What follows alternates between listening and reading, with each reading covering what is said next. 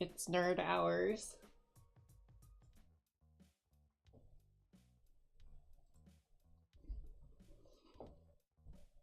So, I have some model kits. And we're gonna pick which one we want to do today.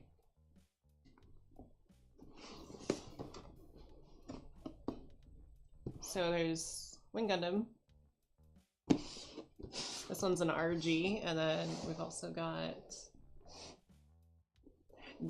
You know, to be honest, this is a name that's spelled in such a way that I don't think anybody besides maybe some people like in Nordic countries would have any chance of pronouncing it. Hresvelgr.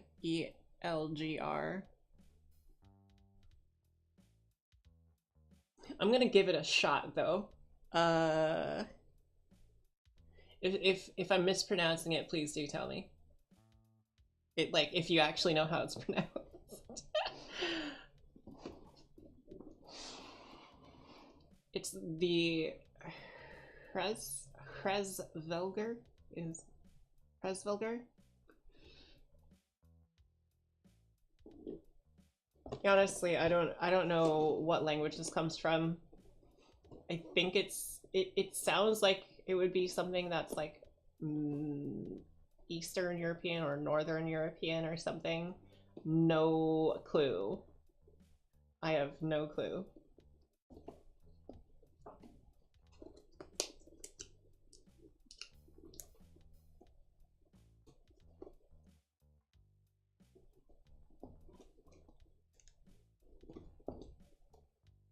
Also, an unfortunate, I don't know if you were around during the time when this was like announced, this lineup was announced, but they actually abbreviated,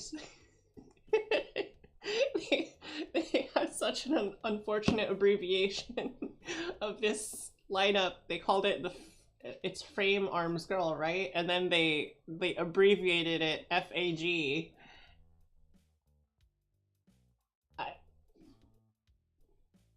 It was very unfortunate. It was like so many years ago. I still can't get over the way that they just went for it.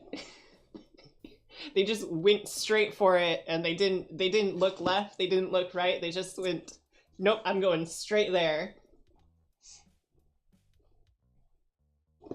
But yeah, you know what? I think I do want to do this one. I think I do want to do Hresvelgr. The RG is pretty intense. There's lots of bits and pieces. Schmuggy, welcome. Yes, it is very unfortunate. I really like these. And I'm glad the people who have decided to like continue with this stuff just call it by the full name instead, because it's just we don't want to use that abbreviation. But it's got some pretty nice art on the box. You know, I have a lot of boxes in my past of like Gundam boxes that I really liked, but none of them really had like this sort of display on the side.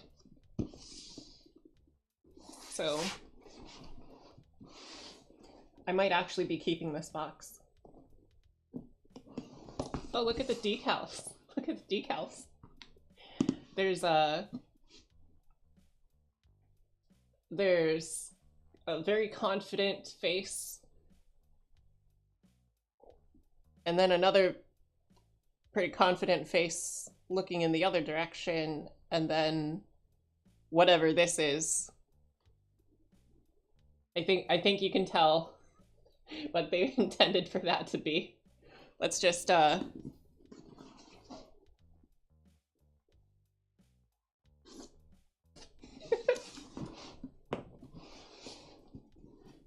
the marketing for these. I don't know if it was intentional for it to be so controversial. I'm gonna put everything back. I used to actually I used to actually keep like just the front covers of the Gundam boxes that I had. I had so many Gundam models. I actually had to give up so many of them when I moved. Ooh. Okay, this is really cool. This is really, really cool. The coloration, it's like this color shift. It's not like true color shift, it's like, it's actually just like clear chrome painted it in certain parts. It looks like color shift, but it actually isn't.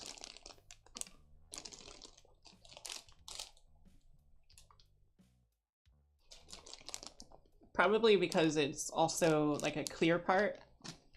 So that's cool. Oh my god, there's so many pieces. This has so many bits and bobs. And bobs. I really do like the coloration. You know what? If we ever get to send fan mail to like the VOMS people,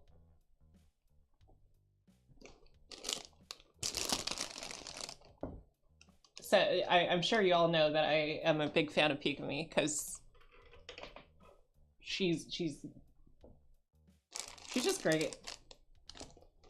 Yeah, if I ever get to send fan mail to Pikami, look at it. I found it. I found the face. I found the face. I think this could be a fun model to send to her because it has purple. It's kind of purplish. Ooh, but we'd have to find one that's more purple. I know she really likes purple because she talked about that once.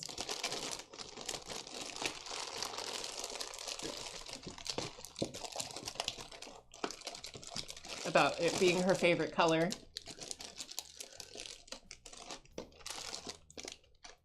There's the instruction manual. Okay. I was not expecting there to be so many different little pieces, but with a box this size, I guess I should have known better. It's alright. Okay. Oh. So that's very anime. That's very anime in this instruction booklet. I think this is what it's supposed to look like as a regular frame arms, not an anime girl, but wow. They really know their audience. So let's see here. There's an order sheet for all the different parts. If you lose parts, you can order individual runners.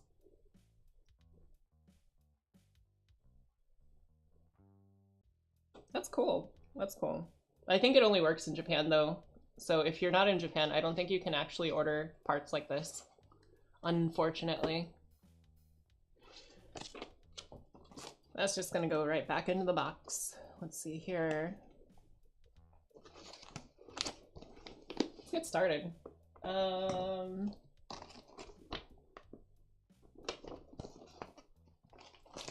should probably put this box in a spot that's not obscuring everything, so I'm gonna put it over here.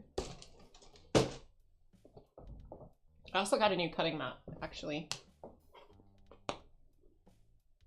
I don't know if this is a name brand or anything. It's probably just a random string of letters that people put together to sell on Amazon, honestly. Seems like the go-to thing to do. Have you ever seen those names on Amazon? Like the seller names that are just they don't make sense. They just don't make sense. Okay.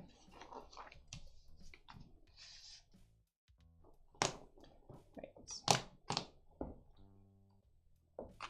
Let's see. So parts P and R, those are gonna be over here. K, J, L, M.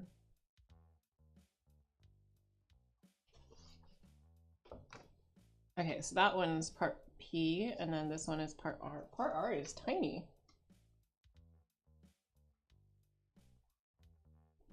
That's off.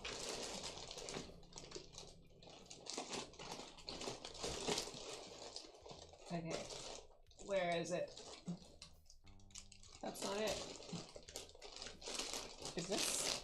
This part's P. This part's R in here. No.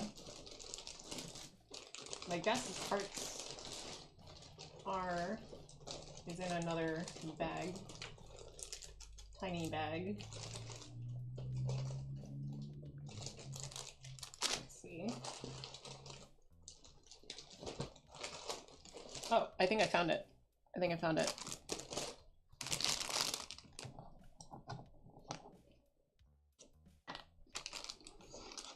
You know, actually the color shift of this reminds me a little bit of Mistachrome. I don't know if you guys know what the color Mistachrome is. It's a very American thing. It was present on so many, well actually not that many, but like special edition Mustangs, I think, from Ford were the ones that had Mistachrome as a color option. It was an expensive ass color. It doesn't even look that great on a car. But it's like a blue and purple color shift. Yeah. Did I forget to grab my nippers? I do believe I did. Heck, hold on a second. I'm gonna let you stare at this Yu-Gi-Oh box in the face.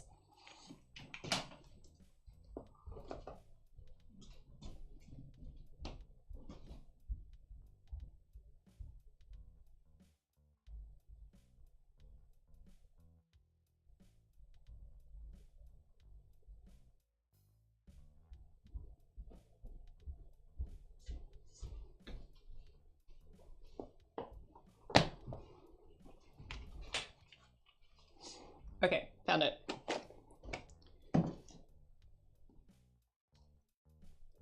So this is part P, and it looks like we're making the back of the head.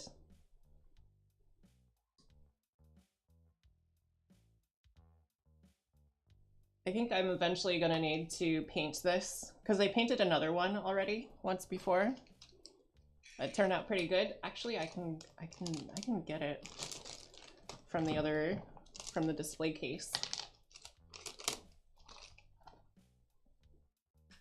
I made a stylet.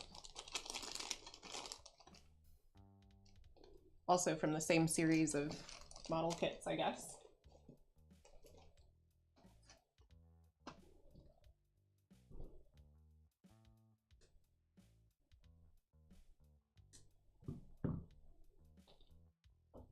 Okay, so these two tall pieces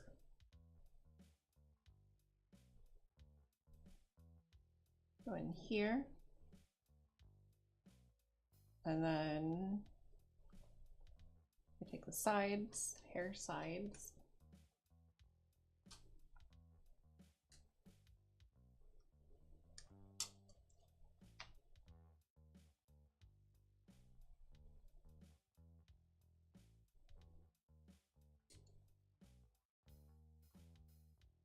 You know, I really need to get better background music. This is awful. I don't really like this background music that I have right now, because it's okay when I'm like playing games, but when I'm like doing something that's really silent, it's not really working out. Let me find a good playlist. of, I don't know,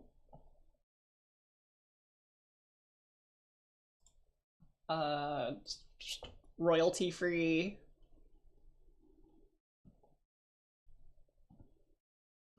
lo-fi works for me.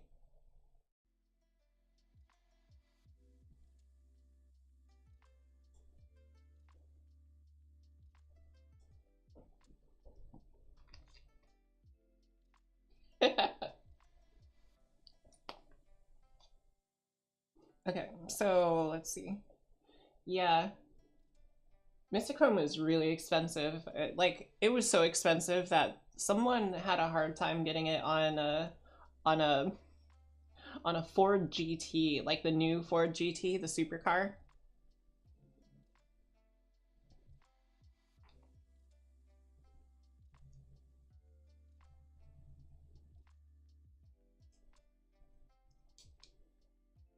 Like they had to like special order it because even Ford was like, I don't know.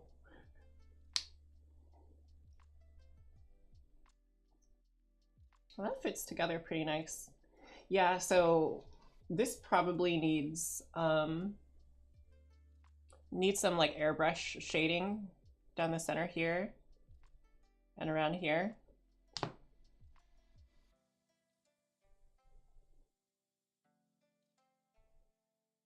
I'm gonna have to take this apart when I airbrush it. Shit.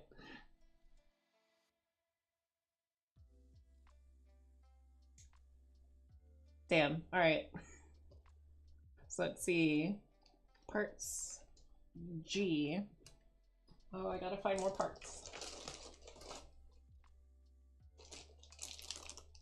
Now there's D.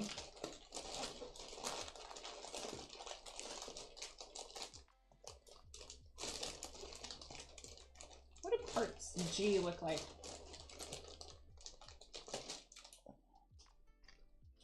G's gotta be like one of the fun colors. Let's see. Oh, maybe it's not. Maybe it isn't.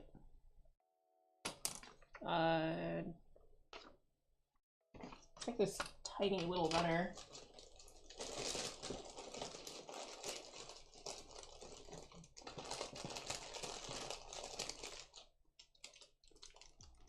Or is it? Is it G? Is this G? No, this isn't G.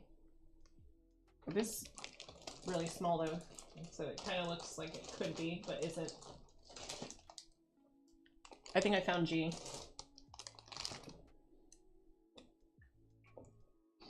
Oh my god.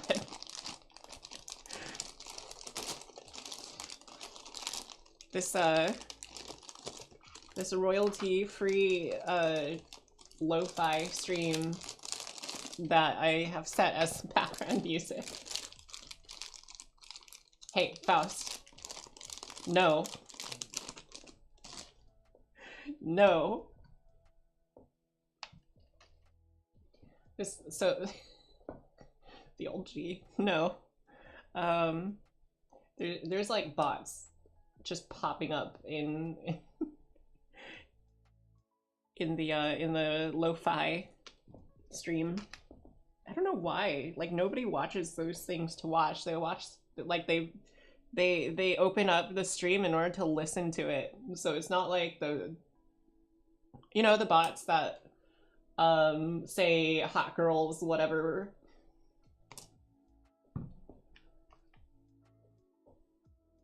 They're just clickbait, you know? Okay, so this one goes on this side.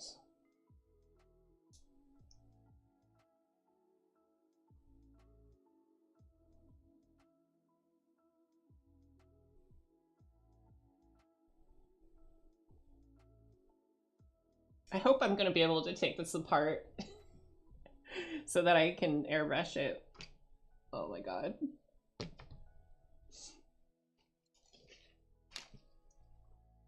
Okay. Part N and part I.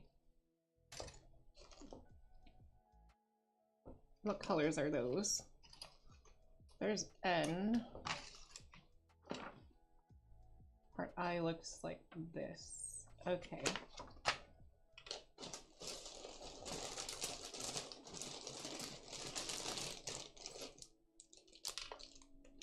I found part I. I really love having a really sharp blade on my hobby knife. Super nice. And just like effortlessly, having some trouble. Effortlessly cutting through stuff.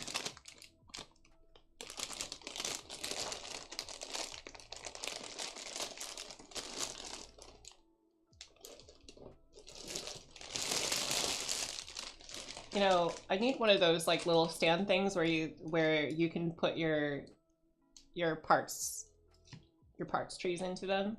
It just like stands them up and you can like pick them up off the stand. I need one of those. Need me one of those.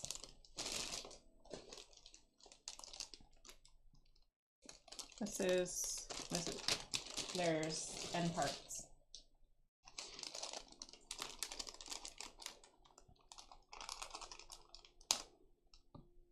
Yeah, so the story about the Mystic Chrome being on the 4, there's like only one 4 GT that has Mystic Chrome on it. Probably because, you know, Mystic Chrome isn't actually that pretty. It's just expensive and exclusive, and they just want to have expensive things. That's part number 13. What's this one?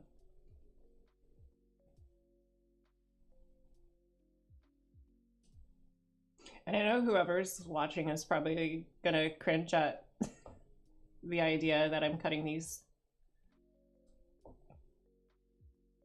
without doing the double cut method where you like clip away from it and then close to the part.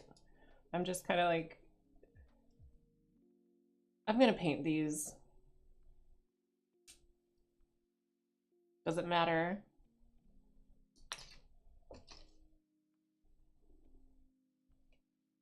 And besides, the stress marks are white and the plastic is white, so the stress marks don't show up.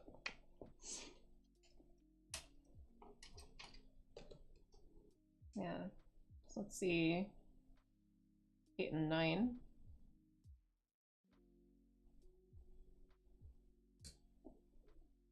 This one's part 9.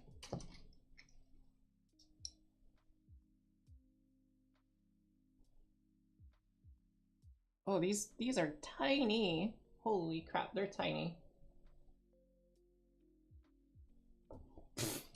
You're tuning into a build stream to see thighs, really?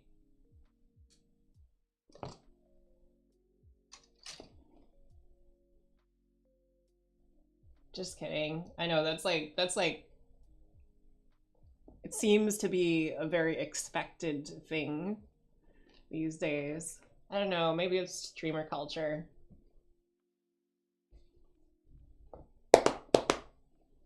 Mechanical thighs for sure.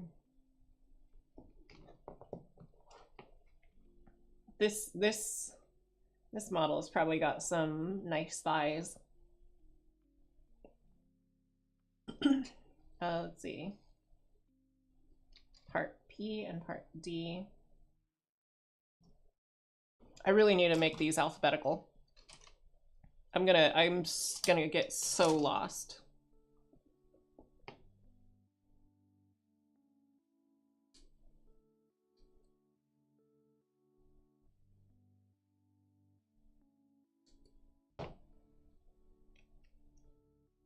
Part P, and then the rest of these are also part P.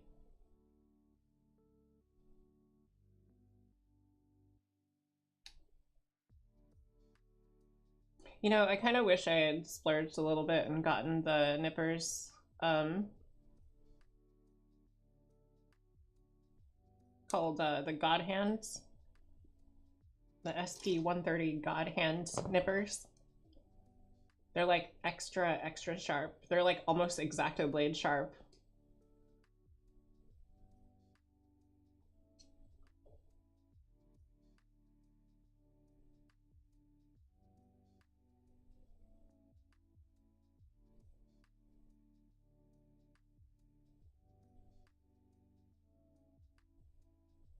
There we go. For these darker colored plastics, I think I will do the double cut method. Let's see.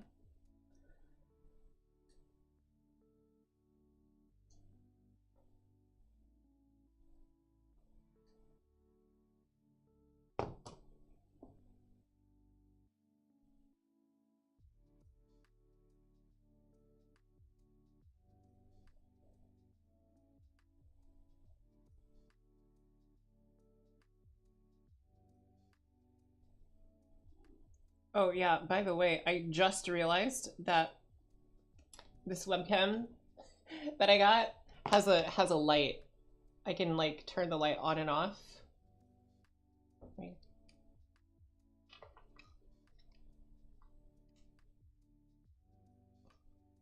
I guess I can't turn the light off. I can only turn it on. Great. Technology, am I right? No, I'm wrong.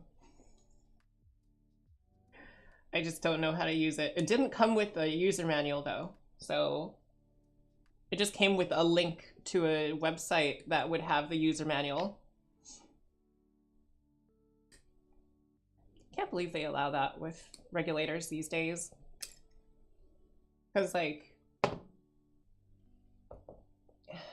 well actually I sort of can, because it saves on materials. And you know, it probably costs more to ship products with product manuals and produce actual physical product manuals that everybody just throws away anyways.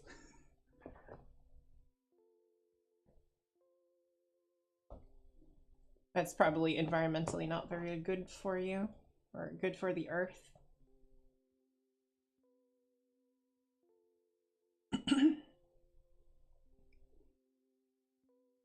The fact that the earth needs so much help right now.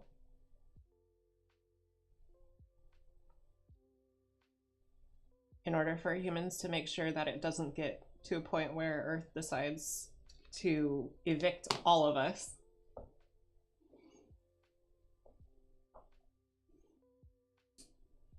The whole thing with climate change,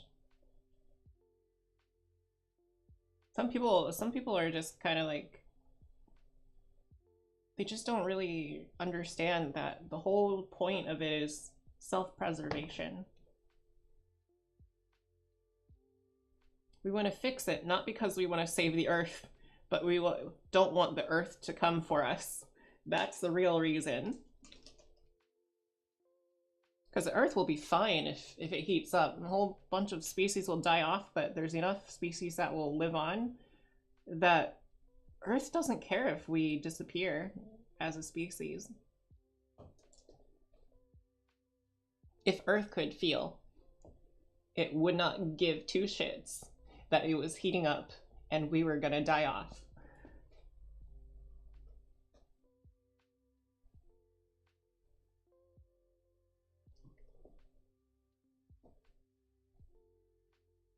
Yeah.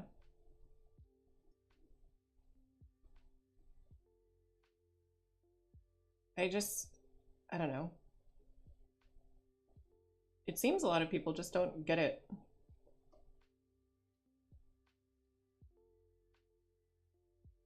You know, like, they don't care that humanity survives at all.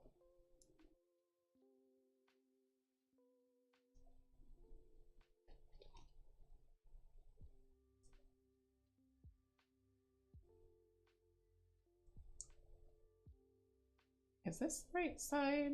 This is not the right side. This is.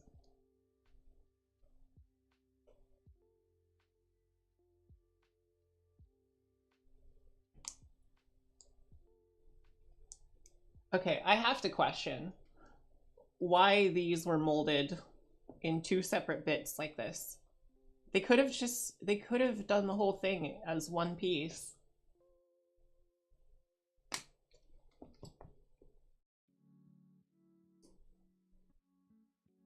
I feel like model kits that increase part count just for the sake of increased part count really need to stop doing that. Because, okay, so these parts are gonna stay together. Like, even the socket is already just molded in already, so it's not like they needed it to be separate so that they could have the socket be the right shape or anything.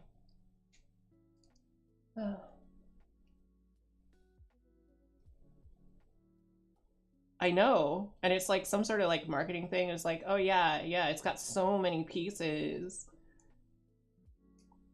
No, make it serve a purpose where, like, if somebody were to stop building at some point for some of the parts, it should be, you know, that they could intentionally make that choice, and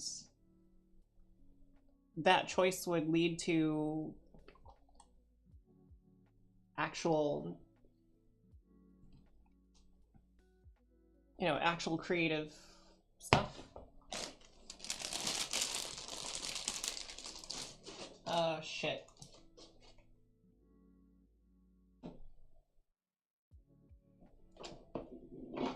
I am out of glue for these models. Crap.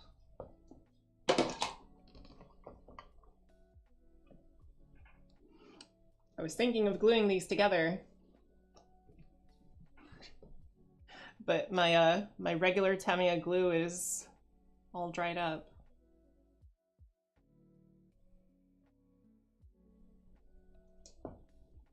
I gotta find the green bottle, but I don't think I can do it now. Crap. Unless I have the green bottle in here somewhere. Nope, you just have a panel line scriber. That's not very helpful.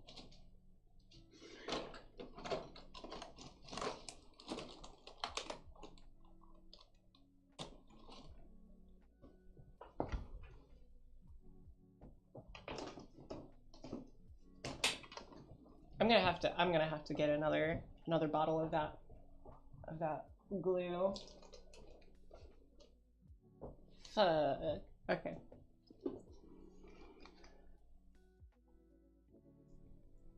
Guess I'm gonna have to deal with it for now.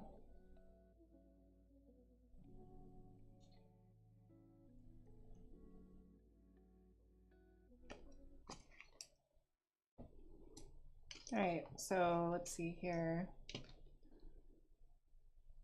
What's... Oh. It needs a little bit of a hair ribbon thingy. Where is it? I think this is it. I think these are the ribbons that it's wanting. Yeah, those are part B ribbons. Frick!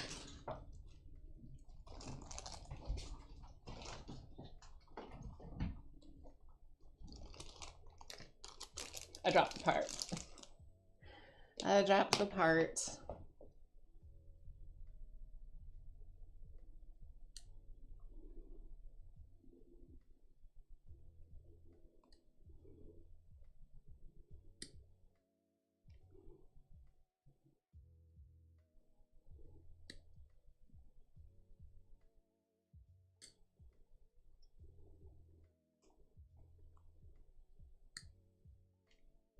There you go.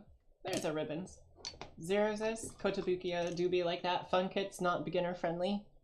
Yeah. That definitely is a Kotobukiya thing. Although this lineup is actually fairly beginner friendly.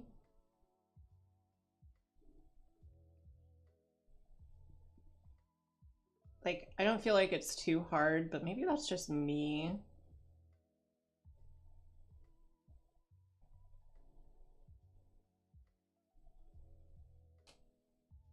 Oh, I should probably go grab the stylet that I made a while back.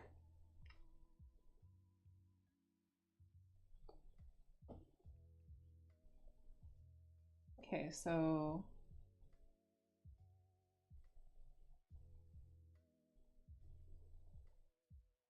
this goes here. Yes, it goes here, and then it connects in the back.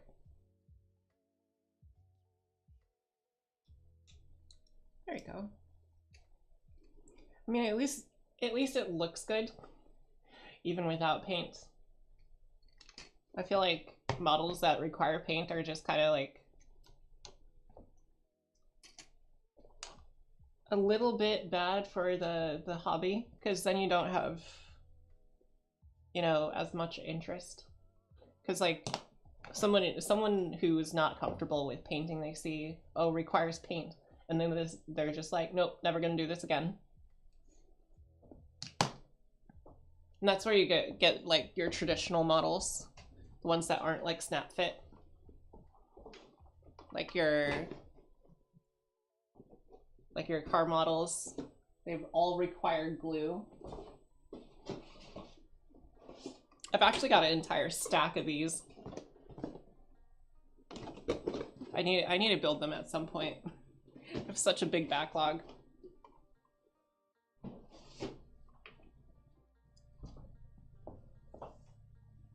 No, it's Deja Vu's evil twin, Wataru. I'm gonna go grab a stylet from the display case.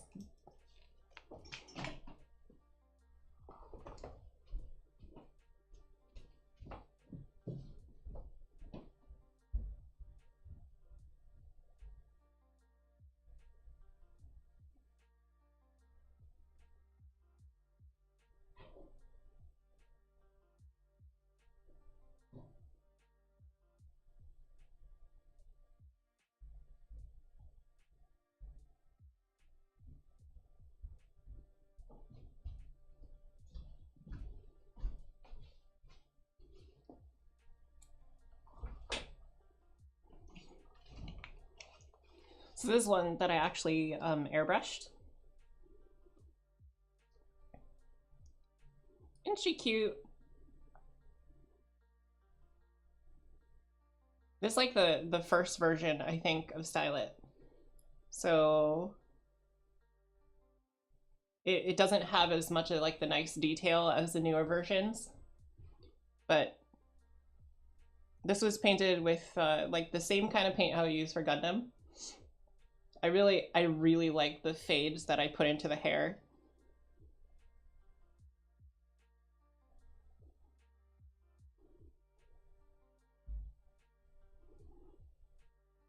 Anyways, yeah, that's stylet. Okay, so I wonder if this character has a fade in her hair.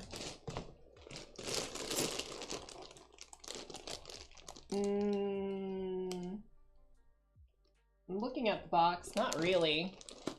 Not really. This Hresvelger. Is it Hresvelger or is it Hresvelger? I can't. Nobody's telling me which one is the right way to say it.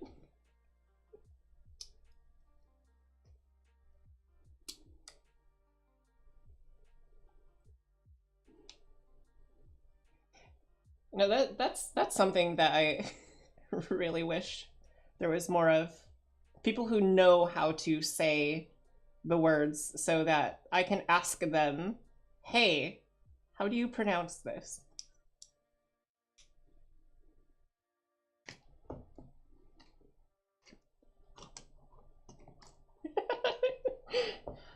Well, Shmuggy, thanks. Thanks for the vote of confidence there on the hair, anyways. And also for at least letting me know that you can't help me with that. All right, parts G and N. So there's part N. Let's see, is this one G? No, that one's I. This one is G.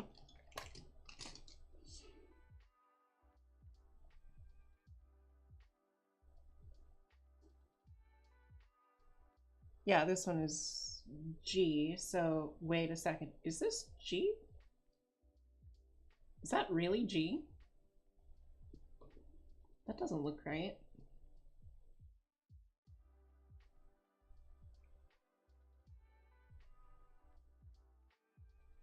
It says G right here, but that part that I see there does not look like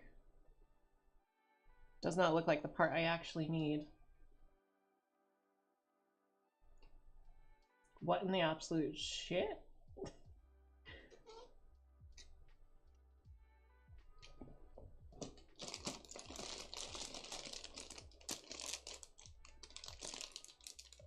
Thanks, Kotobukiya. Your labeling is impeccable.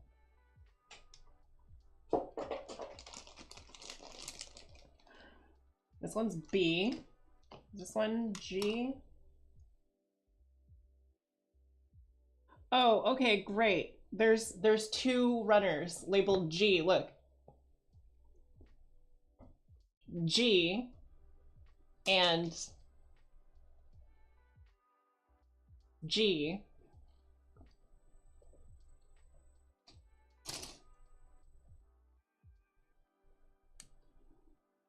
Damn, I gotta go. I gotta go find some like North linguist and ask them, hey, how do you actually pronounce this? Not like how the Japanese people pronounce this, because of course they're gonna pronounce it however they pronounce it. But I want to know how the Norse pronounce it, or would have pronounced it. I don't know if the Norse are still. Well, at least the Old Norse are not around. I don't know if there's any modern Norse, like completely Norse. It's just kind of Nordic. Never had that with all the Kotobukiya Zoid models you've made. That I can't understand why I got so unlucky with this.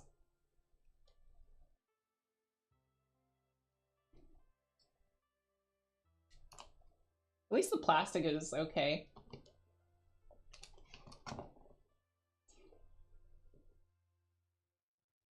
So it needs part number 13 and 14.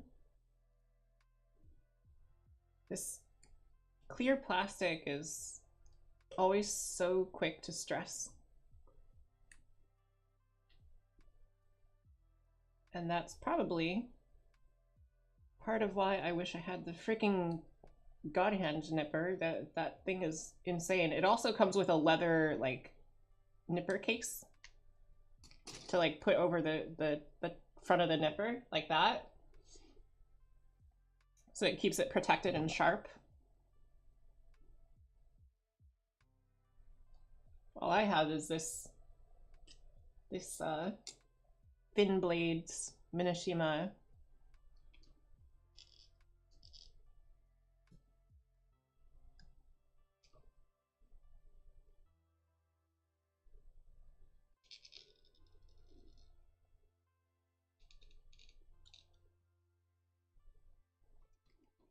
You know, I hope I always stay down to earth like this. Like, forever. Because I feel like there's no point in being popular if all that does is, you know, gives you a big head, gives you a head full of hot air. Big ego. Oh, these are undergated? I like that. I like that a lot.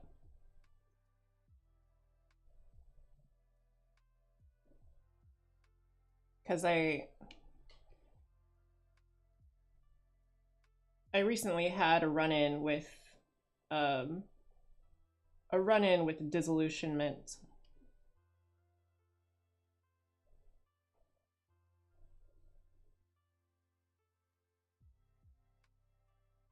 It really kind of put into perspective that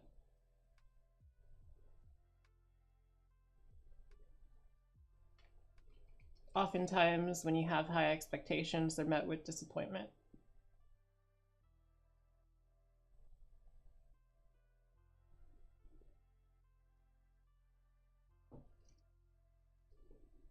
Okay, so let's see here.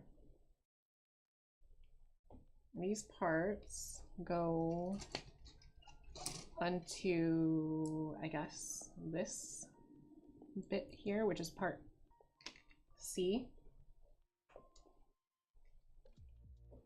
You know, I really need to get like some jars so I can cut these runners into like little bits, little tiny pieces, and then like put them in the jars so that like I have them sorted by color, and then I can fill them with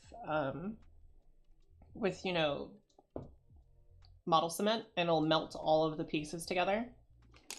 So you have basically like a little putty. A little bit of do-it-yourself PLA putty, pla putty.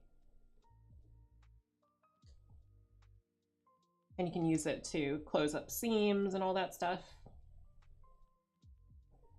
But I don't have the space for that. I don't have the space for that.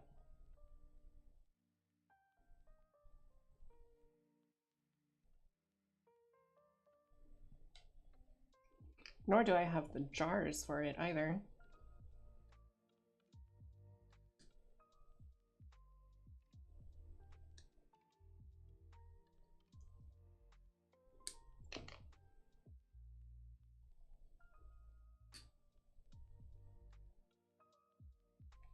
Right, there's an empty runner. Let's see. Oh, these two get stuck together here. Okay. And then the front attaches here.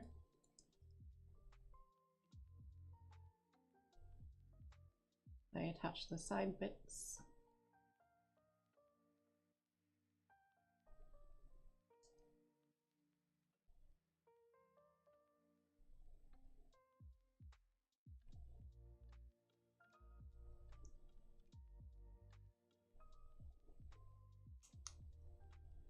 I am definitely gonna have a hell of a time separating these for airbrushing. Holy shit.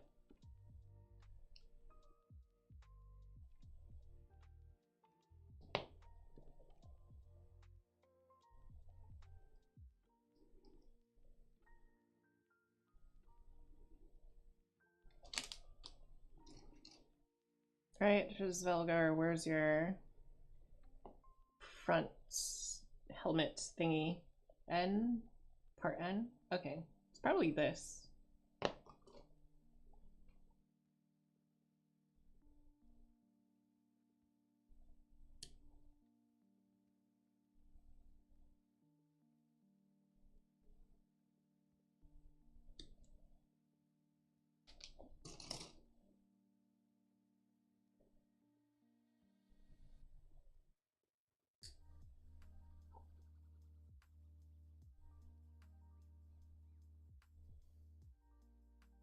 All right, that looks good. That looks pretty good. Let me see if I can get it to stay. Yes. And it works. Oh my god, the head is taking forever. I didn't even expect it to take this long. It's been a while since I built a frame arms girl.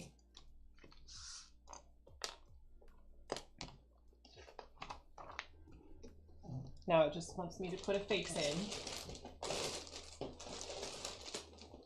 So let's take our pick. Which face do we want to use?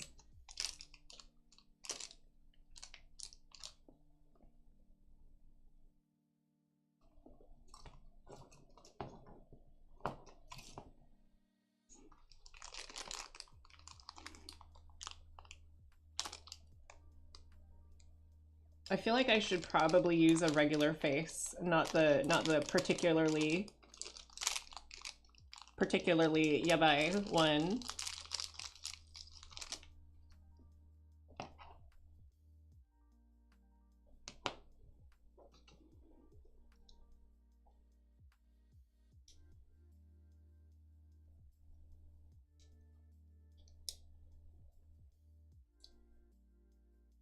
Oh my god, it's it's so fragile.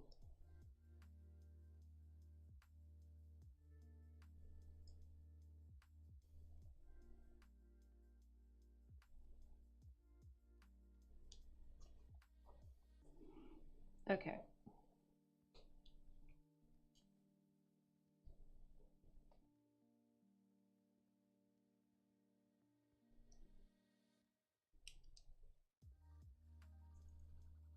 Right, there you go.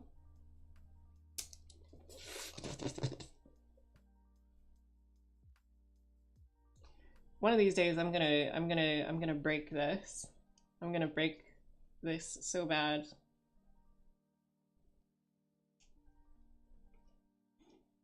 All right. Okay. I've poked my fingers so hard with these sharp corners. Kotobukiya, why do you make things so edgy? All right, part A and part H.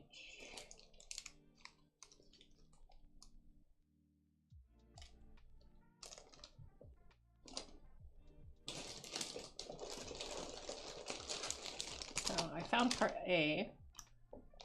Don't know where part H is. S is in here. Why don't they just make these alphabetical? Why don't they just package these alphabetically? A, B, C, D, you know. Kotobukiya, why do you do this?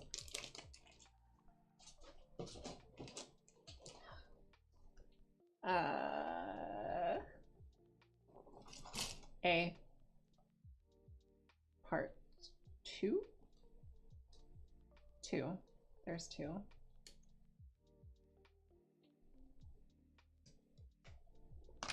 You wanted thighs? There's the thighs. There's them thighs. Okay, where's part H? Oh my god. That's O. There, found it.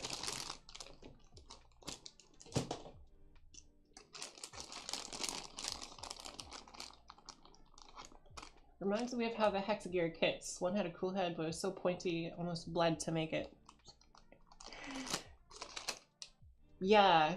I mean, Kotobukiya is pretty pointy, but you know what's really pointy? Supernova. If you've ever built a model by Supernova, oh my god, they're so pointy. I actually did bleed building their knockoff of the Ultron Gundam.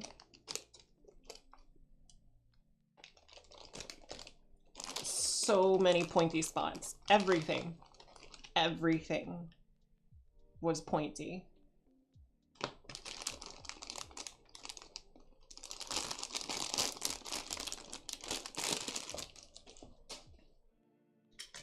Like even parts that didn't feel like they should be pointy, like the connectors for like the kind of like how do you say it? The extended arms, the little connectors that are just like all on a ball joint.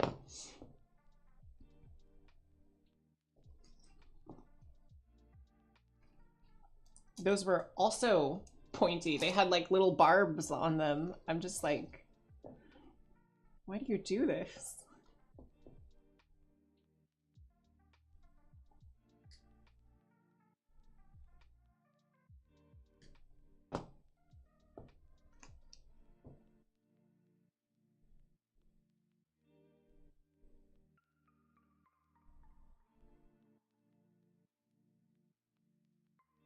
Oh, this joint looks fragile as hell.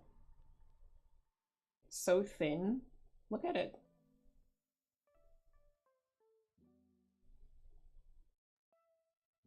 I feel like that's gonna snap.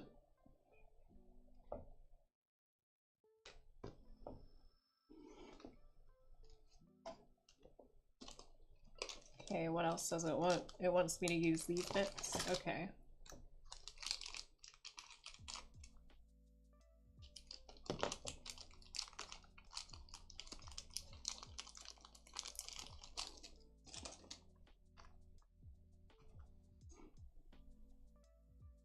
And then this bends forwards.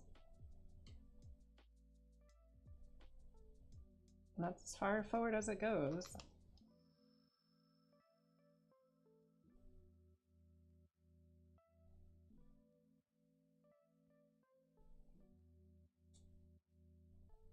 Okay, where does this want me to attach?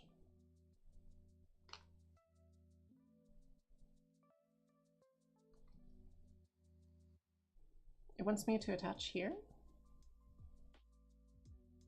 Okay, so that actually works. Oh my god. This hinge is so tiny, look at it.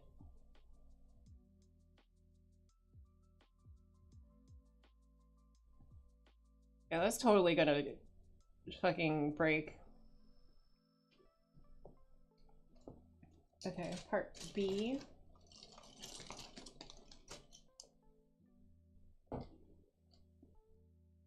All right, I see we're getting into this part.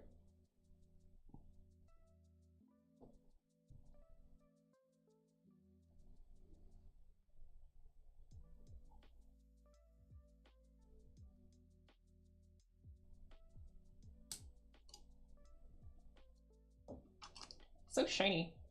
They make it tiny on purpose out of spite. I do honestly feel like you got a point there. They're probably over there in their design room being like, these fucking weebs. They're so addicted to anime girls. Let's just make all the parts like frustrating to put together just enough so that we can give a big old middle finger while also taking their money.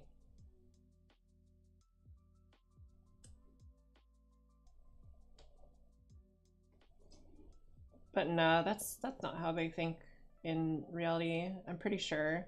Because, like, I don't know if you've ever seen the meme. Gotta explain the price somehow. I guess some weebs would be M's.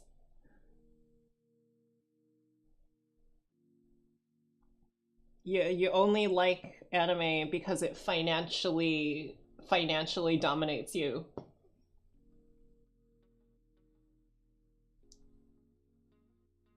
And extorts you of all your money. That actually kind of explains Gotcha.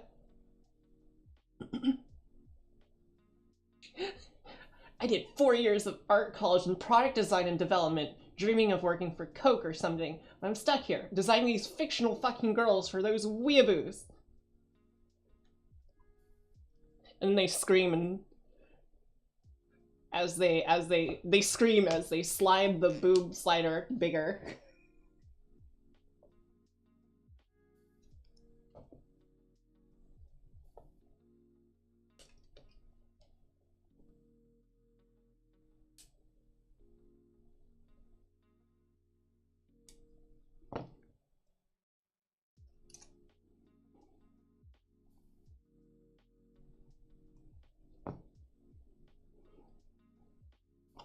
Though, to be completely honest, I have a feeling that the most model kits, they design them with like specific software made for separating the models, because like most of like the static figurines, the figurines that don't move, right, that just sit on a shelf, those are designed by people with like clay. They like make the clay original model and then they make molds of it. Okay. A1. So this joint.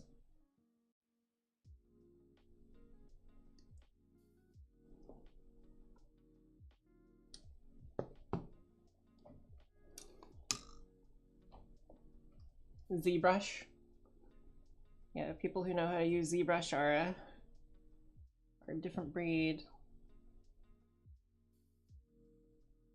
Okay, let's see. What am I missing? G. Okay, which G are you talking about? Stupid Kotobukiya labeling 2 runners G in this model kit.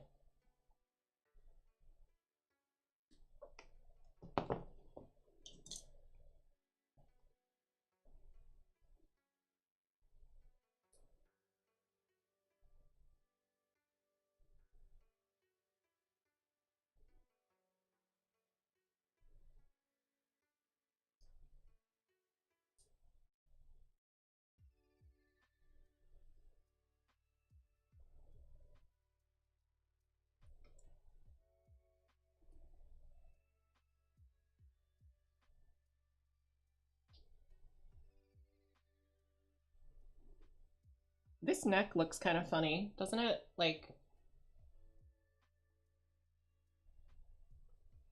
I love those people because they know how to work with clay, so they make some models thick and you can imagine how much squish some of them are.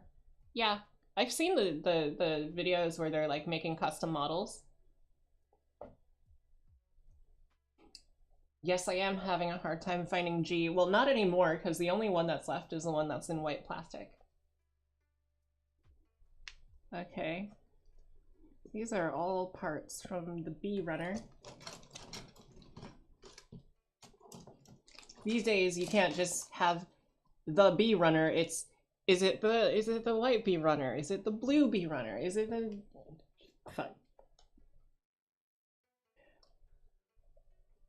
fucking Kotobukiya. Maybe they fix this problem later, but I am feeling this problem right now.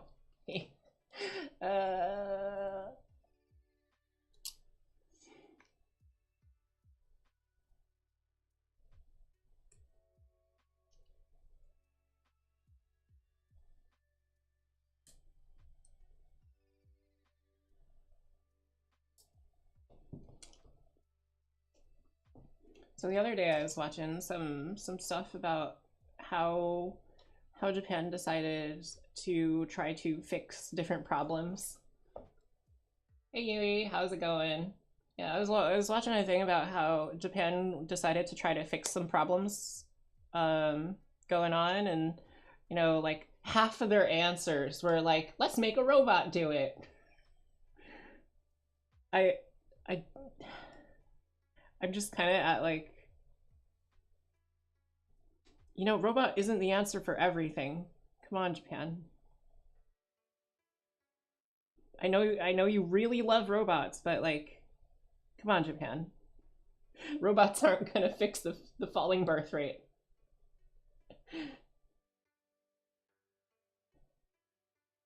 Oh wait, shit. They might.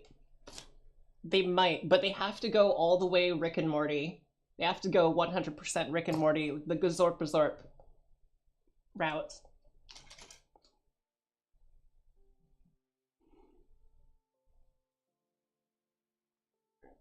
Good morning. Good morning, Alan.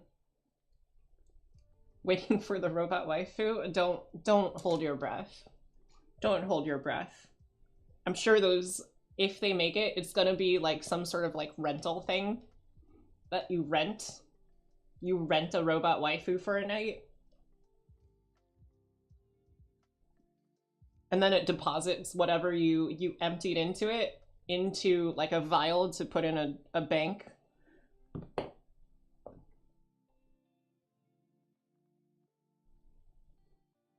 And then when you least expect it, the government's gonna like do something absolutely insane. And I don't know, open up like a clinic. Come here, be pregnant, don't have to have a person to do it with, just here's a syringe. Here's a little tube that you use, I guess.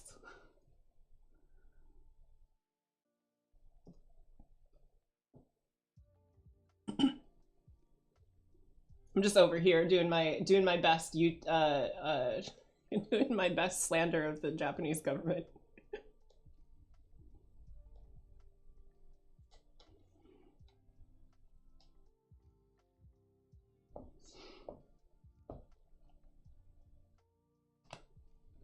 Okay, so those are part A.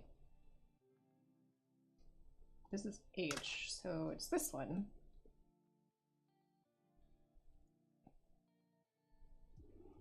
Yeah, I actually have this meme saved where it's just like, it's like it's some sort of like documentary broadcast, and it's like subtitled, right? And it says, here we're learning to make appealing characters, and then like the character that it's showing on the artist's like computer screen that they're like interviewing has like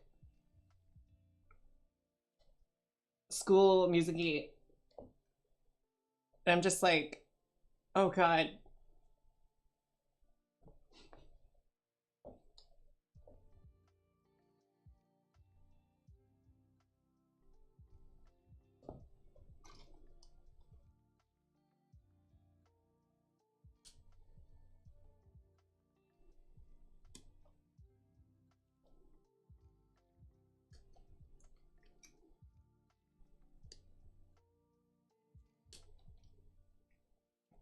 Oh yeah, I've also recently been watching Futoku no Gildo. Futoku no Gildo. And it's pretty funny. It's pretty funny.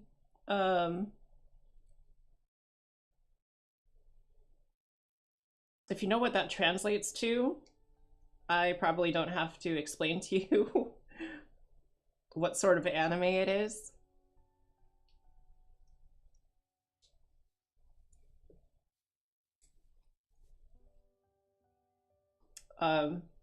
But to let you in on what sort of anime it is an anime that has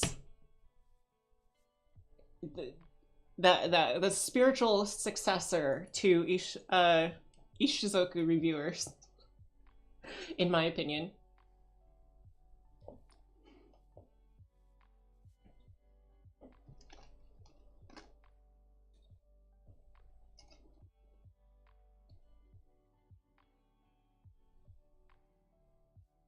So that's part 8 and 9.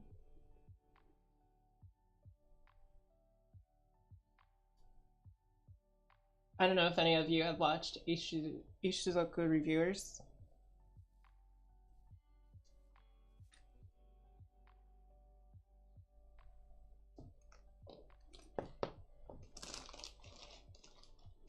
I might be pronouncing that wrong because I've forgotten the exact spelling.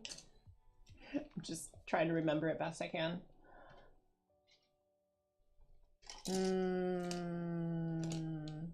Part H. What's part H?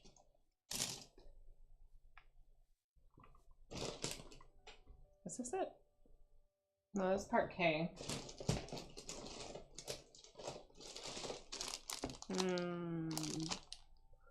What? Take a look at this. Maybe you have. Take a look at this. Part K, yeah? It happened again. Part K. And it's not even the same runner. It's not even like the same items on the runner.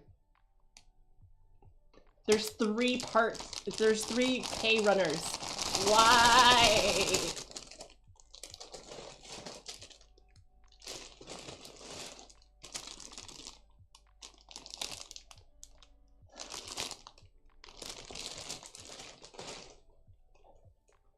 This one's part S. Is part H over here somewhere?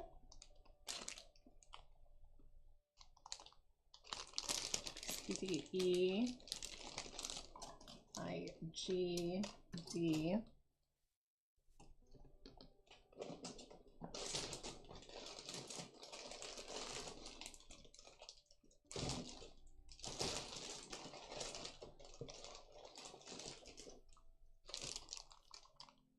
OMT.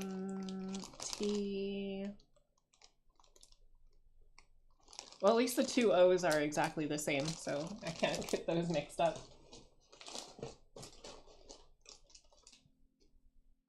So there's A. Oh, there's H.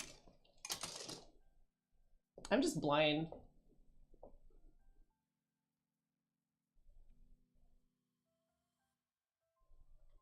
All right, so the arm needs me to put part 5, H5. Come on. Come on. Oh my god. There you go. That's better.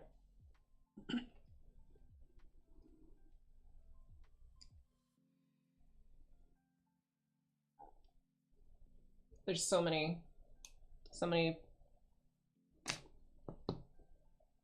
problems with this kit.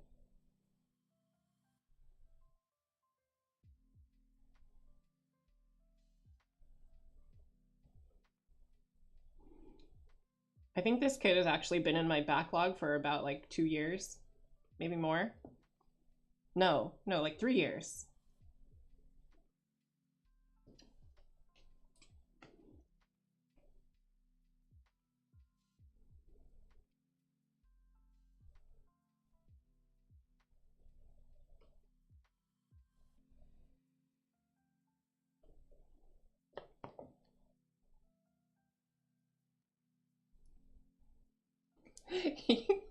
Relatable, lol. Yeah.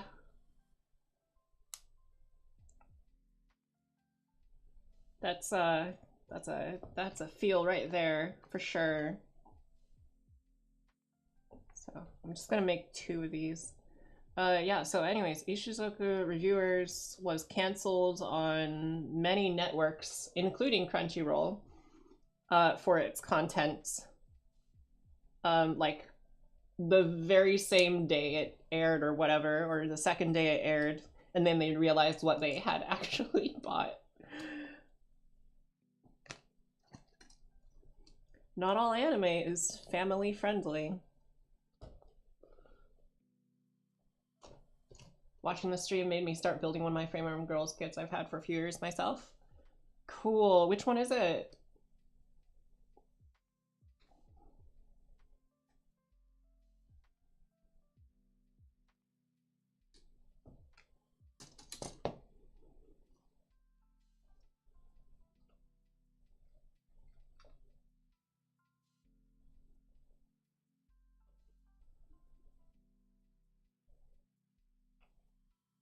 I've been thinking of actually getting maybe another one to put in my backlog. another Frame Arms Girl to put in my backlog. I've got another one sitting right behind me, still in my backlog. Hold on, let me grab the box.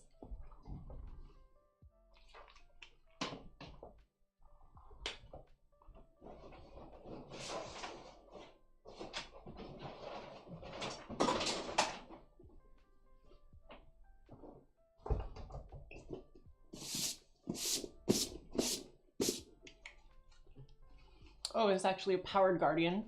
Oh, okay. So it's like an add-on. Kind of like a mobile armor add-on for like a Gundam. Yeah. I have a Jinrai.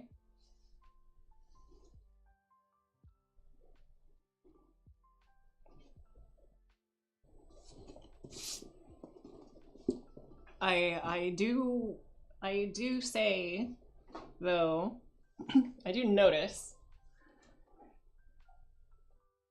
these Frame Arm Girls, they got freaking stickers for underwear. Their underwear is a sticker.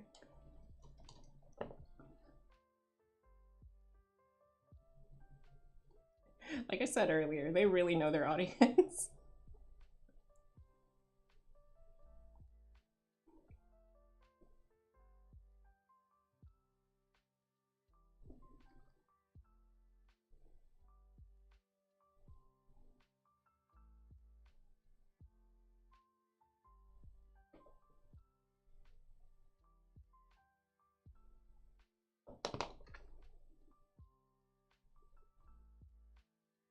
Oh yeah, if you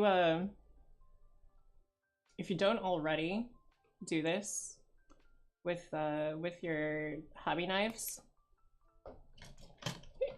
get a pack of blades, get a blade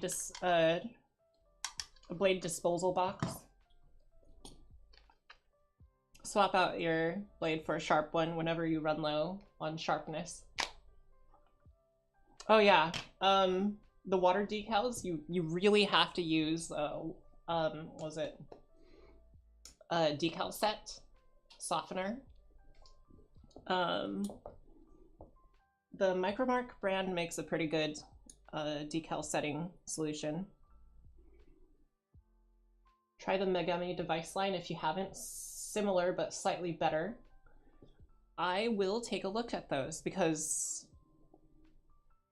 I mean, I'm curious. It sounds cool.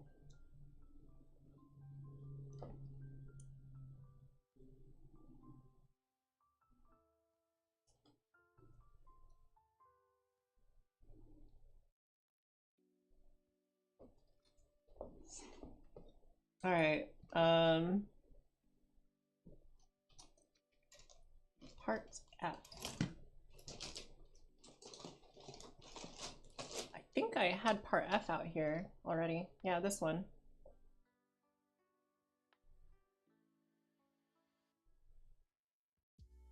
Part F1.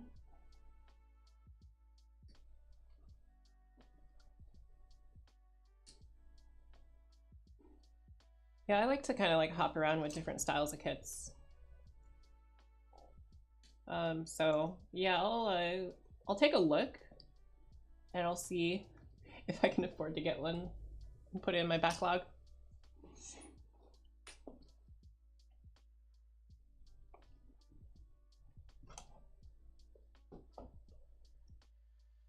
All right, so part E.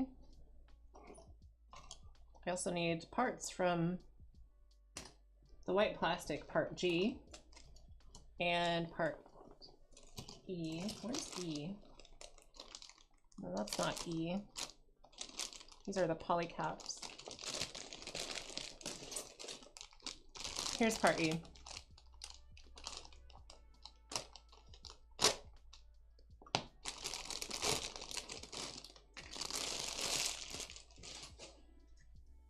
I hope my cat doesn't like just kind of stroll by and steal some plastic wrappers, because I've put them on the ground next to me, and this cat really fucking loves plastic wrappers.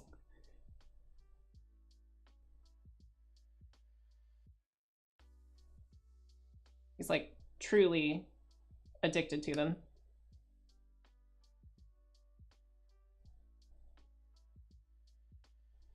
Like I wake up halfway through the night. It's like dark and all I hear is just crinkle, crinkle, crinkle, crinkle. I get up, I turn on the light, I hear him scamper away from whatever plastic bag he's chewing on. Or maybe it's the tape on an Amazon box. Amazon shipping box tape. He's just kind of like chewing on it and tugging at it.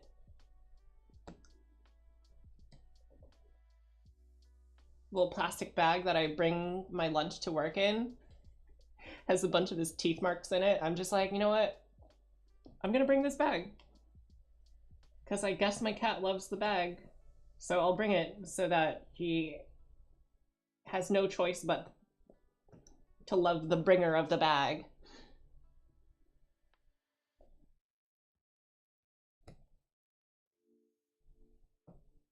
Just kidding, he doesn't really give a shit.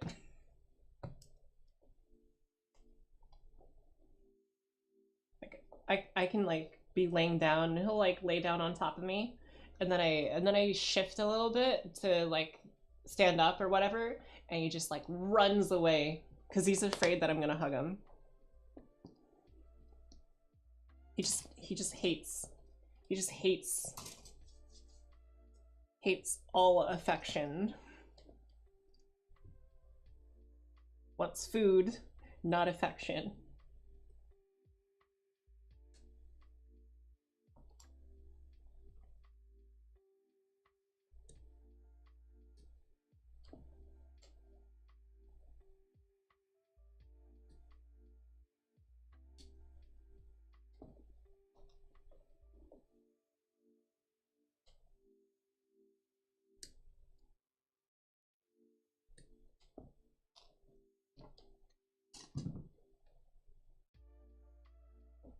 Okay, so this goes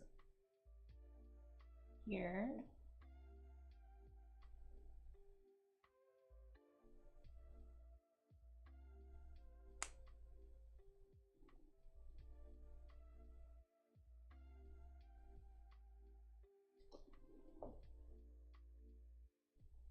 You know, a part of me wishes that I had the patience to do like custom molds. Because if I did, I would like custom mold some of the parts on the kit to be like made out of like rubber or like a softer material than hard plastic. And you know what parts.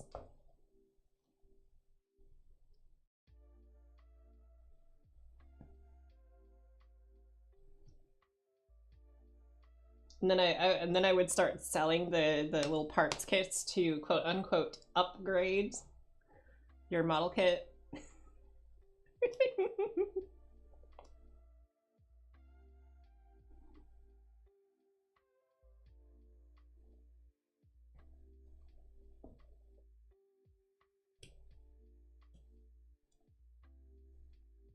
I'm sure that would sell great.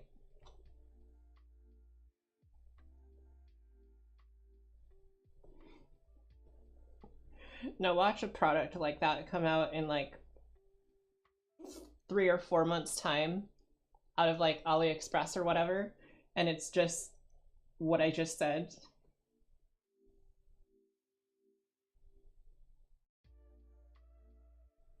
I'm pretty sure they already do it for like their knockoff figures. So you know like the figurines that are usually like really expensive from Japan, and it's like some character I'm pretty sure that they already make those like soft versions of those. The knockoffs will make soft versions.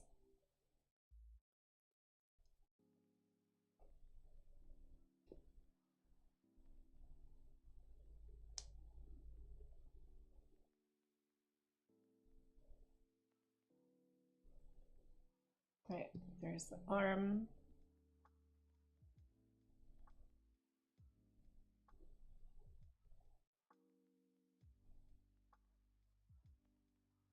This is so much less complicated than an RG.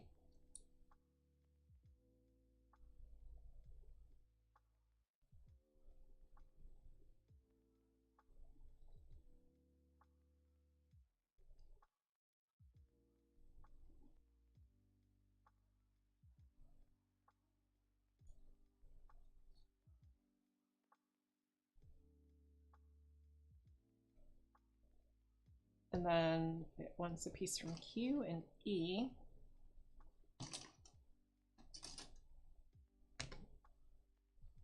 There's Q, where's E? There's E. E7.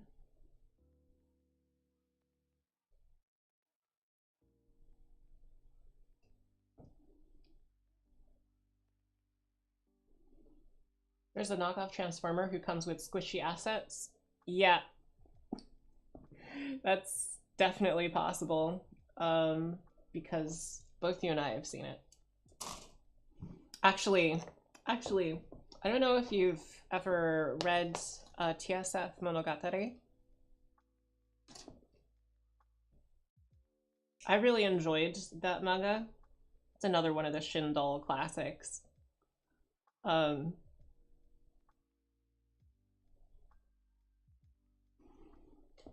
But there's actually a resin model kit for the main character, and I kind of want to build it. I obviously can't build that on stream because it's definitely not something that you can show on stream.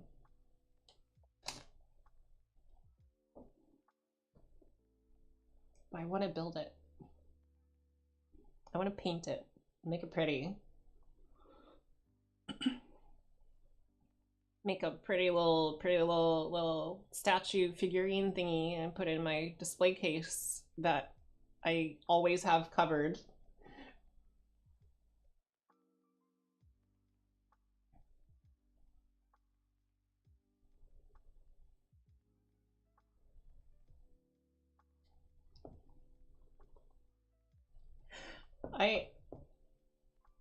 Like I have said previously in like tweets probably, I'm like ultimate down bad.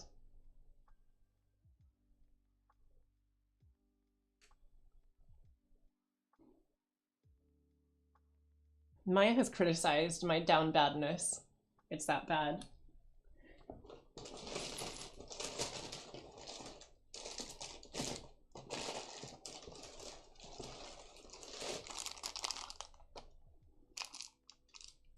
Hands. Which hands do we want to put on here? Probably the open hands. Pointing hands, open hands, like relaxed hands, holding hands? Holding hands.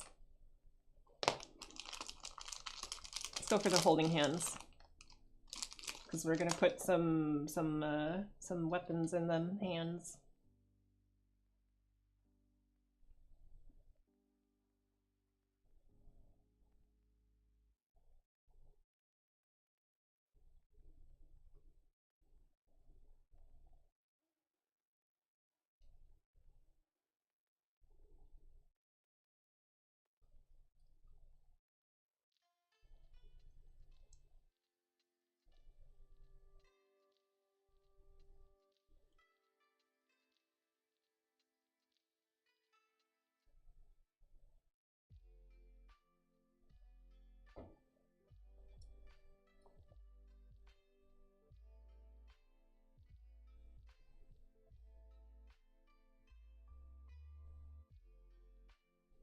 All right, come on.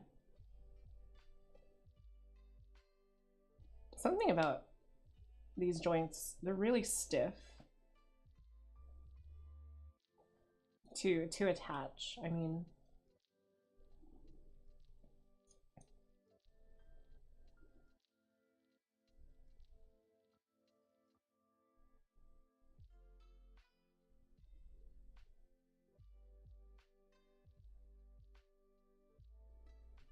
okay, I'm gonna try to make it so that the joints make sense. There.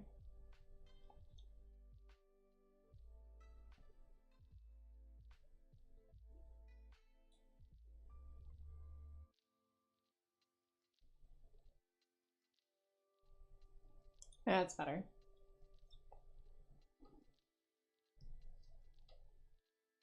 It looks like it's thigh time.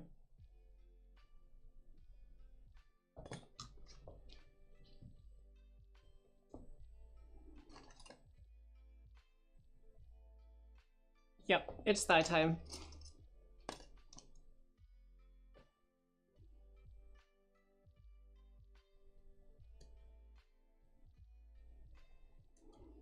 So let's see here. It needs parts from A and H. And also a polycap.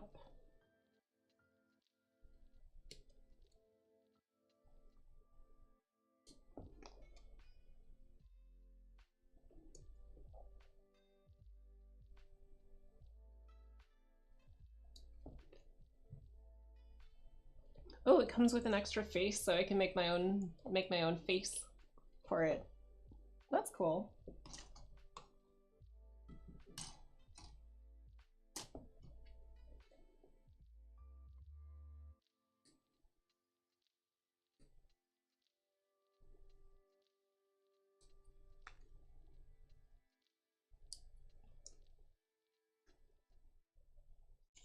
I mean, I guess. Yeah, that makes sense. They're a little bit odd to a degree.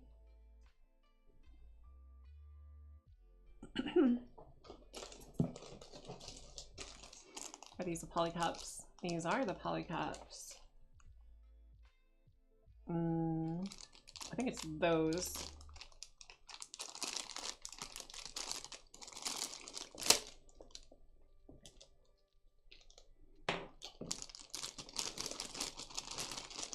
Oh, by the way, the McRib is back at McDonald's. I really like the flavor, even though it's kind of like, it's just a sandwich, you know, but my taste buds say, please give, and therefore I must oblige.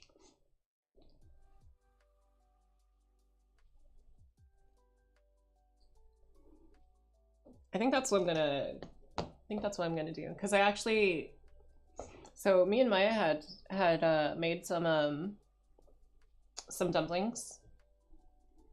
We wrapped some dumplings and we put them in the freezer so that I could fry them up. And then, well, long story short, the skins suck. The wrappers for the dumplings, they suck and they fall apart when I try to cook it, and it's a huge pain in the butt. So like, it doesn't matter what I do, it just separates. That's really frustrating. Oh shit. I didn't notice that I'd been squishing the polycap wrong. Let's see, what can I do?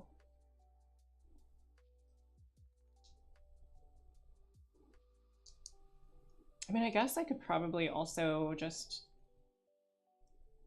make like pizza, the kind that you bake yourself.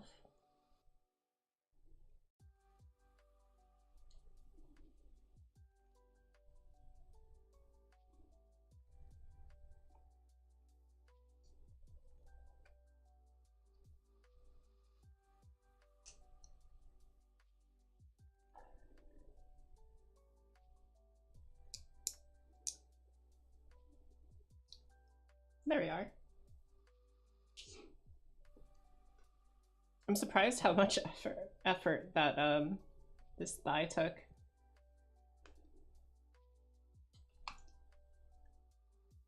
But on the plus side, it's all one color. I don't have to worry about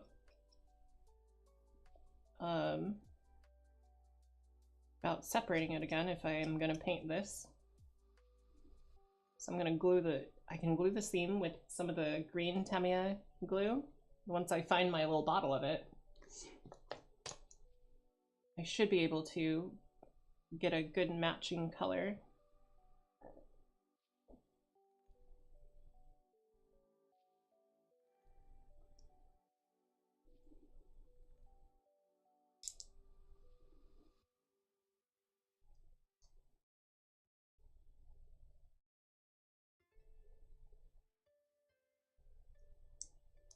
I should probably just do more like model building streams, honestly.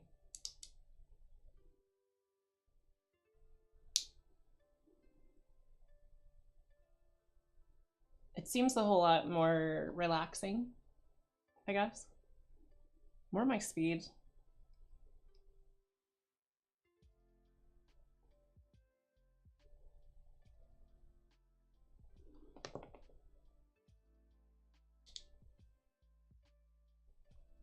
There we go. And now I can attach a...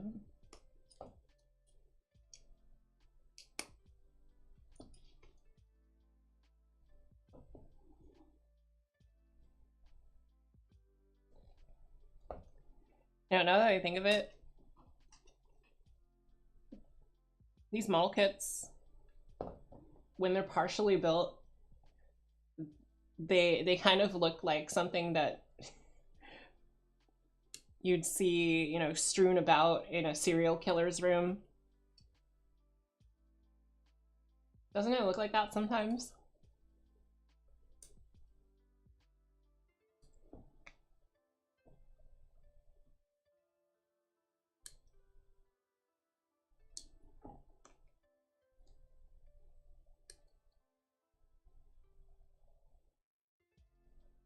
Maybe it's just me.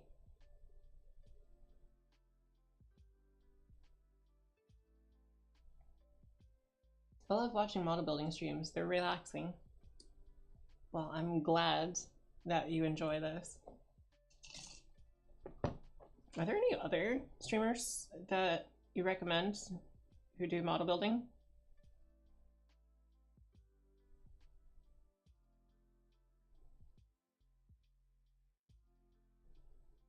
Because maybe I should just be a model streamer, a model builder streamer.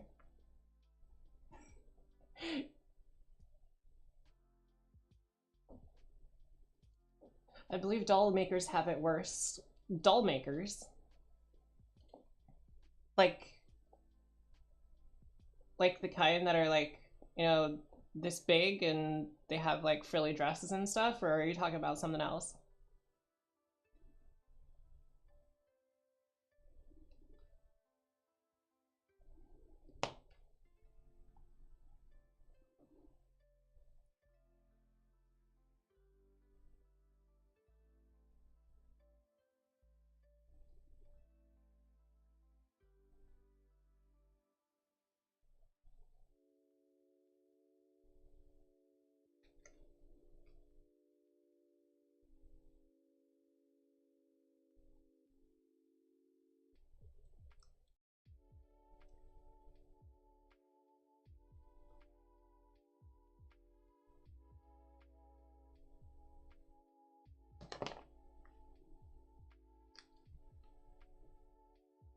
Okay, so this part is a whole bunch of pieces from E.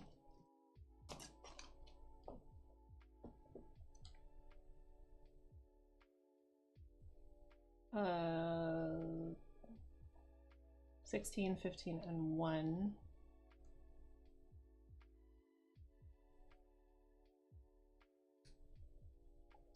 That and the ones that make life-sized because they have parts and heads in a room. I don't know any dedicated model building streamers. I just watch the ones that happen to be doing one that show up on my feed. Well, lucky me. I actually showed up on someone's feed for once.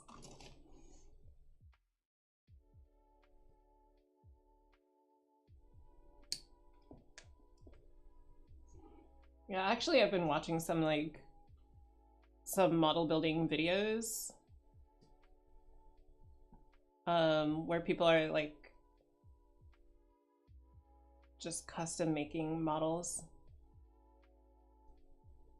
and it's just so cool to see. They do fast forward though, so it's not quite accurate to the actual experience of making a model, but it does make for pretty good video content that you just kind of like turn on, shut your brain off, let it go, watch the pretty shapes and colors.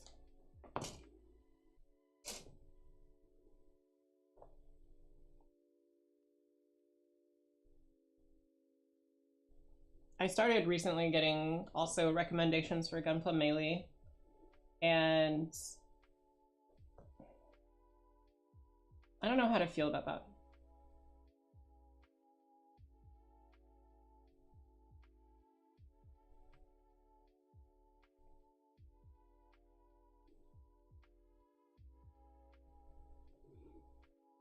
If you know me well enough, you probably will get to a point of understanding that I have...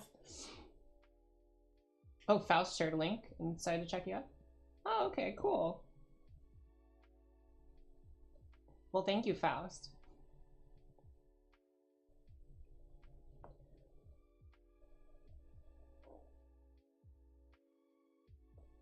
Yeah, so things you may learn about me is that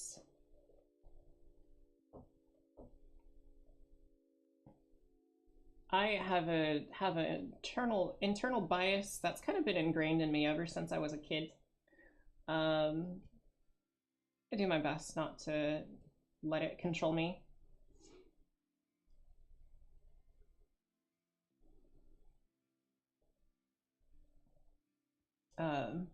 But sometimes it kind of, you know, it leaks out, and I just kind of get a little bit frustrated with just the most random of shit, you know? So, nothing against Gunpla Melee whatsoever. Great content, great videos. If you like her style of video, go check it out.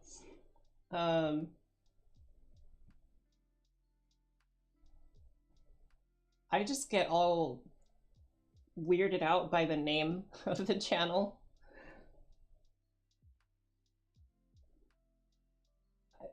For some reason. Because I know what it translates to, like, exactly, because it's Chinese for beauty, right?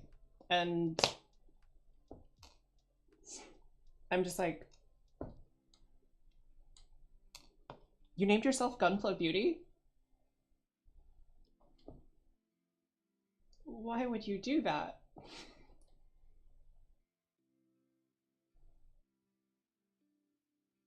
And then I remembered why anybody would do that. There are a couple things. They could believe it, or it could be because it gives them an identity that's easily recognizable to people who want to watch a girl do gunpla things. Or both.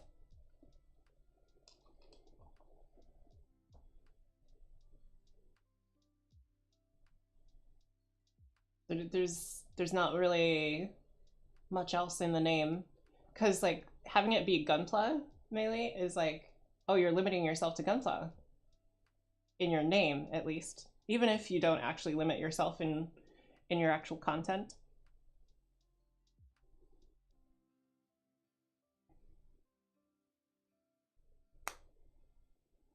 You know, people like jump to think, oh, if you're just gunpla and they're not interested in gunpla, then they're probably, you know, not gonna watch.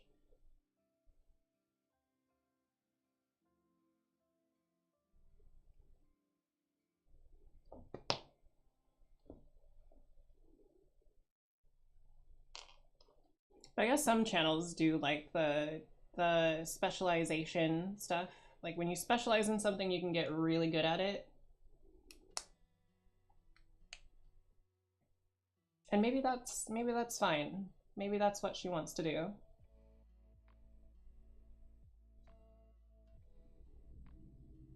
I really don't know enough about her, other than she pops up in my recommendeds every so often.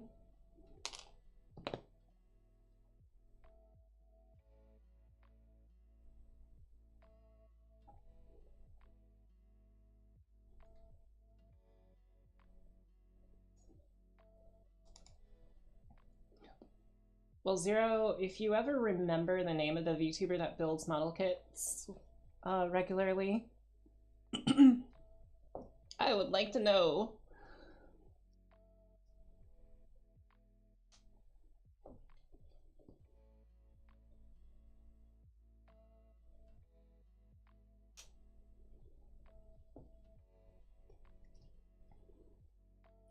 All right. There we go.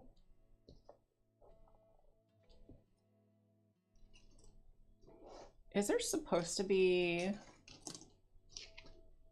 like this little collar thing on her leg at all? Yeah. there is.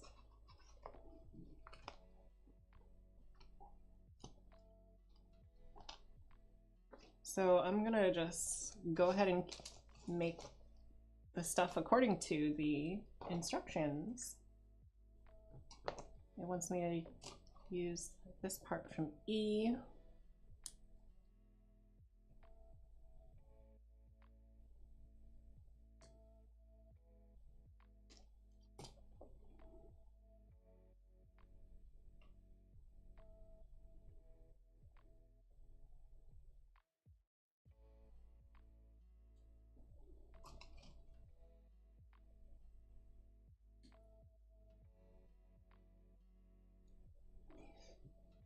You know, I don't know why I'm so critical of different things that I don't need to be critical of.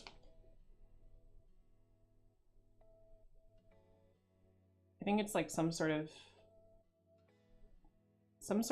impulse.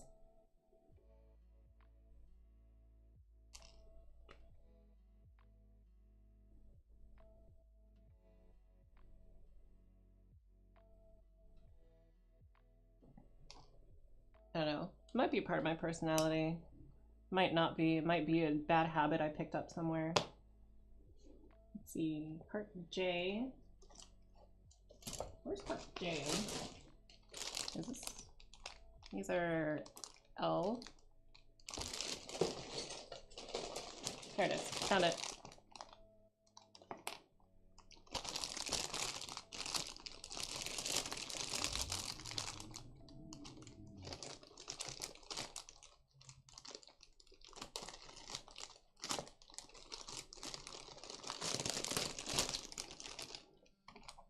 I don't know. I'm critical about so many things. It doesn't feel like there's a whole lot else I have opinions of.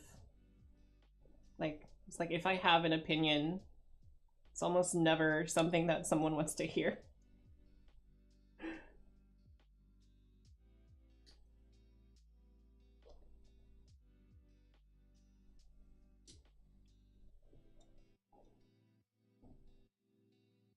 Maybe it's just because I'm just bitter.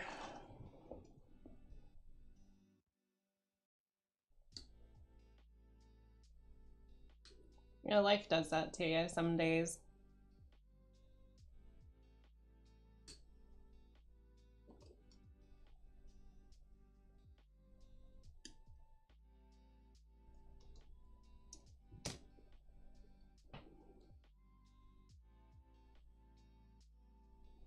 You get disillusioned with a lot of stuff, like society, you know?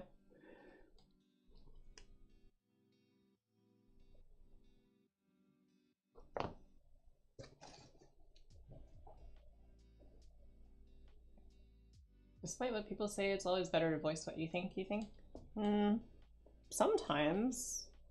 I mean, if what I'm going to voice is gonna end up turning into like a big old shit show, or it'll be rude or something, I probably shouldn't have voiced it.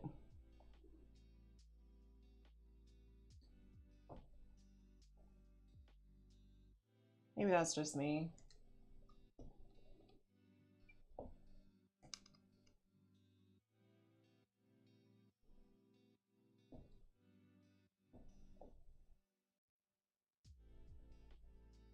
Like, there's a certain amount of agreement that people can have with something, but then there's always a line somewhere.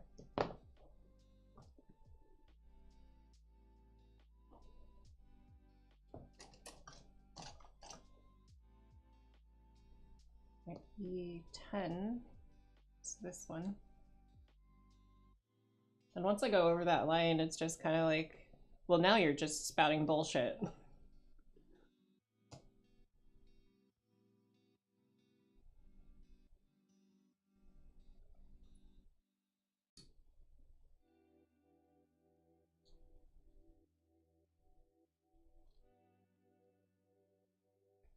And then once you go over the line, whatever's over the line is bullshit, but it makes anything that was valid in what you said get perceived as bullshit.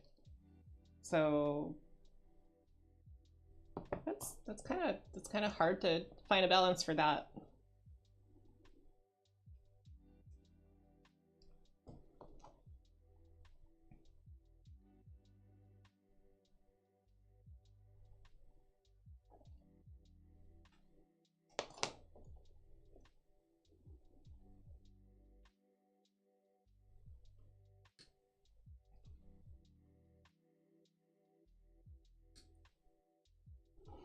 I wonder when Mecha Gaikotsu is gonna cover some more Frame Arms Girl model kits.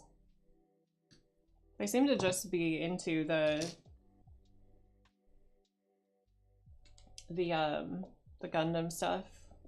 Kind of wish that they would try some other kits more often, more frequently. Kind of hard to keep up with any other kits though, because Gundam has a very rapid release schedule.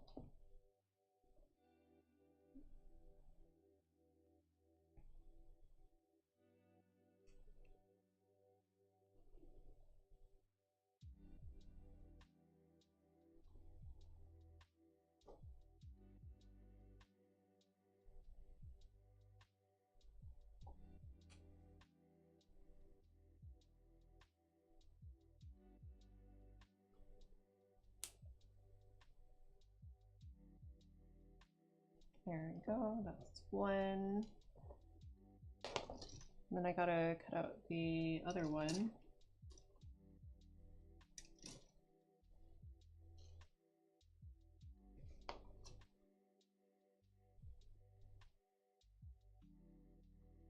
I remembered he covered an Armored Core kit. You didn't like it. Don't blame him since it was old. I guess. I know he covered a few like bootleg Gundam kits.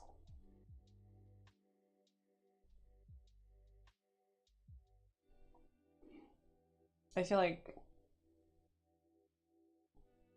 his name's Mecha Gaikotsu, so it's probably more mechas that he could attempt to cover.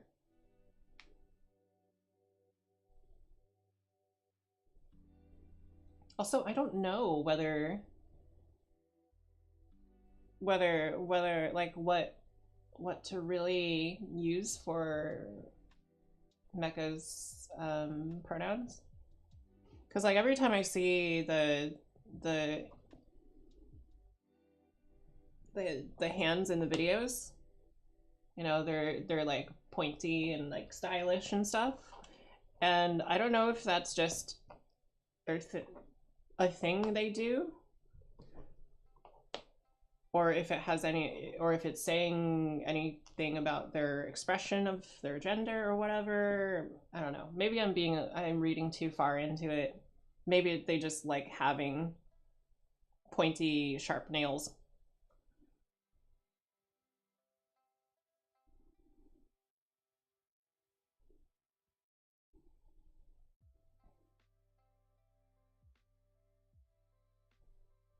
Kind of just emo. I mean, if that's all it is, then okay, fair enough.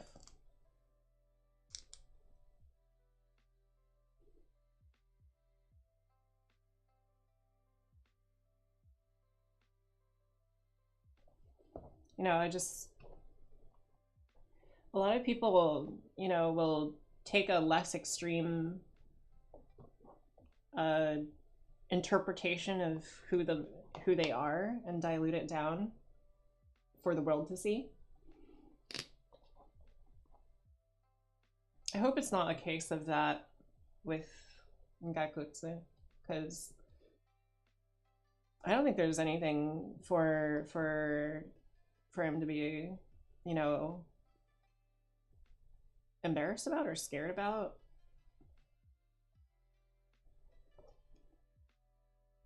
Because I think his community will love him just the same no matter what.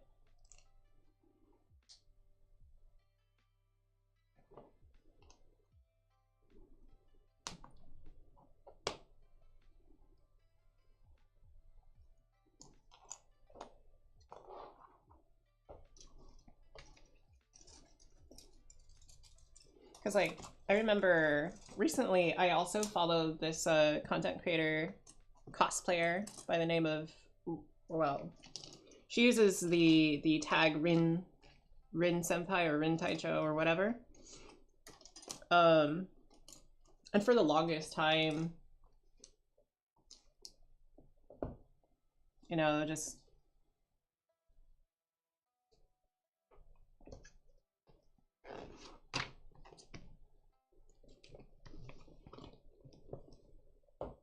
kind of didn't want to show the world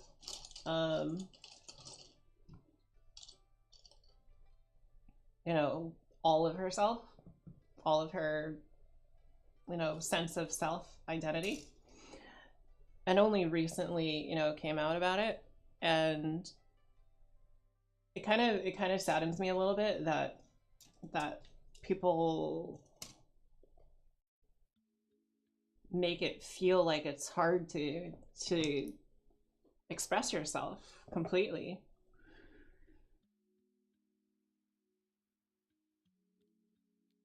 That somebody has to feel like they gotta tone it down or whatever. That's kind of sad that there's so much pressure like that. I mean, obviously people can overcome the pressure, but it's just kind of like that there is the pressure in the first place.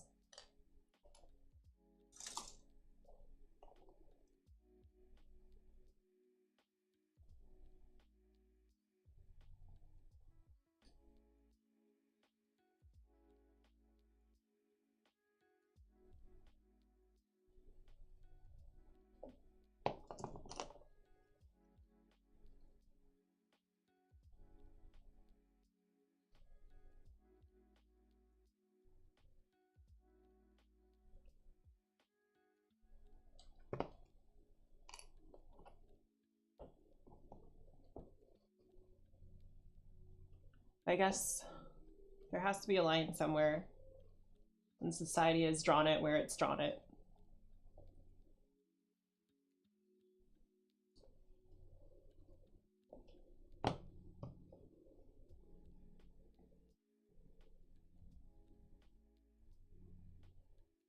Because I'm pretty sure it'd be bad to be open about how somebody has a desire to, I don't know, like, become the next Jack the Ripper or whatever.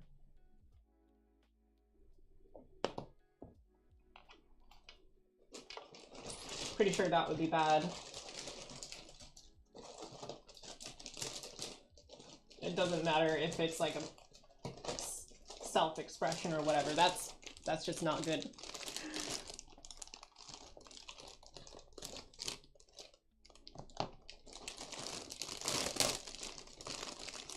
So I don't know. I don't know where we end up going as a species. Okay. Which leg piece? L19 and 18? Okay, so these.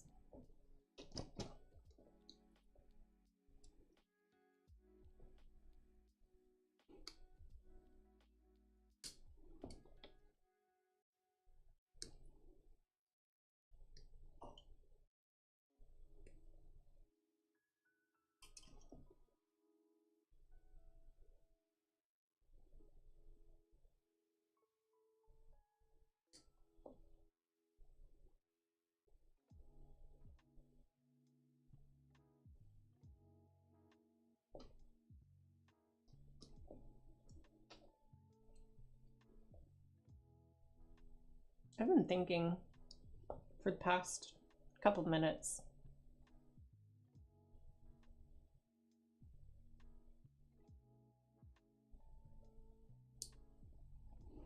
Why is it so entertaining to people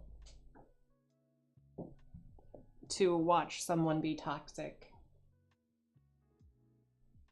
Why is that?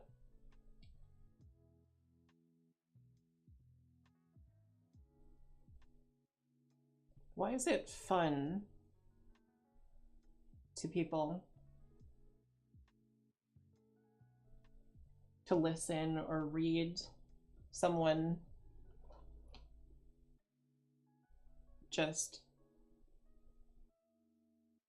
rag endlessly or intensely?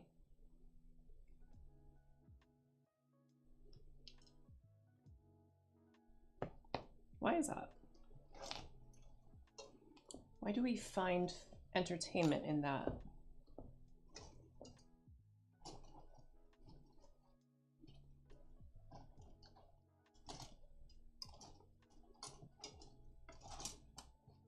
Why do we as a society participate in Schadenfreude?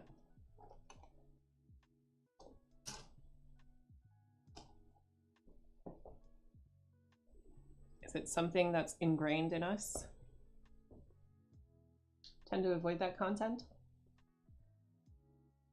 That's good that you avoid it.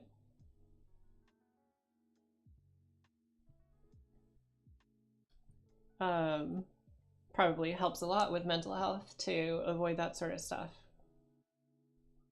I try not to be like that as much as I can. Real gamer hours, when we start questioning the life and the universe and everything. Like, I question so many things.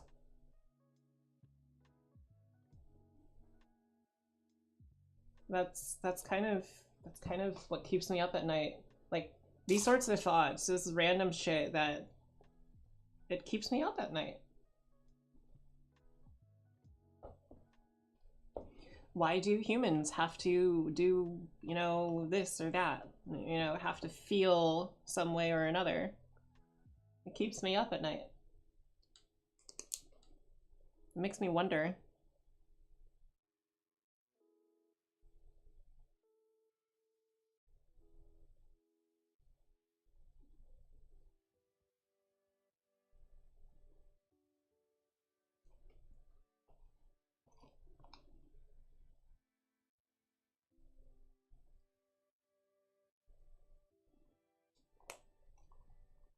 You know, the other thing that keeps me up at night is how would I be able to make my car faster while still remaining 100% legal?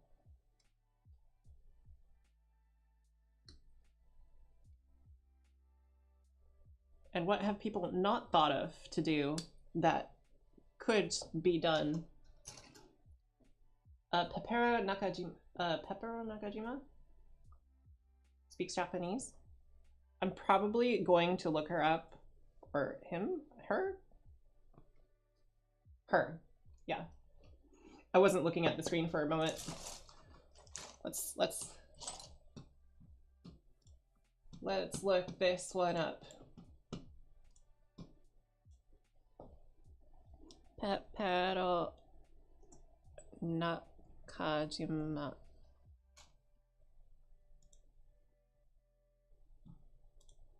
Subscribed.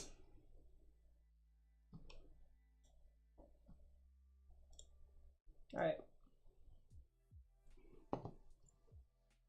I should probably also click the bell icon next to her.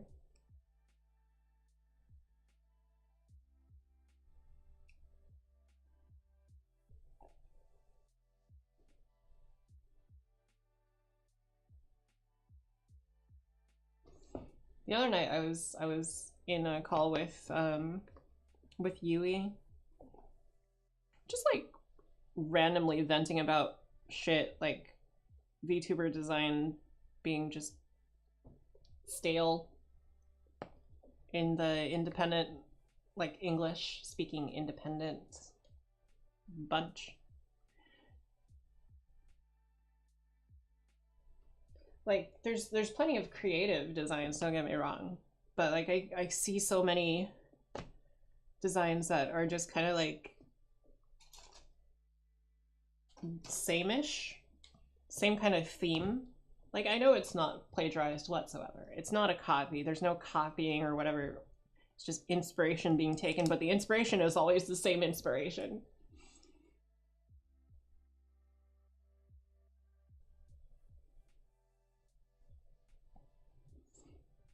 Or, well, maybe it's just because I'm being recommended channels that are,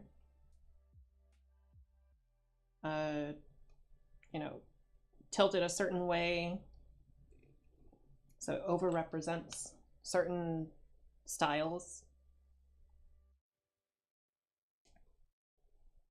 But why is that? Why is that overrepresentation going on? Well, you think about the YouTube algorithm and it's like, oh, they recommend popular stuff, trending stuff, right?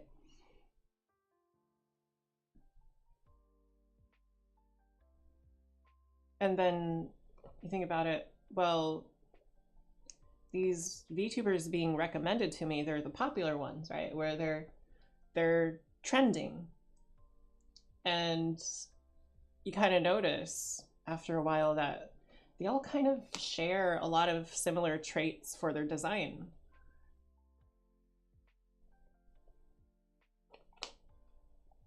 And you wonder why do they all share these traits?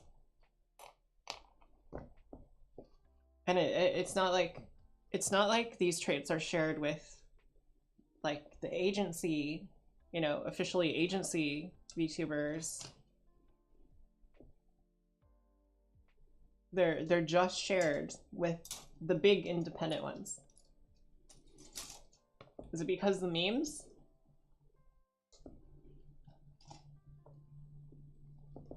Is the cultural zeitgeist of English-speaking VTubers so narrow?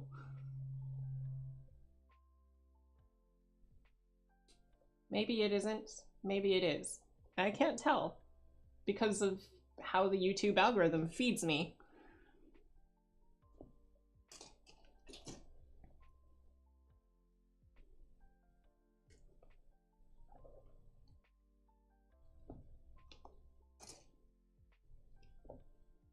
I have to say I like big VTubers, but I think they're not relatable.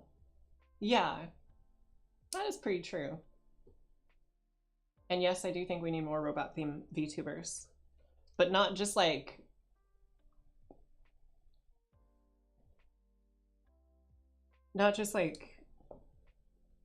the same design but with robot parts stuck onto it, you know? But like actually robot.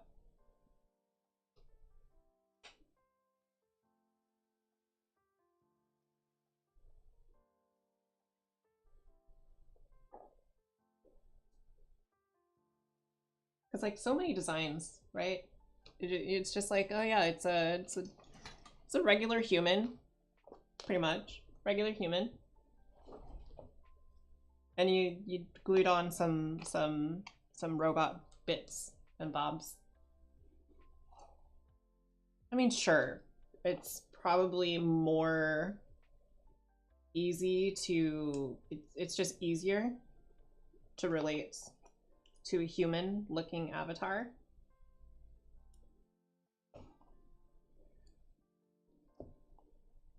I think that's not really, it's kind of limiting.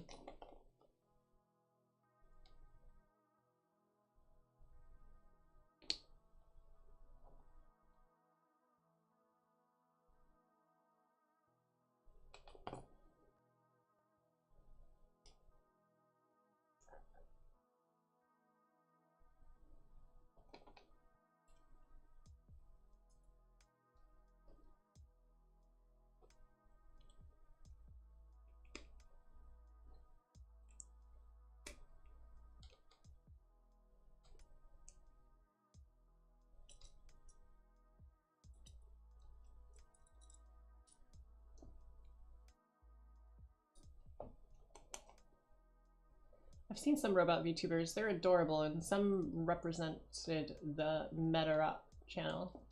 Metarot? For a second I thought you were talking Metabots, and I got a flashback to when I was a kid. Metabee. Does anybody remember Metabee?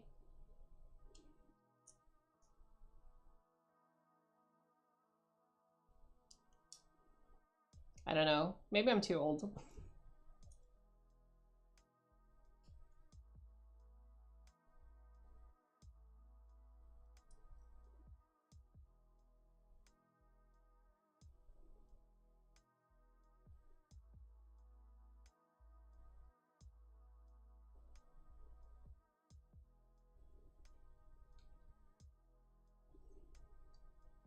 Metara is a Japanese way of saying metabots. Oh, okay. So it is the same thing. Oh, cool.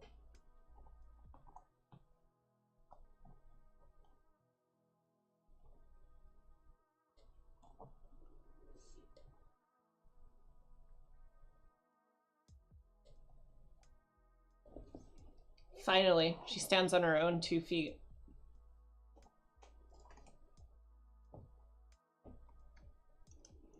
Okay. And now I gotta make the stand. Oh, it's pre-made. That's cool. Yeah. I remember catching like one episode when I was at someone's house once. And it was cool. It was pretty cool. I actually had the Metabots toys, and I don't know where they went. I miss it. Even though I've only ever watched one episode of Metabots. Ever.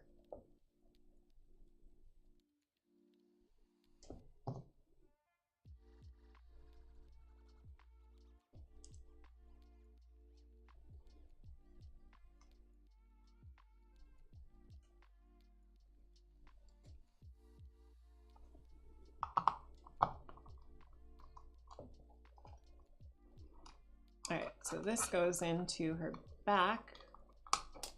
Whoop. There you go.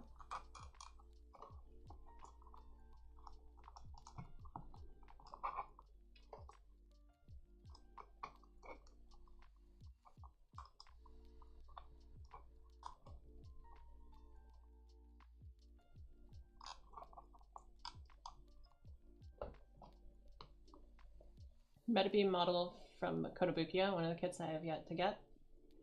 You know, I should probably look into that because I probably would love that.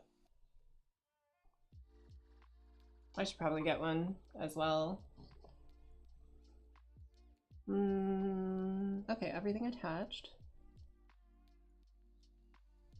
Okay. Now what?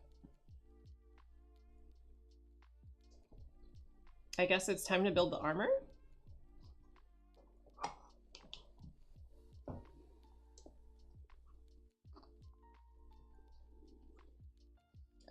So there's new hair thingies. These are part S.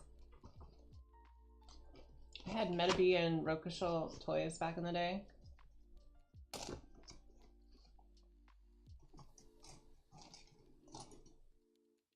I didn't even know the source material for Metabots. I just liked the robot designs when I was a kid.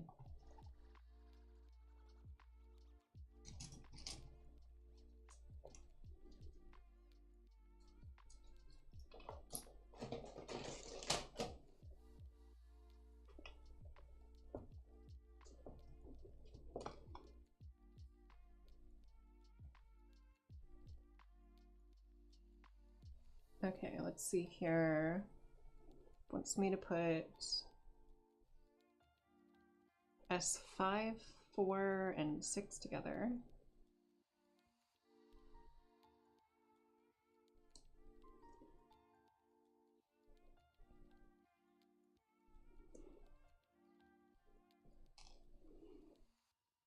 Oh, yeah.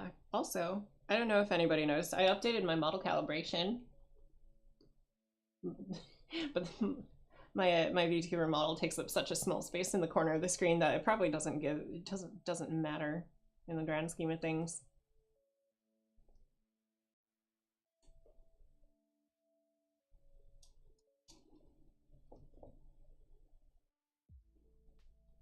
Metabots should get a reboot in today's era. Such potential. Yeah, I think so. I think that would be cool.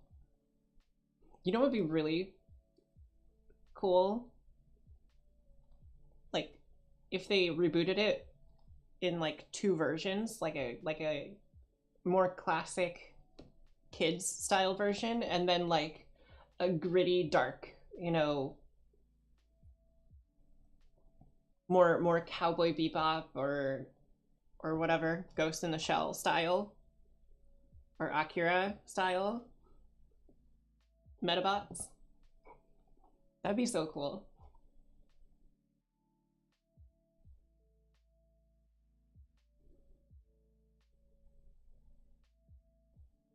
Okay, so let's see, this goes like that.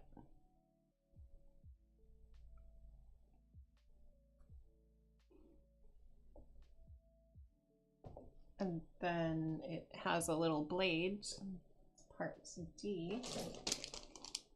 Is this, no, this part O.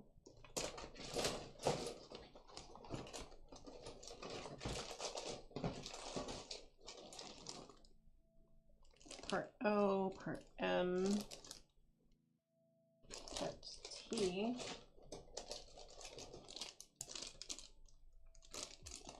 Is part D over here already?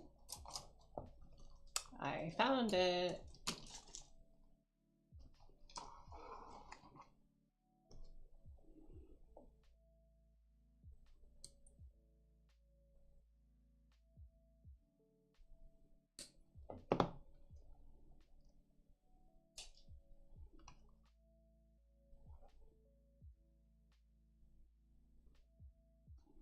And then, how does this go? Pointy side up. I don't know, maybe it's just me. I really like dark themed reboots, like gritty reboots of like stuff that was originally not dark and gritty. Like Detective Pikachu. It was funny still, but the aesthetic was a lot less bright, I guess would be the word.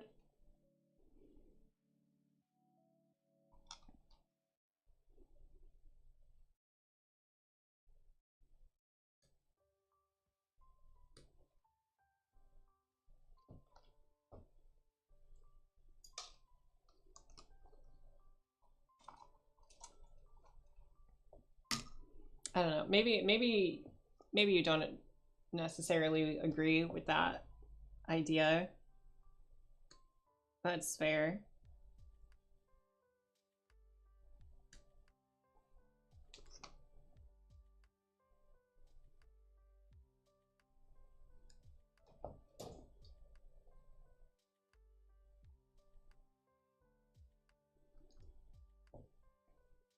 So Maya wants to move to Brazil.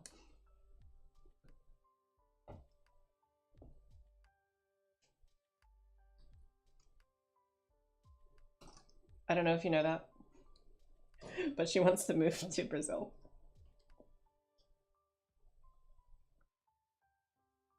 And I'm afraid to learn Portuguese. Yeah. I'm afraid to learn it. I'm afraid I'm gonna be so bad at speaking it, so bad that I'm gonna be bad at it forever.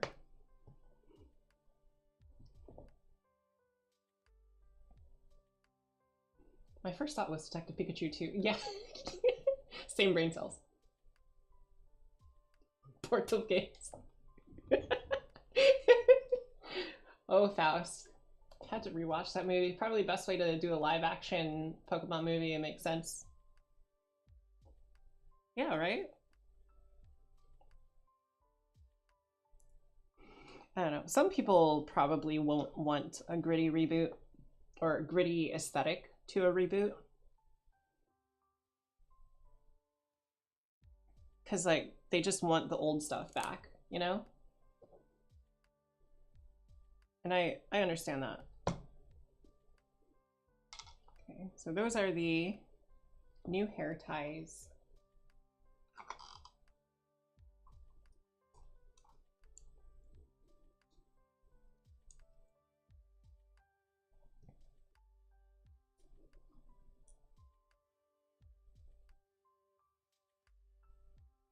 This neck joint is awful. I don't get it.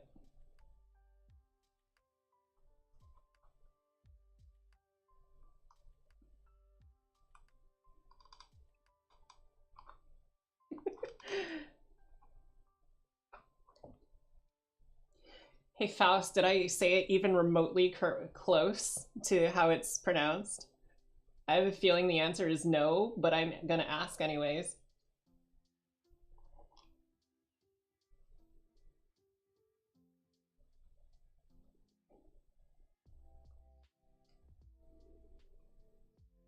Kinda.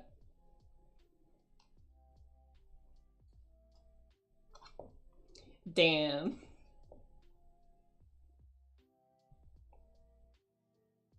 Yeah, it's cause Maya says it, you know, around me, and sometimes we'll speak it with her friends.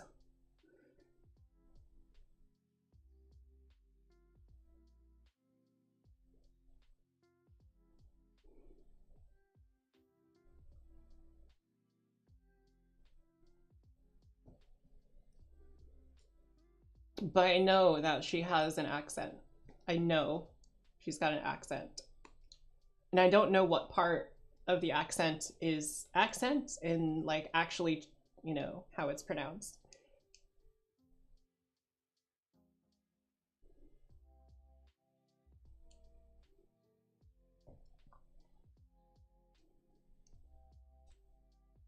You know what?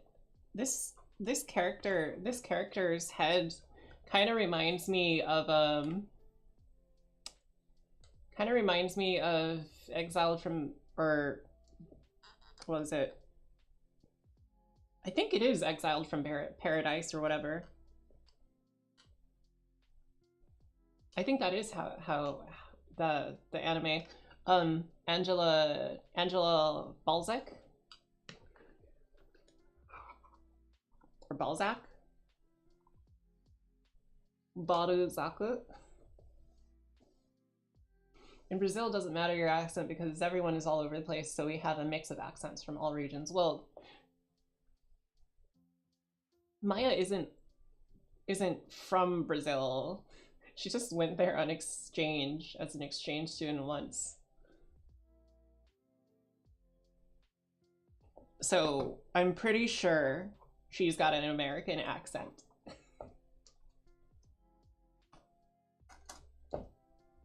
Mixed with whatever region she had a homestay in. Let's see. Part N, K, and I. Oh, sorry for everything she had to suffer. No worries, she just got like stabbed in the stomach once and mugged. She's still alive. She's still with us. She might have a story to tell, but I don't know if she's ever gonna stream. Yeah. Her homestay family went absolutely crazy. I guess. Or at least one of them did. And so basically, while she was there on exchange and she was supposed to be, you know, staying under the roof of, you know, some family that was there who had, you know, agreed to host her, she instead had to be out on the street. and be homeless for like a week.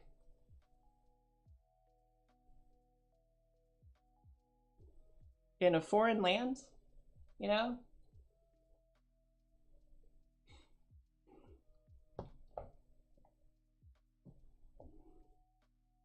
Yeah, if it wasn't for that, I think she would have a good experience over there. K and I. Part K. Here it is. Brazil, things to do in Brazil. Well, I mean, in certain parts of Brazil, I'm sure that's true. The one thing to do is to leave.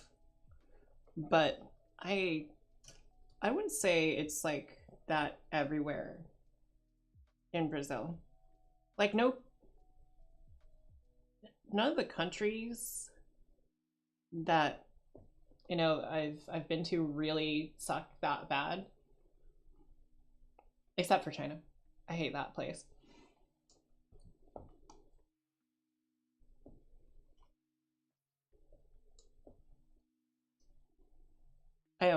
I do not ever want to go there ever again. I've been there enough times. I've had more than enough.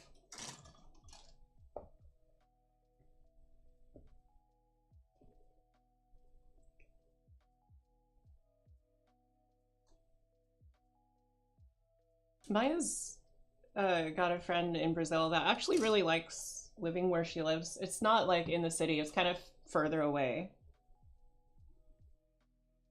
I can hear her parrots all the time. Her birds, her cockatiels. Whenever they're calling each other.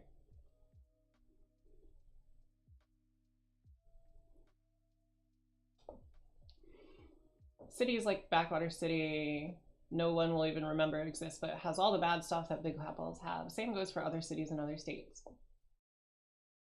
Maybe?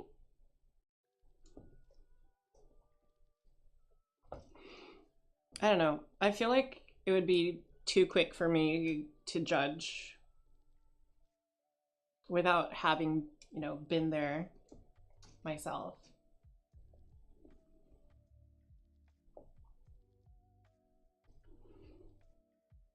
And to be completely frank, the US is also got big city problems and also has the US problem.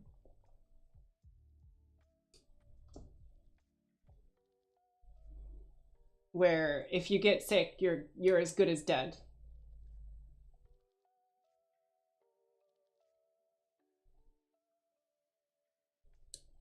Because even if you survive being sick, you probably won't survive being indebted to the medical companies for the rest of your fucking life. However long it's gonna be. Ambulance ride, that'll be $3,000, please. It's not a public service, it's all private.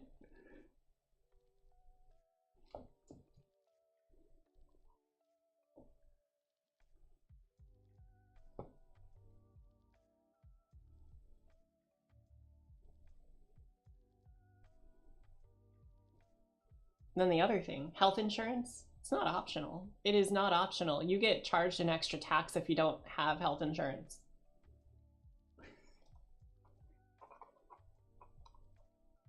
It was never optional. Right. So now I need to, how do I do this? There we go.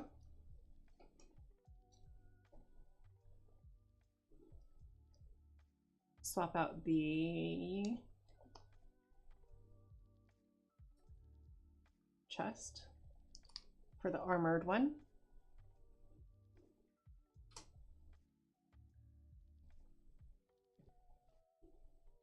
I guess that's going into the pile of stuff that we're saving for later, I suppose. It's not even worth it, like how there's a quick trip on every corner of the street too.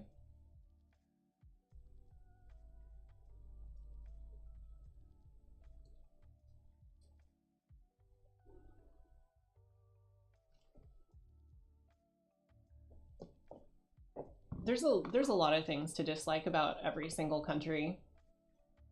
There's not a single country that has everything together. I mean, some people really like the US for what it does have, and some people absolutely hate it for what it doesn't.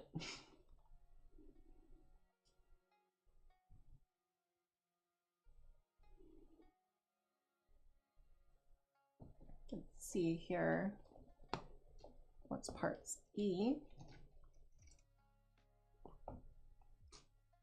Oh, I'm building the arms with weapons on it now.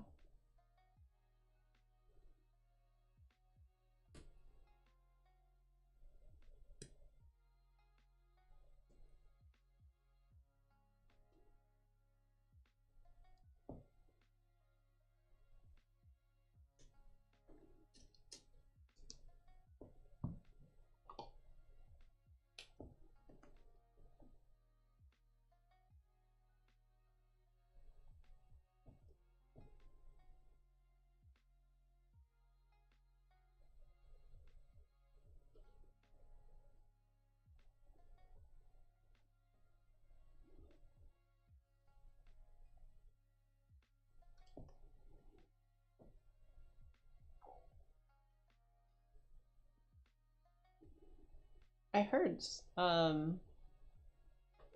from somewhere that there's a lot of Japanese people who live in Brazil.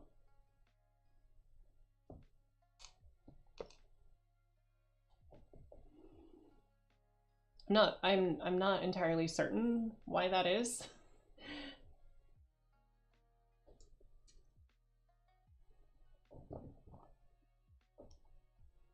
It is kind of humorous to me though. And probably they don't speak Japanese, they just live there. They just live in Brazil. They just speak Portuguese like everybody else.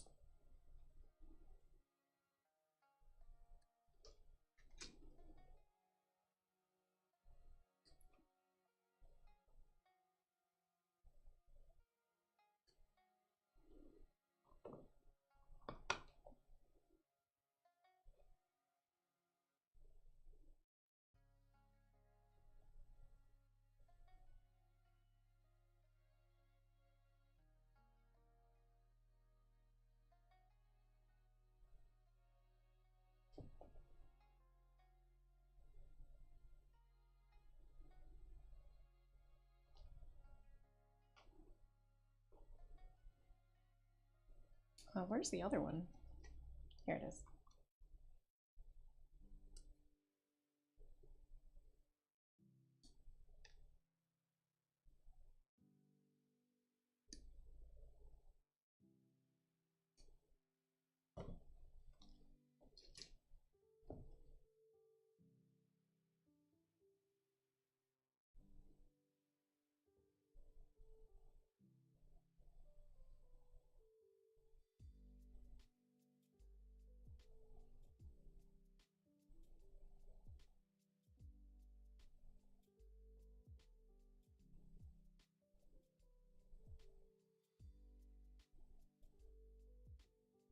Am I putting this in the wrong side? Probably am.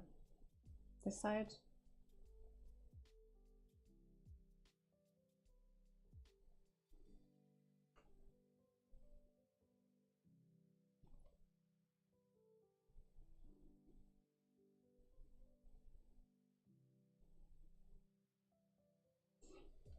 You know something?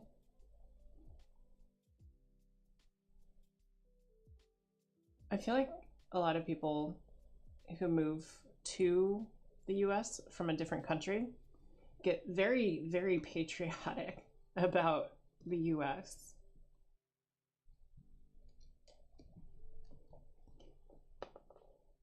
because they just don't want to have to think that maybe their decision might not have been worth it.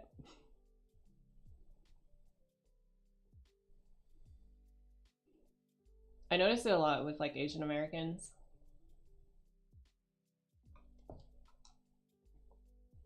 Like the older Asian Americans who actually traveled here, but like the ones who were born here, they don't feel the same.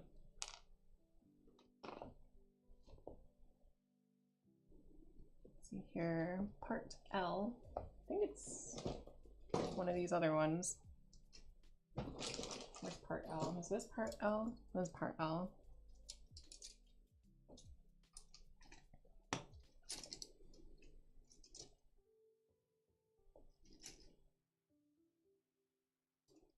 So part L, 12, 13, and 11.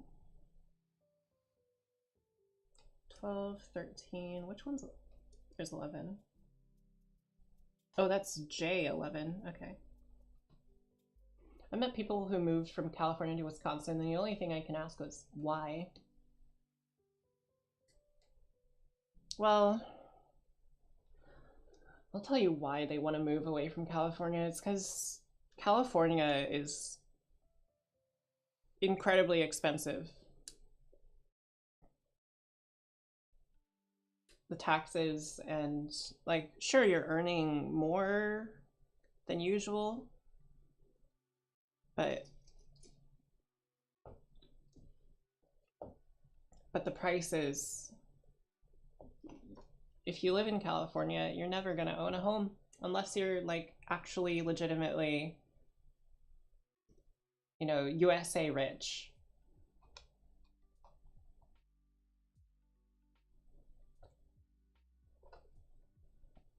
Like the kind of rich that buys a brand new house and remodels it.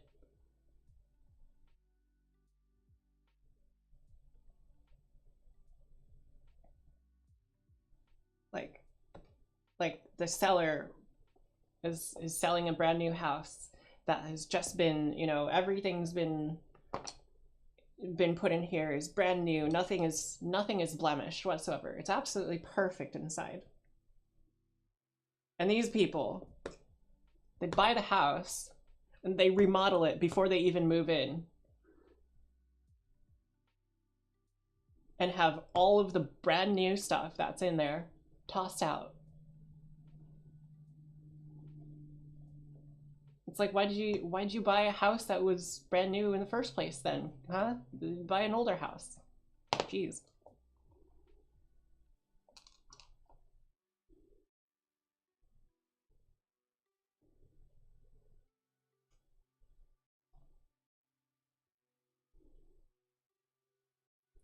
I could never live in California. I'll stay in my northern state where it's nice and cold in the winter. Yep. You know what I really miss? Snow. I used to live in a place, I actually grew up around having snow, being able to count on snow arriving every winter so I could play in it.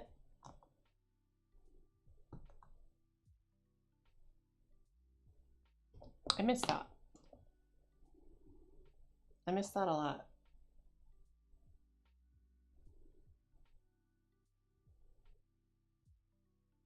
Trees being green instead of kind of like yellowish brownish with a tint of green.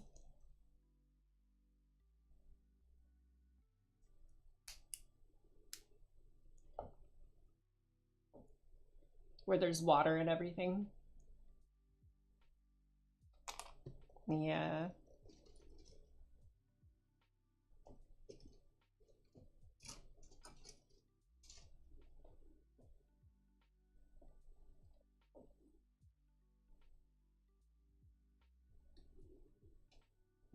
And where the average prices of homes, where it means that I could actually buy a house at some point in my future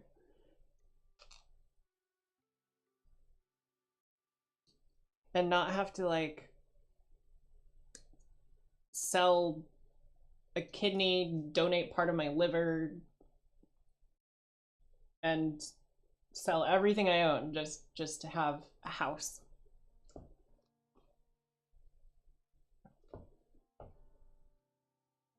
Like, there's no other place in the world, or maybe not that many other places in the world where a house is like absolutely fucking ridiculous like it is out here.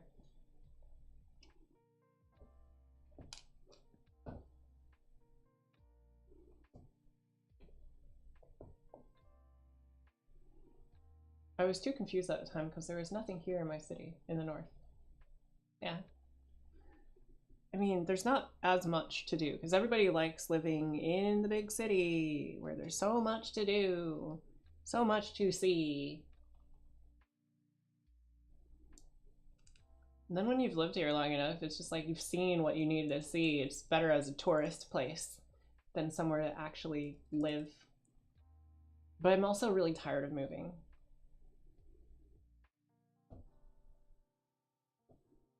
If you've lived in a different place, like almost every single year, because you're renting and the place you're renting doesn't, you know, doesn't really fit where you need to be, and then you gotta move to somewhere else.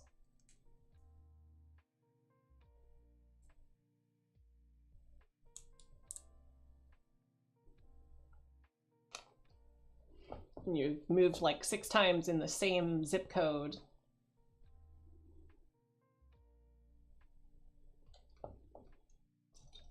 Real frustrating. And it makes me not want to go anywhere for probably a couple years. So I can at least feel stable for a little bit.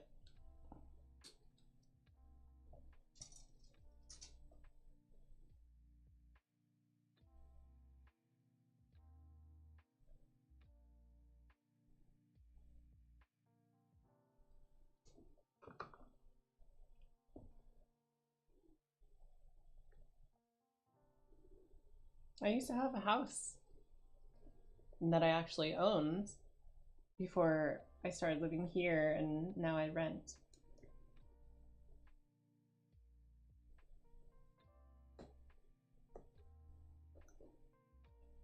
It is a cheap house. It flooded in the rainy season.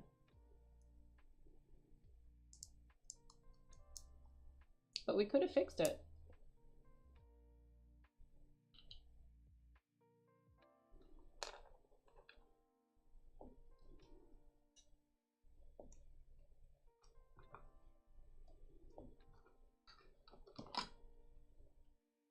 And then out here, any house that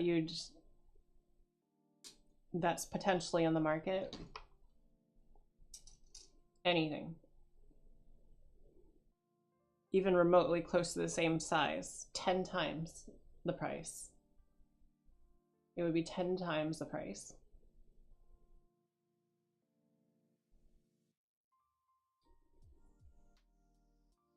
The house I'm renting right now, if it existed in another state, like let's say Wisconsin, like you were talking about for you, 0. Probably would be, you know, kind of a normal one-story house. Maybe like $200,000.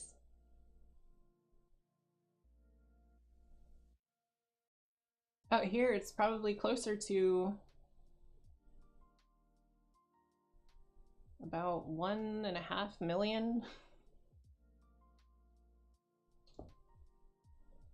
The only reason I can live here is because I have relatives that own this house.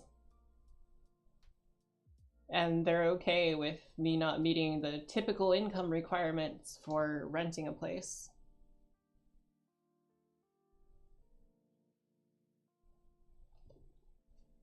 Because to rent a place like this, I mean, usually if it's like a company that owns a rental property, they'll be like, oh, this place costs this much to rent every single year, so annually you need to make 2 times that amount.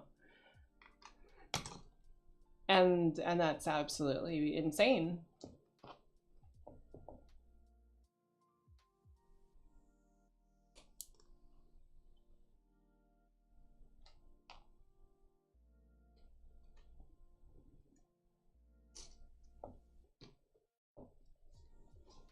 Yeah, if it's a company.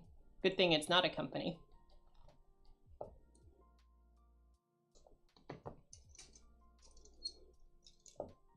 I really do feel like this is the America problem, the United States of America problem, where one company buys everything, forces everybody to pay them just to live. Just to live in a place and have a street address. Because, you know, there's so many places that you cannot have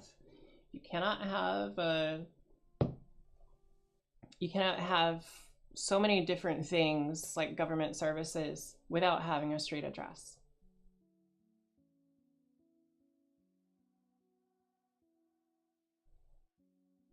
And it sucks. It just fucking sucks.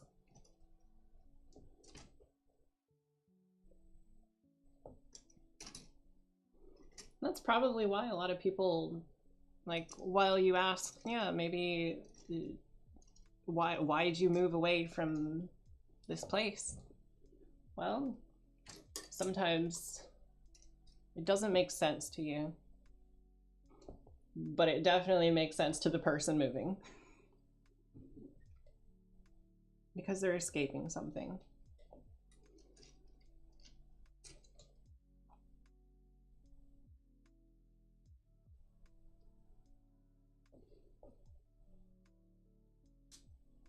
They're escaping a fate. A fate that feels like is impossible to fight.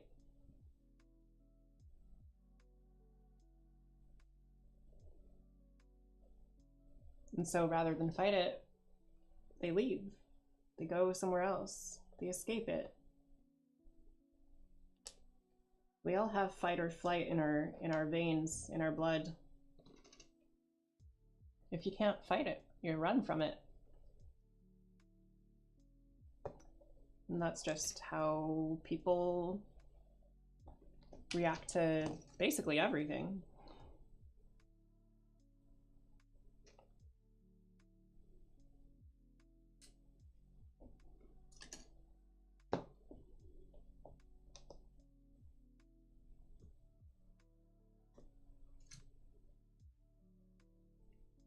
Some places are a total dystopia, yeah. But even partial dystopia makes people want to go somewhere else, where at least the part of the dystopia they don't like isn't there. We're really just picking and choosing which kind of dystopia do we not want to be in. And we pick the dystopia that doesn't have the parts that we hate about dystopias on a personal level.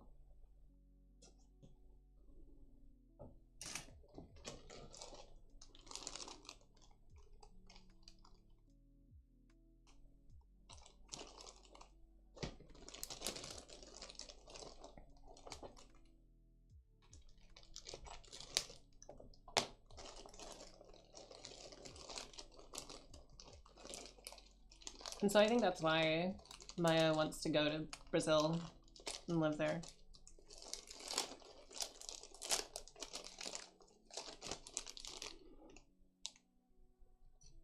But it's hard for me to really get it because our personal understandings of what we don't want to have in a dystopia are very different.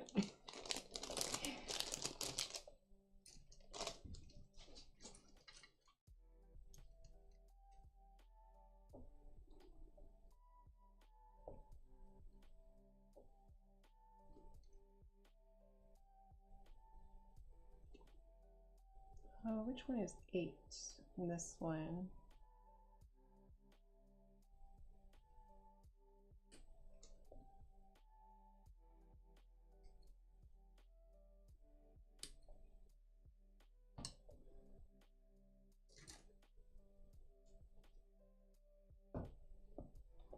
I'm gonna raise my viewpoint a little bit so it's a little bit less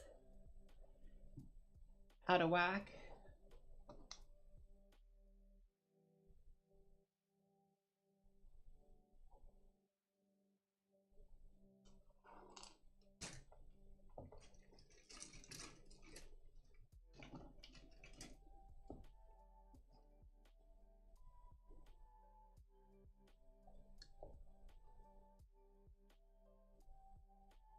Really digging the blue plastic they use for that kit. I totally am. This is like clear blue plastic with a tint of purple on it, and it's amazing.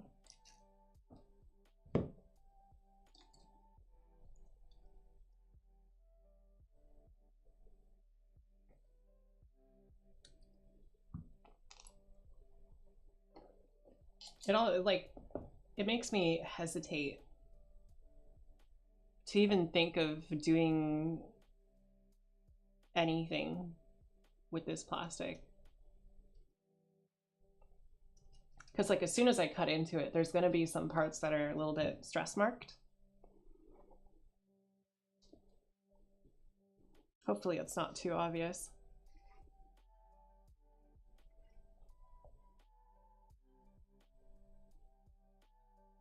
Oh, are these undergated?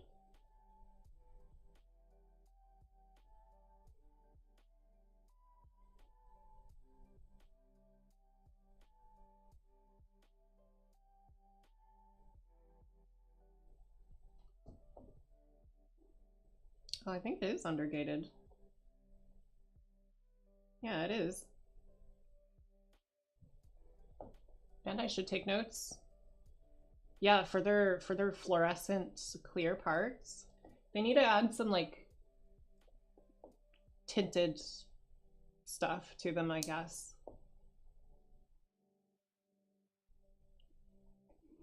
Oh, this says I should glue it. I don't want to glue it. I don't want to glue it.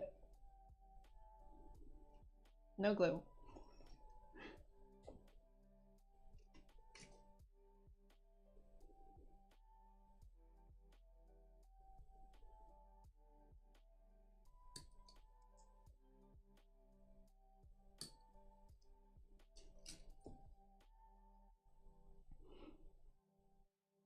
I think it'll be really cool when Bandai eventually does something like this with their clear plastics, because that's, I feel like that's going to be a really special looking kit.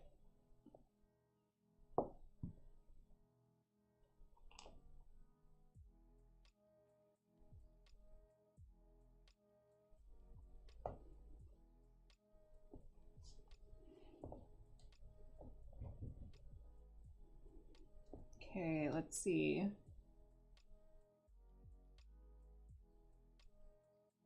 Oh, this part, 37. 2 pieces of S. The S runners. Where? Which one is this one? I think so. I think it's this one.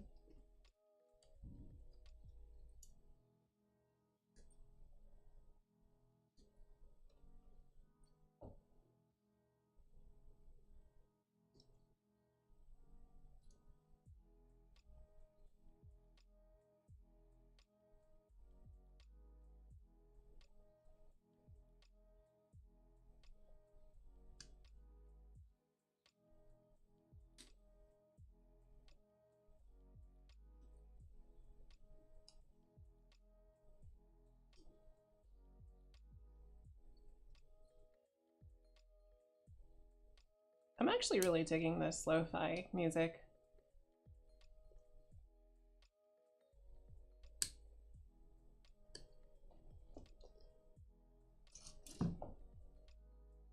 It's pretty good. It's pretty good.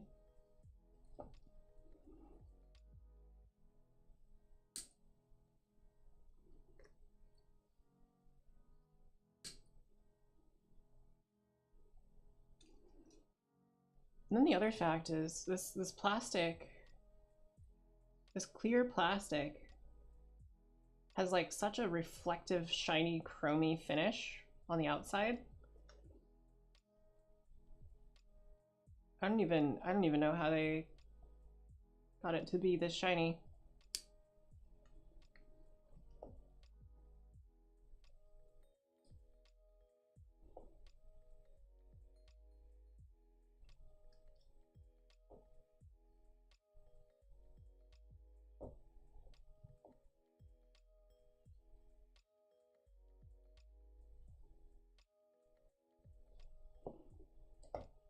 Okay, so this has this part going in here. Why wasn't this just molded all in one? Seriously.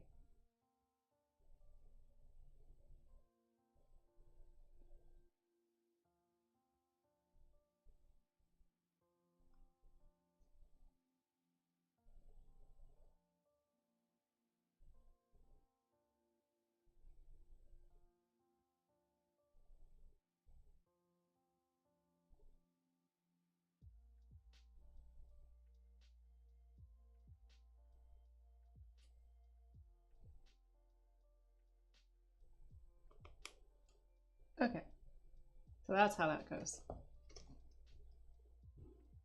I thought it was this was supposed to hook into both, but I guess I was wrong.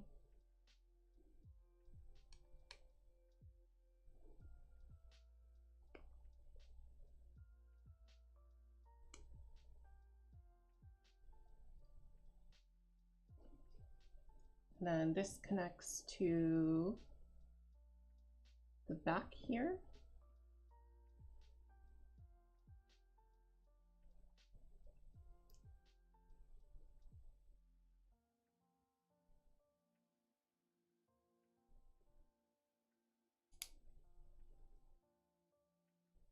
Well, these are very loose connections. Look how loose these connections are. Just kind of... I don't have any action figures. I do have some porcelain figures, and me and my mom collected. But one I would definitely buy is Jetstream Sam. Jetstream Sam? Are you gonna make him cut through the screen and give you revengeance time instead of and dehornify everything?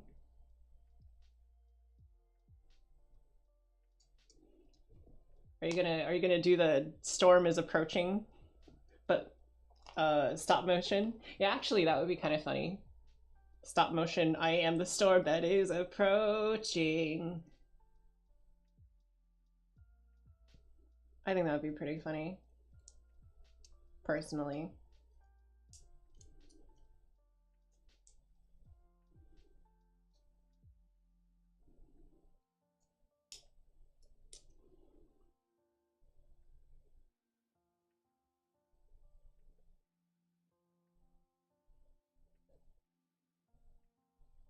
Oh, that's from another. That's Devil May Cry? Fuck.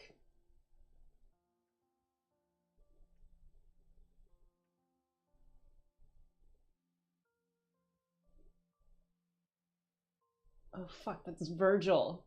But you know, yeah, they kind of have a very similar style, so it probably would still be pretty good. Yeah. Alright, so this is empty. Which of these is emptied out? This one is probably not going to be used. Yeah, I'm going to put that back.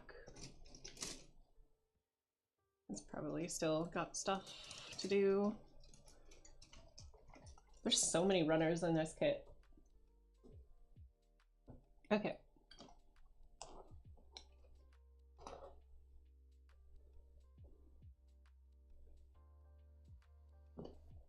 Oh yeah, by the way,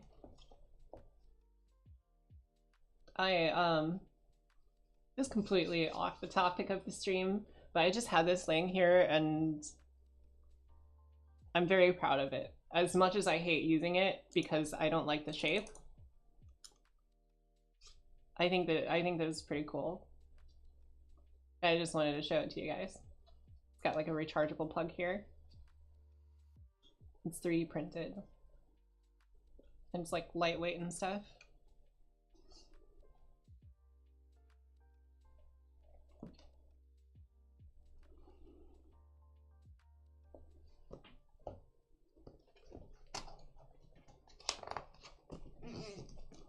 Oh my god, I'm not even halfway through the instruction book.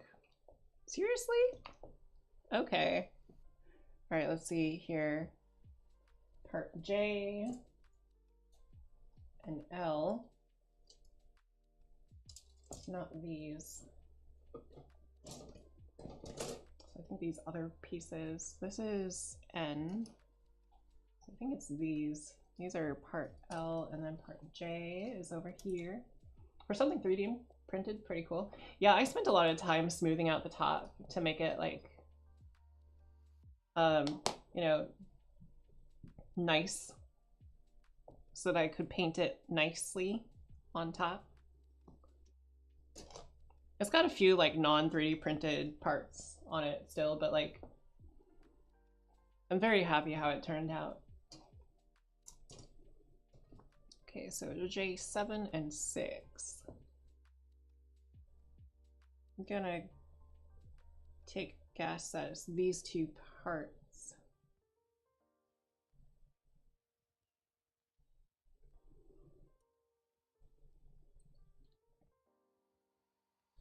I have so much stuff that I want to show you guys. Just because I like,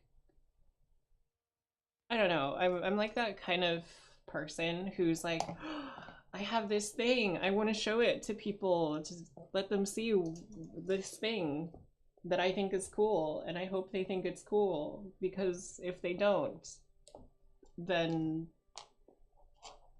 I'm not cool or something.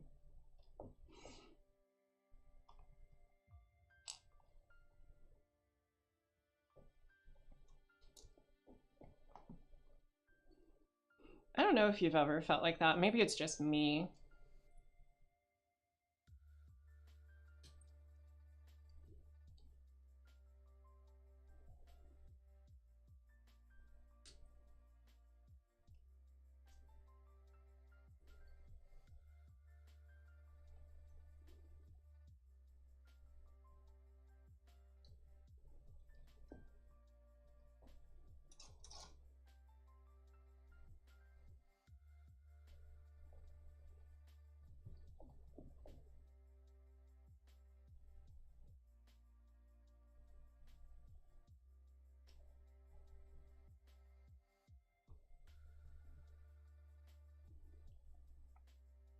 My current mouse actually is also 3D printed.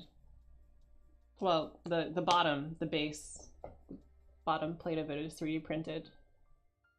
And then I have like a regular outside to it. But this is like made to be lightweight and stuff.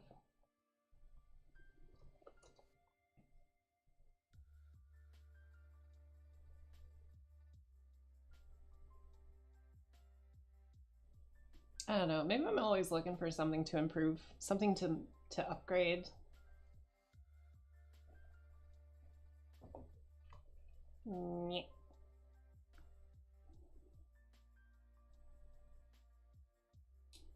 Yeah, they all just have like a power switch on the bottom, and that's it.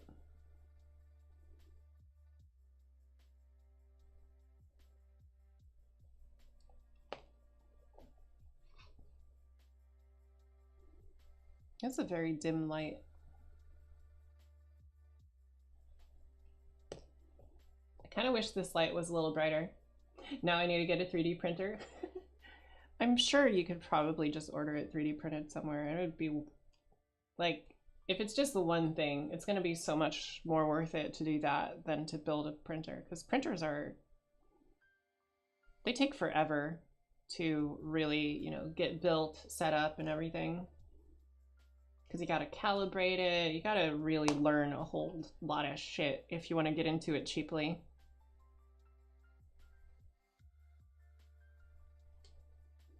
Let's see. Part L 34 and 17.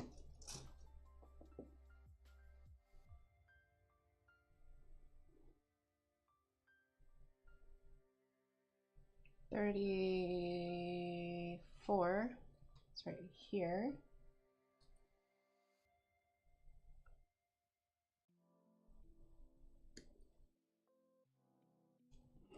And 17, where is 17? This one.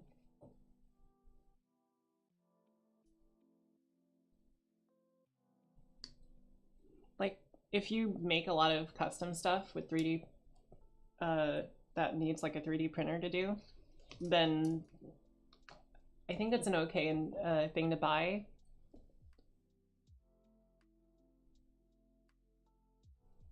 But if you don't really, then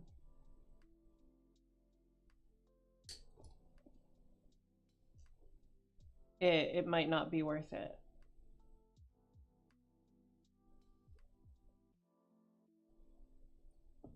Because they're a pain in the ass some days. Actually, let me pick this thing up off the ground that I have. I 3D printed parts for this.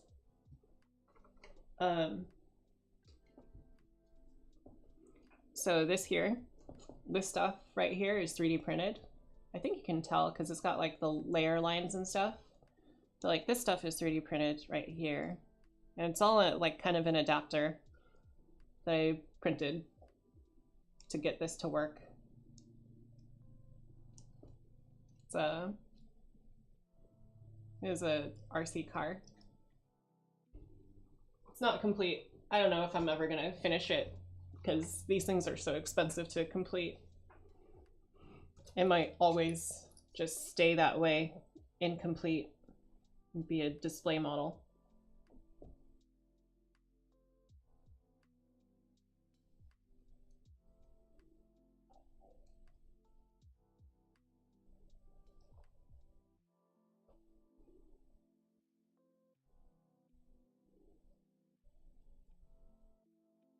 I always wanted to try and make action figures with it, but it's so pricey and I don't know how to use a program for it. I think if you just learn to make action figure models with the program first, then you can probably think about whether or not you want to use like actually get a 3D printer or just order them from somewhere.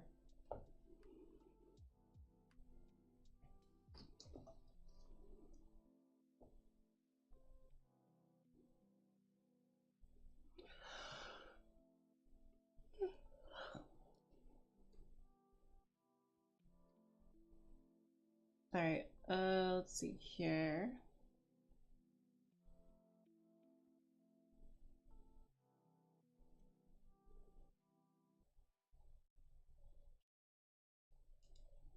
I think this fits here, and then this will go over it.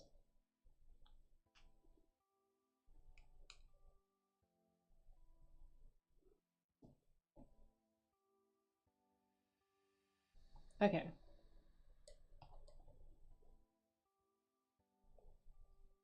I was busy trying to figure this thing out, and my hands disappeared from the screen.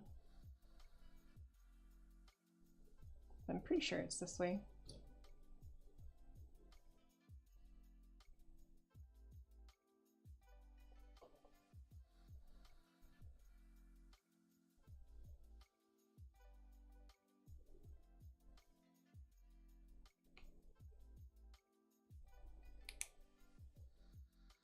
There we go. And then it says it wants me to use J1 and 2.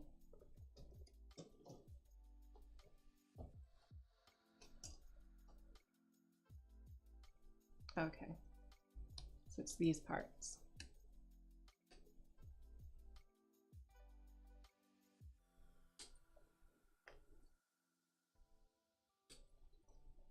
So there's 1 and 2.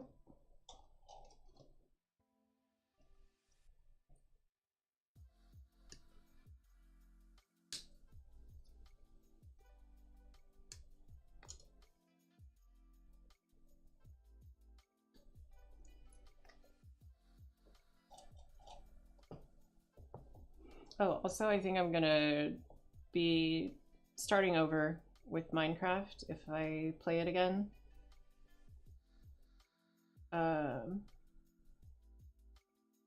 Yeah. I'm not gonna go into the reasons other than I'm restarting Minecraft from zero. The next time you see me stream it.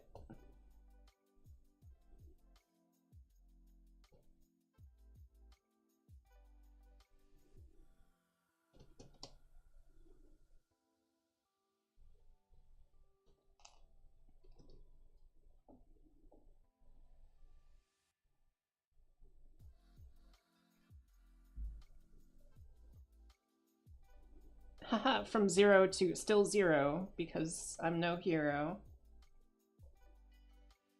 Nobody's a hero.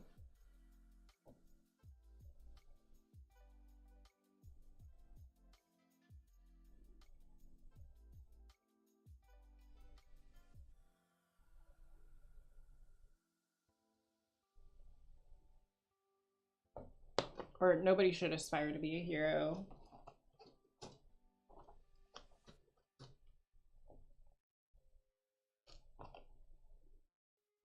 Because I feel like that just takes your focus away from what you're trying to solve.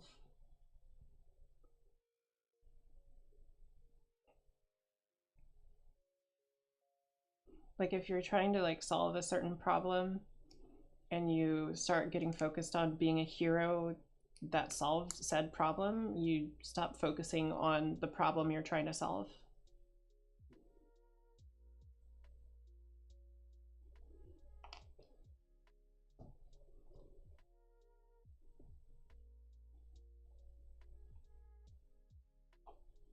But the power of friendship, well, the power of friendship is to say hi. How are you? I'm good. How about you? What's up? What have you been up to? Nothing much. I've just been playing this game. Do you want to play a game? Have you played this before? Yeah, sure. I've played that before. It was pretty fun. Let's play it. Let's play sometime. Yeah, sure. Last online 2 years ago. Power of friendship.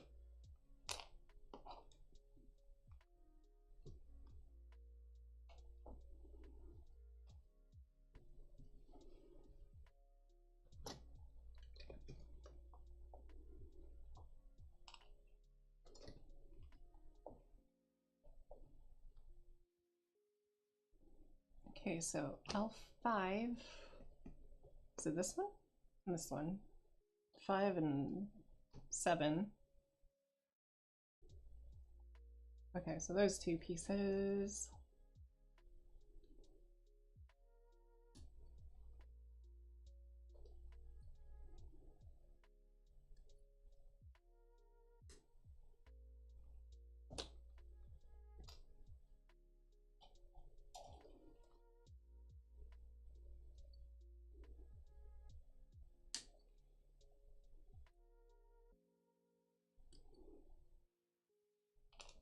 I've had some friends who I haven't spoken to in so long.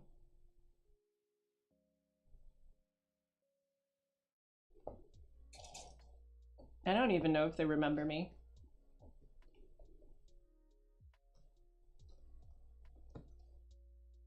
To be honest, I wouldn't blame them if they didn't.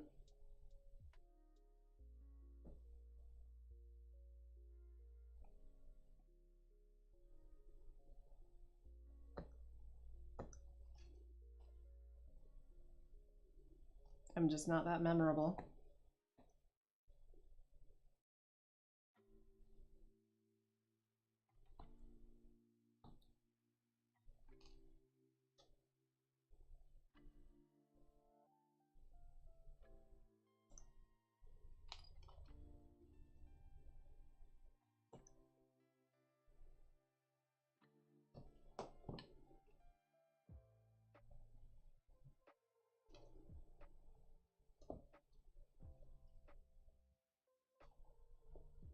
L10.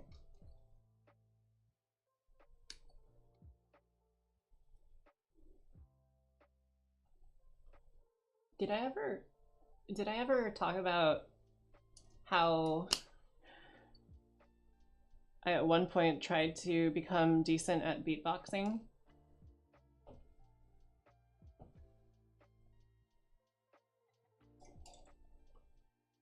It was pretty fun for a while. I think my muscle memory is no longer able to do it.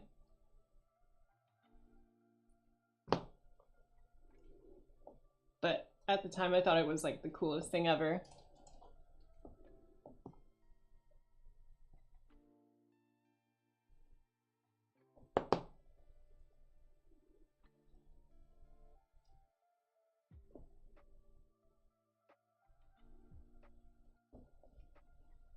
Okay, so this goes in here.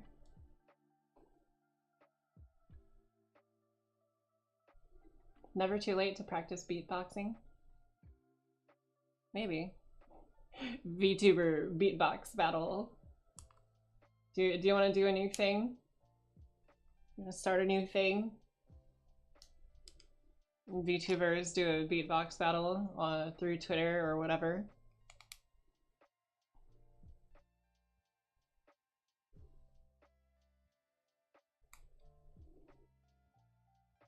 Would I? I don't think I would be the first beatboxing VTuber. I don't think so.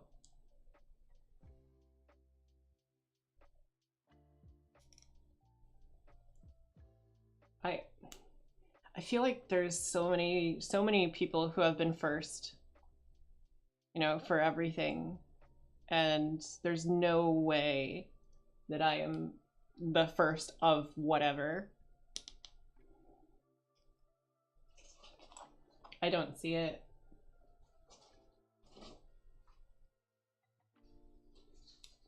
Oh my god. Tipper, bring back that bag.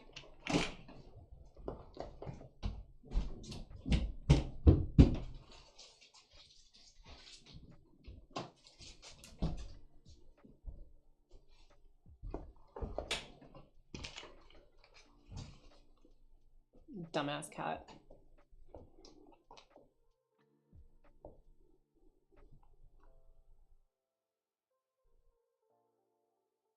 Okay, what else am I missing?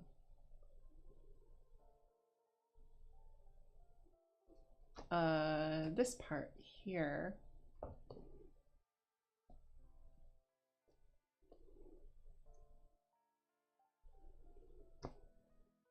$22 and $23. Which? Oh, over here. Found them.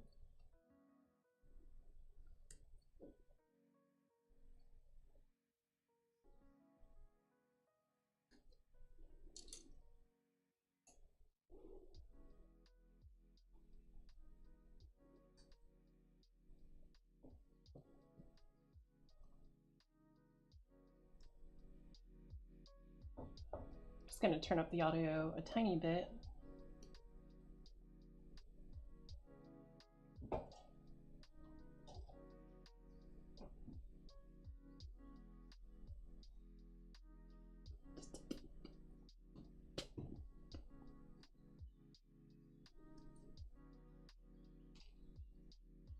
You know, I should probably practice some beatboxing at some point.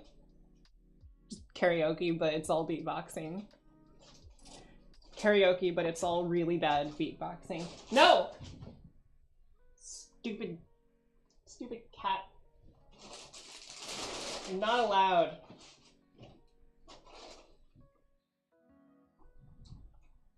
You're just standing there at the door, staring longingly at the crinkly plastic. It's like a raccoon, but instead of raiding trash cans for food, he raids trash cans for the plastic bags.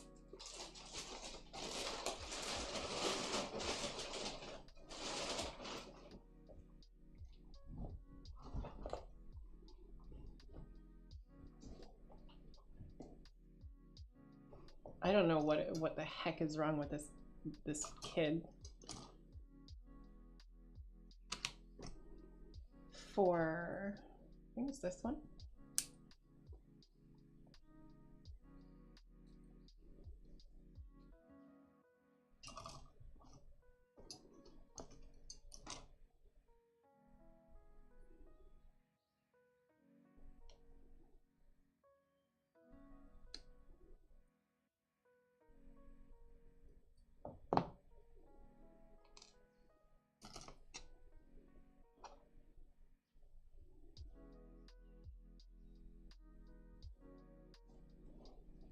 I need to ward him off because he keeps climbing through the little table legs to try to get underneath the table to steal from the trash can.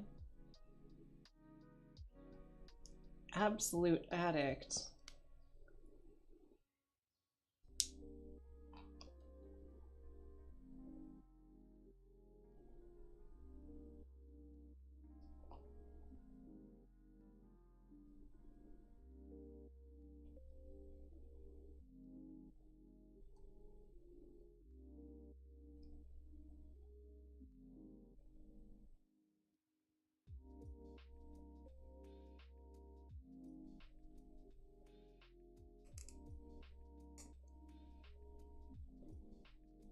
Eventually I'm gonna like wake up in the middle of the night and he'll be like holding on to one of these bags that I from this stream.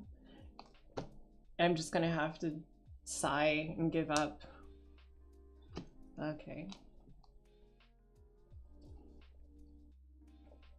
Number 27, L, and 26.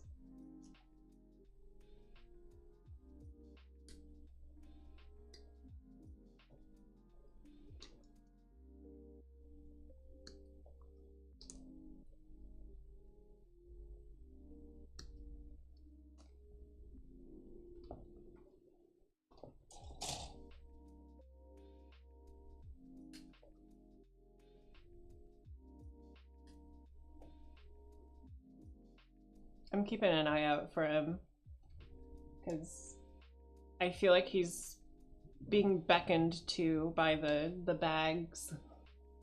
I can hear him scurrying around out there.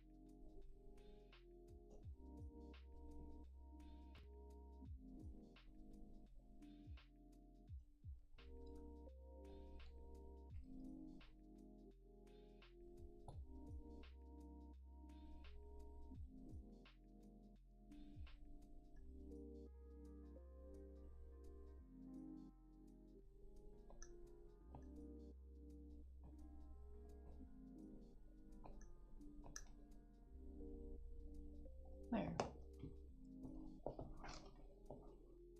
Okay, so this just goes together, I guess.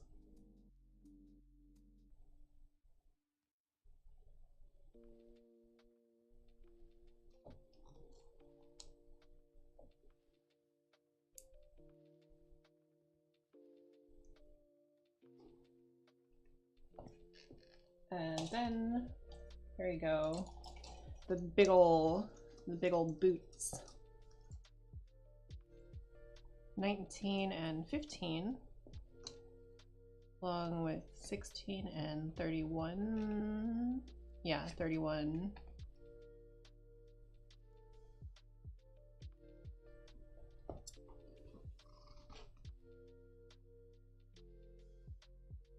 Oh my god. I think he stole another one. What's the largest model kit you own? Mine's a super mini grand liner, 12 inches tall, was about 100.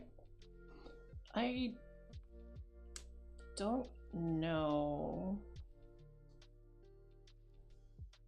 Biggest model kit. Probably the Wing Gundam Zero Endless Waltz version. The high resolution model.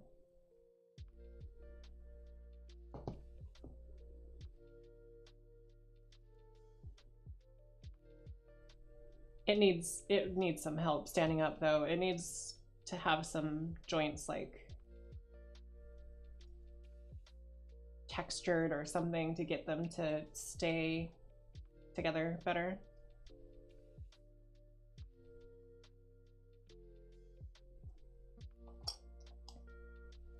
And maybe some parts need to be glued. I don't exactly regret this purchase, but oh my god!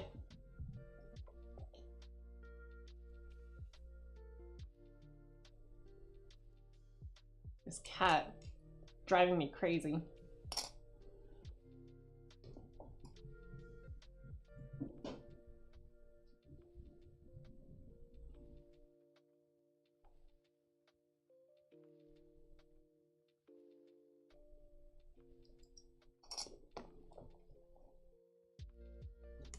They're just so... Oh no, the cat will meow my real name. If my real name was Mom, sure. He can sort of meow that. But that's not because he knows what he's saying, it's just because that's just how his meow sounds like.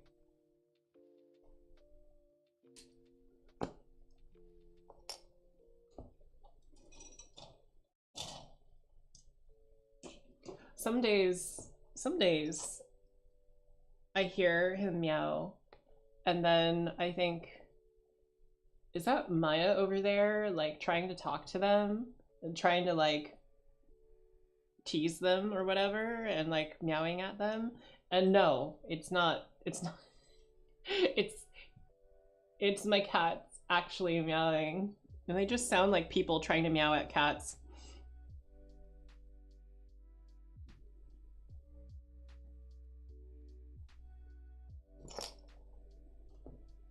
It's kind of funny, but also a little bit depressing that my cats don't know how to meow.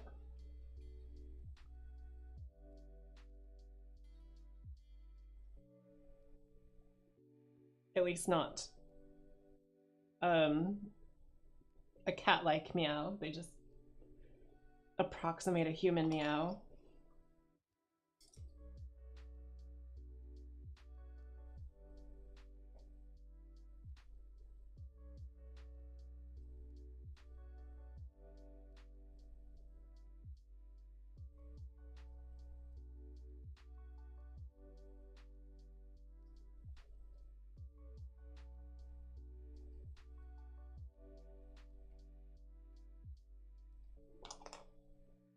I don't know if you've ever noticed that cats have accents based on where they live, because they really do. And you can tell approximately what country a cat is from by how the cat meows.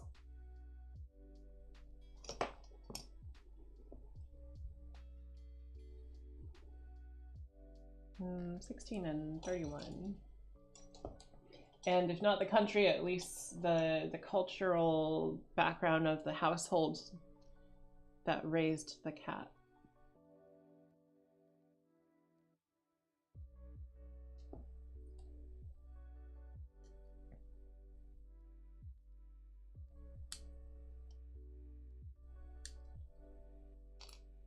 So my cats sound very American,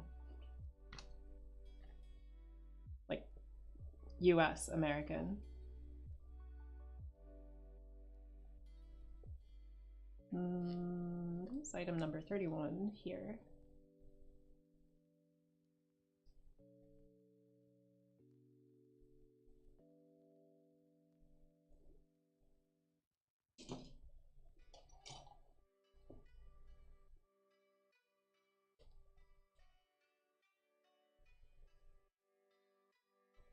I wonder how far I'll be able to get with this model kit. It's already been like 3.5 hours.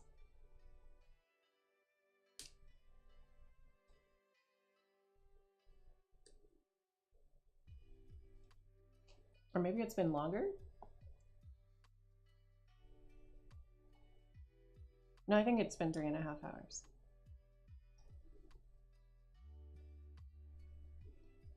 Okay, let's see here. And this piece goes here, I guess.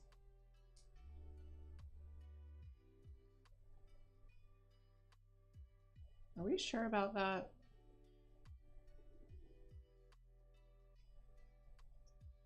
I guess we are.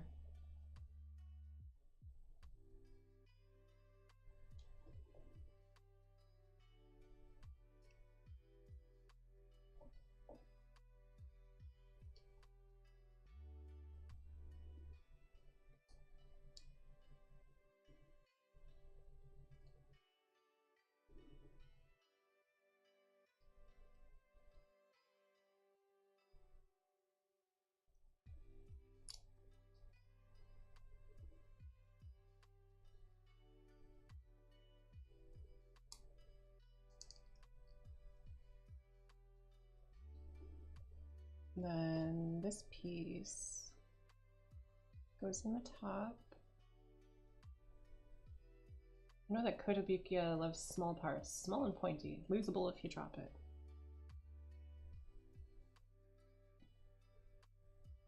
For sure.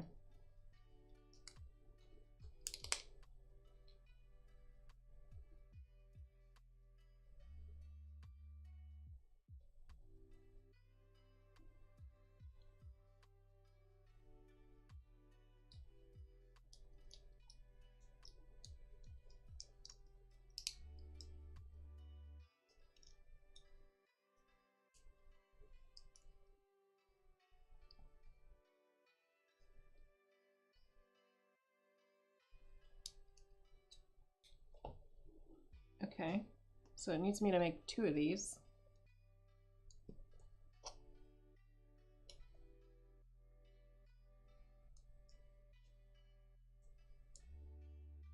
Do I have this backwards? No, I don't have it backwards.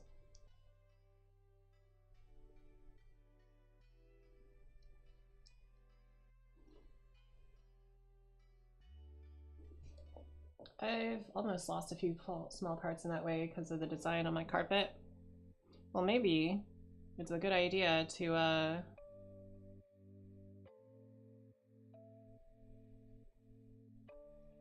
use a carpet that doesn't have such a design.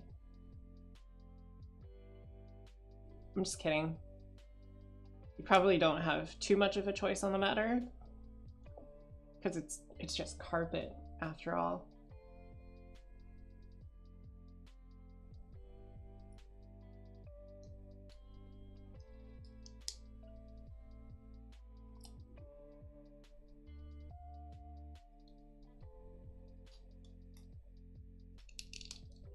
But I find that I don't really lose parts that easily.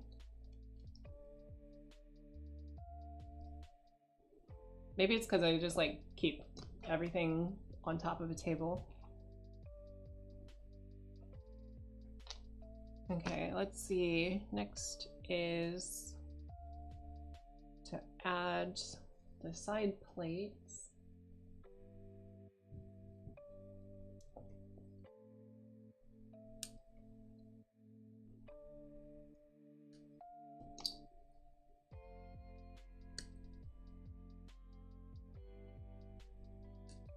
Kotobukiya kits have like really tight tolerances.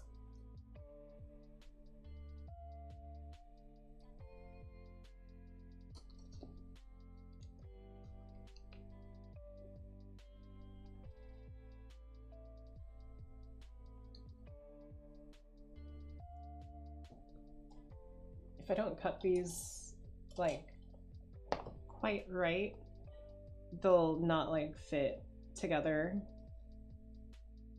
all the way, especially on these edges that are supposed to like sit inside of indentations.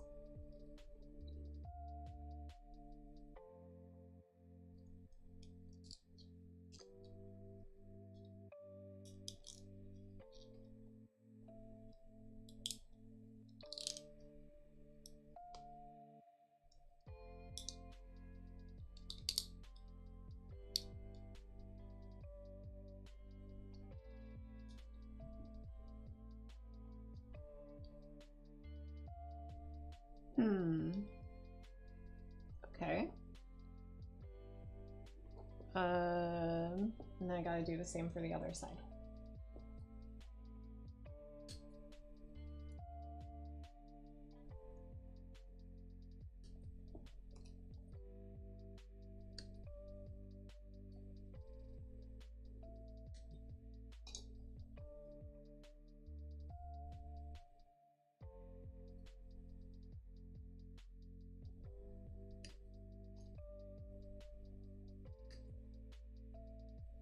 I'm surprised how few bots I get, because I don't have my stream chat set to sponsors only. Guess that's how you know you're small. You don't even have bots trying to take over your channel.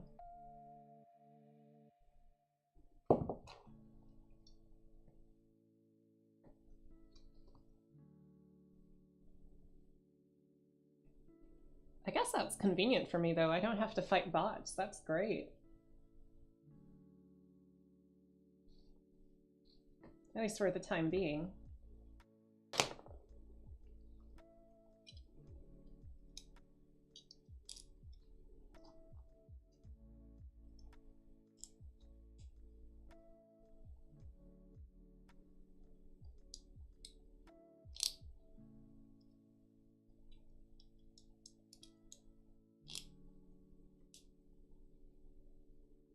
And it needs some of these parts here. I think that's 28 and 29.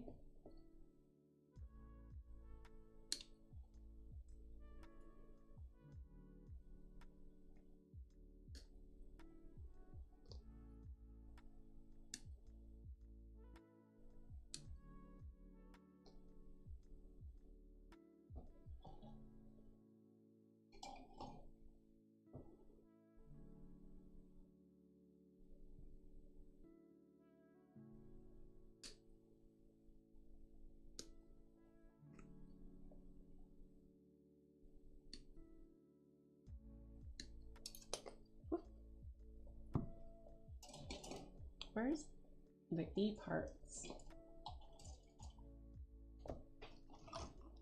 This is O, O. This is N. Oh, right. E was these little ones. Okay, it needs E number 8.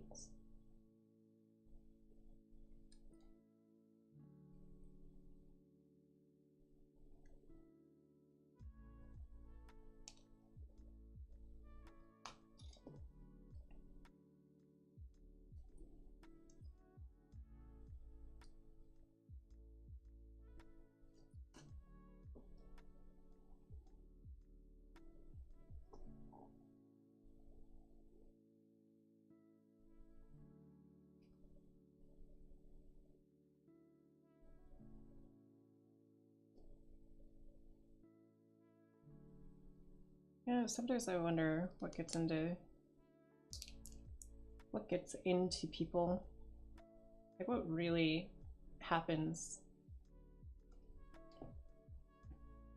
What causes a person to lose themselves to, I don't know, fame or whatever? Is there something that naturally is part of their personality that causes them to be susceptible to that sort of thing? Is it something that you can see coming from a mile away? Or is it something that shows up out of nowhere? Dealing with bots some streams lately has been a real pain. I imagine that it would be a huge pain in the ass.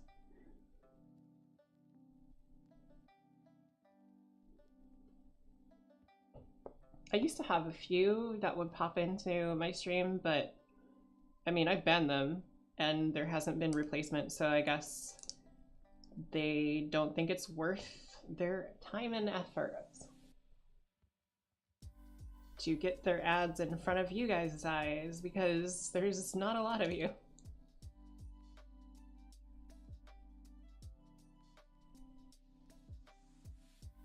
They have been very, very annoying in the comment section, though. They've been replying to my comments on other people's videos. And I'm just like, you know nobody's that dumb, right?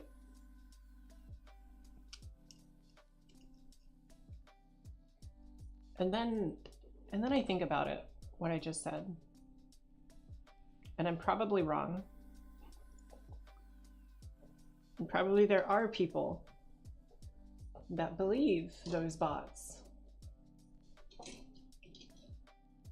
Maybe out of desperation or something. I don't know.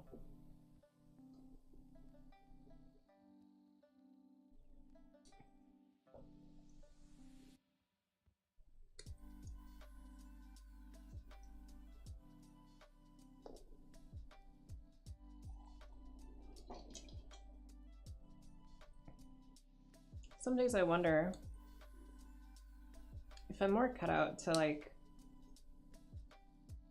be in the background, you know, backstage kind of.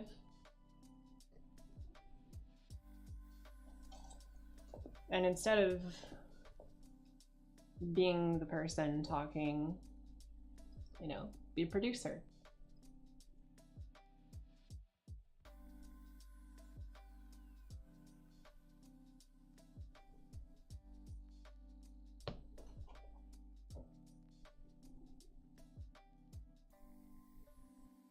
I feel like that's where my talents probably are more useful.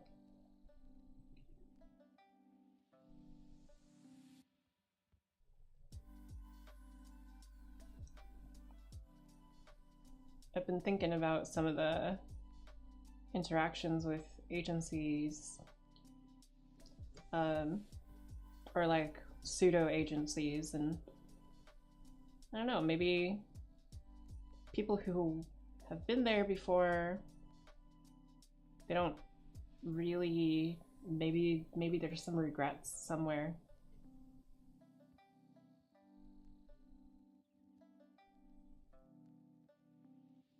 Or, you know, maybe sometimes the only way they could be a VTuber would be to be a part of an agency where the agency, you know, makes their assets so they can actually stream or make content or whatever. And that's kind of sad to think about.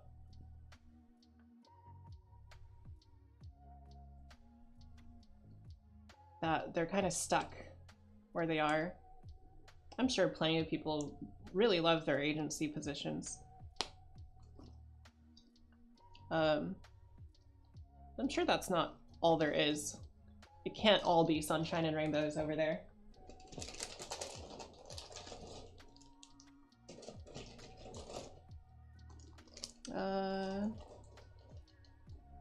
Which part? Oh, is it this one?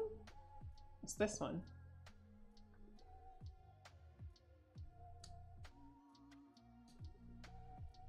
And so I'm thinking about, like, what if I were to just make VTubers, like, give VTubers a chance at independence and a fresh start. Like a no strings attached sort of thing.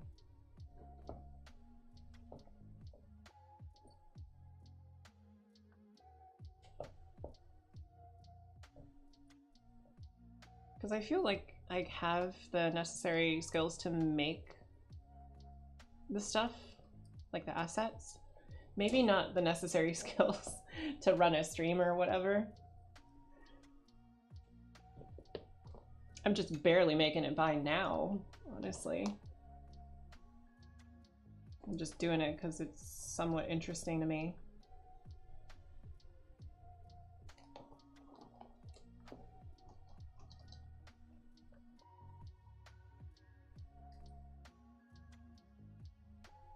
But maybe there's some people who have a lot of passion for being a VTuber or whatever, and they wish they could have, you know, their own identity, not one assigned to them by somebody else. But it was either that or nothing, you know?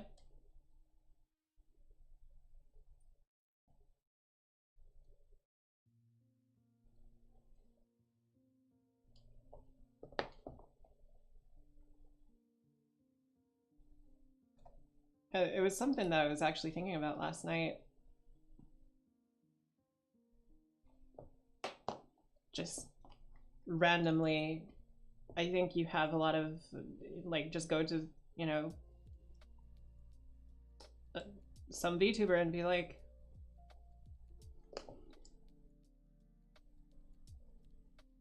you've got a lot of talent, a lot of drive, a lot of passion, right? And then it's just like, you have all this drive and passion and stuff for making content like this, and you know, I don't know if you've ever had any regrets or whatever about where you are and whether or not you wish you were able to be a character that you wanted to be, but never really had a chance to. And the only thing that you could have done was be in an agency, you know?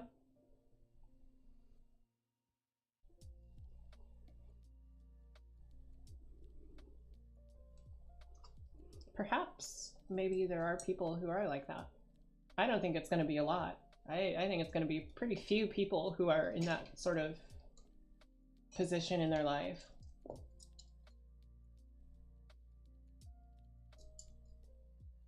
But maybe that fresh start is something that they need.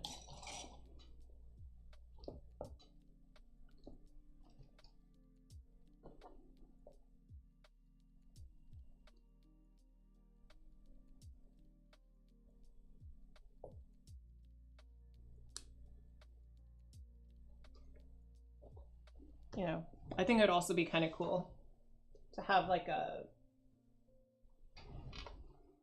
a basically a model guild, a VTuber model and assets guild that made and like produced stuff for VTubers in secret. I thought that would be an interesting thing to do. Then, you know, the VTuber that really wants that chance and has that, you know, special sauce of their own, getting one of these models and asset sets in order to stream, and then, you know, it's like, where'd your model come from? Where is all this from? How did you, you know, how did you get started here? Well, they told me to keep it a secret. And suddenly, you have the Streisand effect. Everybody's trying to find out the information that you're trying to keep secret. It'd be an interesting little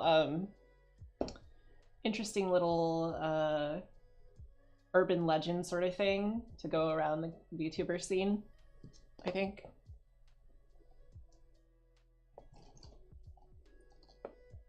Oh, which one is Q? This one is O. This one is also O. Is this one? No, this one's N. Is Q in here? No, this is S and I. This one's K.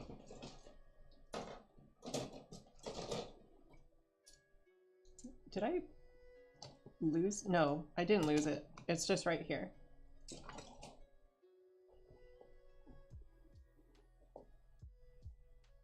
It's hard to say staying in the internet. if you're emotionally fragile, yes.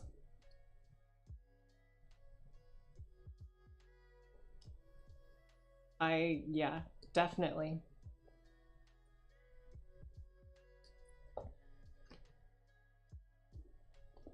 One of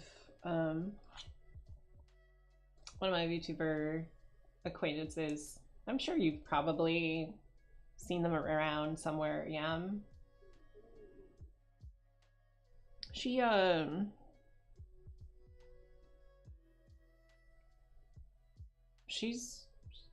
she gets really stressed out about stuff that people say on the internet, and it's, you know, it weighs on her in a way that is kind of unfair, I feel.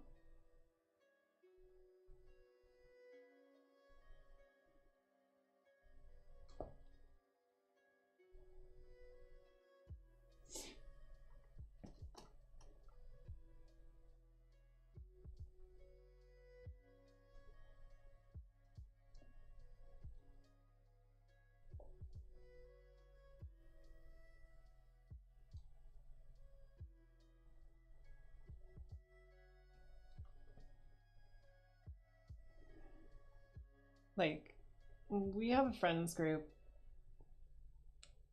and she talks within the friends group, but it's just she gets so anxious outside of it when people start saying negative things, right?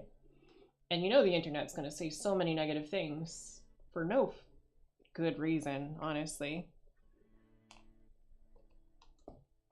And it kind of, you know, makes me a little bit sad that the internet is like that. When, you know, I don't think somebody deserves all that negativity.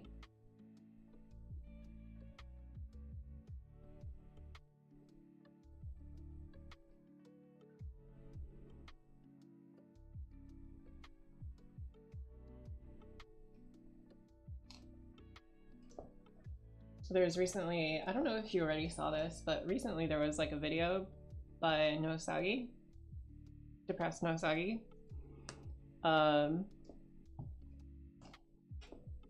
about like parasocial relationships and VTubers and how that's like pretty bad.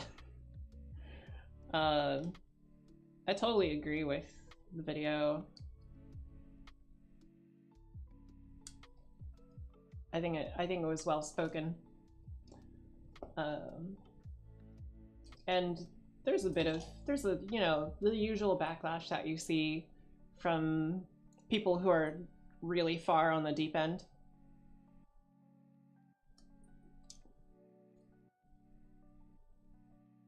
But it's not like, it's nothing too extreme on his video comments section. And then I remember he's a video content creator. So he doesn't have to deal with the VTuber anime waifu kind of thing that people do to VTubers, or anime waifu or husbando or whatever. And it's kind of funny that Yam, who also made a similar video and had a lot of very similar talking points, and the same central thing where the combination of the idea of an idol and the idea of an anime girl put together created this mess.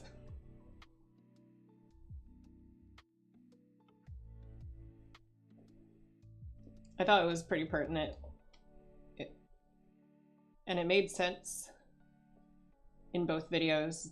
I think the two videos agree with each other pretty well. And I'm glad the two exist at the same time. And close to the same, you know, same publishing date too.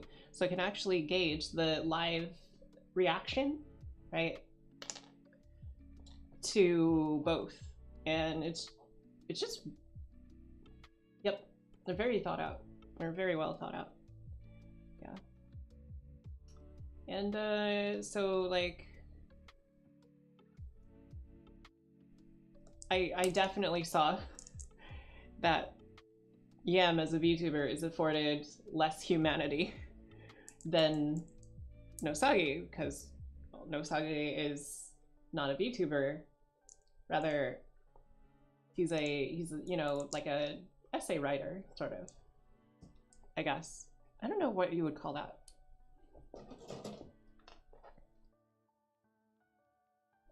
Media communicator or something.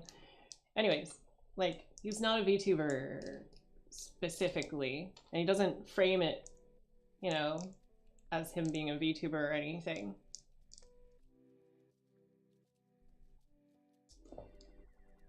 And so because of that, I saw like a difference in the amount of backlash that Nosagi got and Yam. They're kind of talking about the same points. Sure, Yam was a little bit more awkward and a little bit more, you know, she's new to this still. And hasn't really gained confidence in herself yet. But it was kind of telling that the comment section reaction to both videos kind of just proved both videos.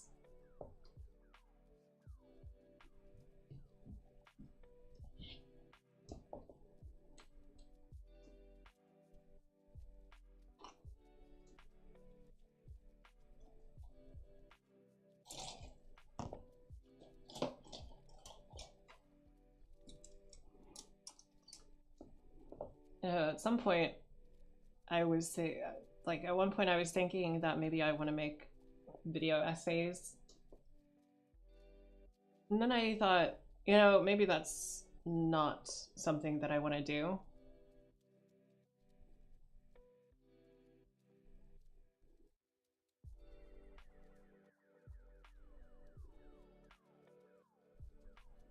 I would probably get very tired of video essays. J number 5? Which one is 5? This one.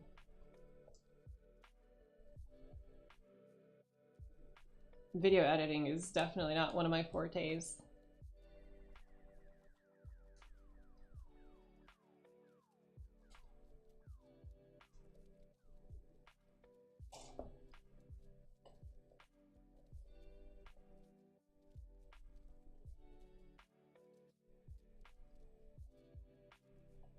So I think that would be something bad for me to try to get into.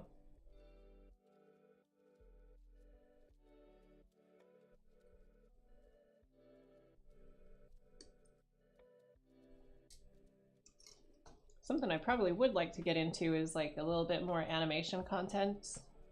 I know I can do it, but I'm also kind of new to it, so it's kind of amateurish, I guess you could say.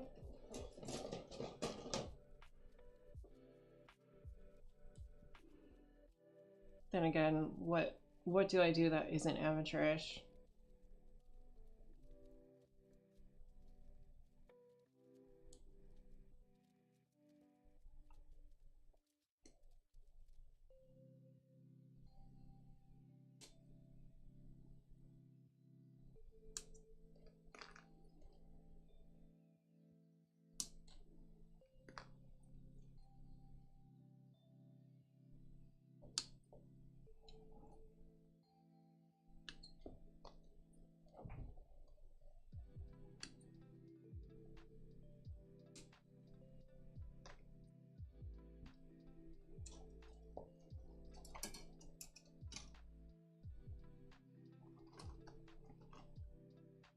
I don't know, maybe being an amateur is kind of a good thing.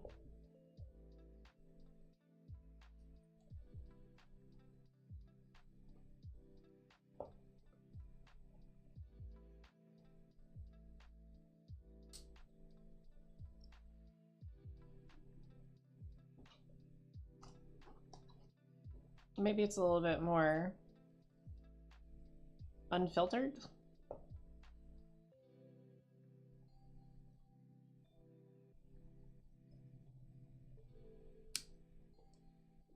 maybe less monetary motivation, just being an amateur.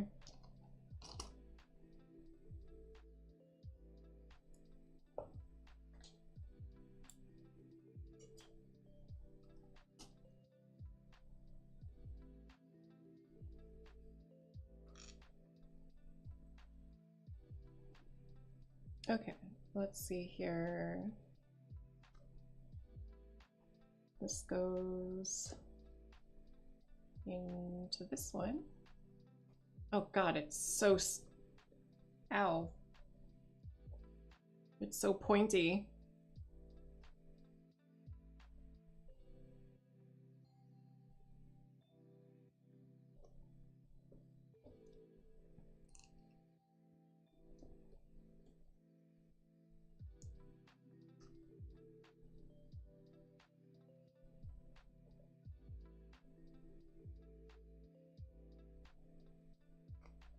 I believe publishing something that you're new at means you have confidence in your work. Just the fact that we choose not to because we're afraid of the backlash we might get.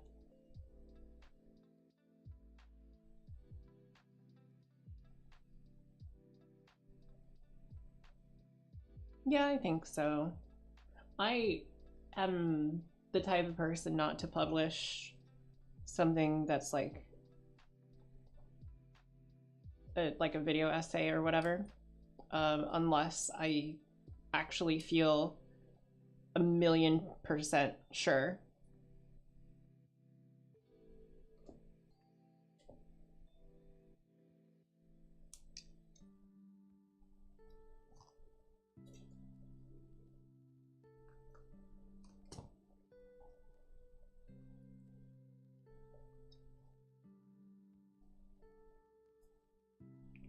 Oh, this is such nice color for this plastic.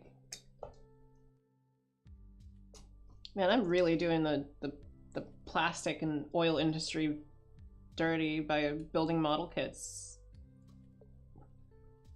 Because there's already so much plastic. Why am I adding to the plastic? Maybe I should make model kits out of like clay. Just make clay models.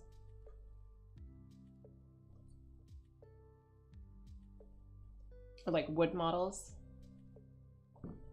Stuff that's not made of plastic.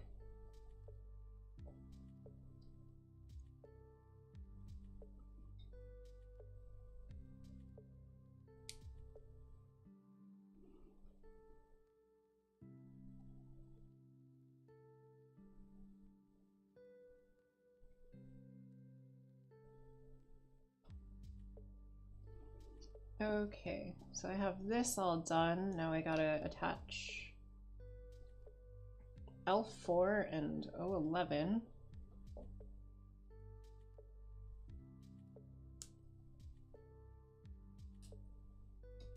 I guess I'll have to leave some of these gray parts alone instead of painting them, because I'm pretty certain that I'm never gonna be able to get those little circles out from their sockets.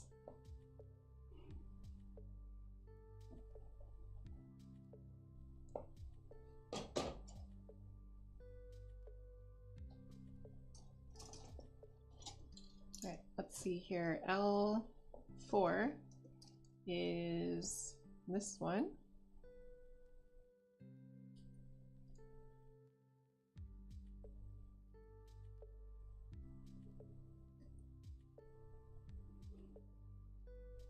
I remember Bandai doing eco-friendly Gundam kits. They were entirely black, but it was using recycled plastic or something.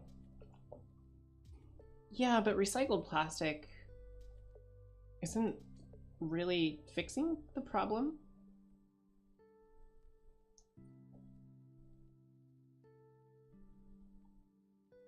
There's a reason why the slogan "Reduce, Reuse, Recycle" has recycle at the end. Because the main point of it is to first reduce your use. And then, if after you've reduced all you can,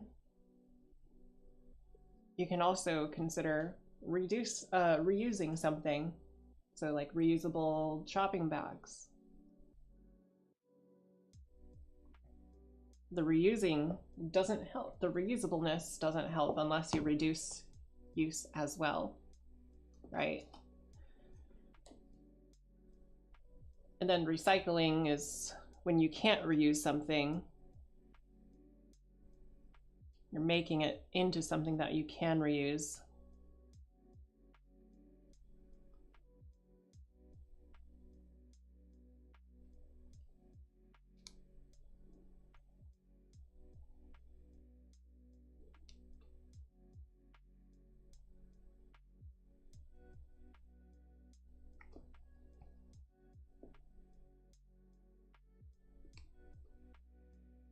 There we are.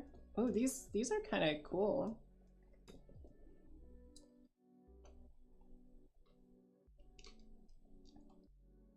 The feet on this, pretty cool. Does Bandai still make those kits? They should try to make some like recycled Gundam kits, but like in actual color.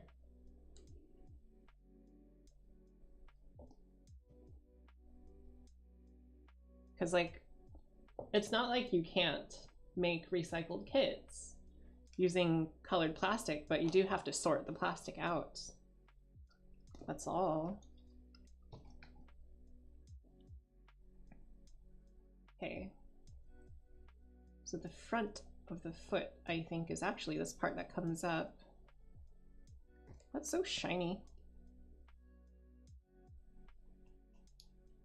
Okay. And then it says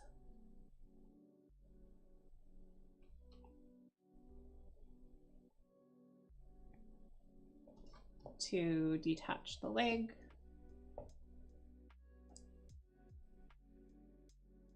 And then we can attach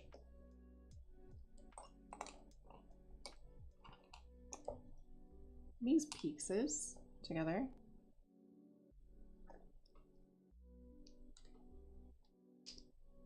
So there's that, and then this armor piece attaches to the back.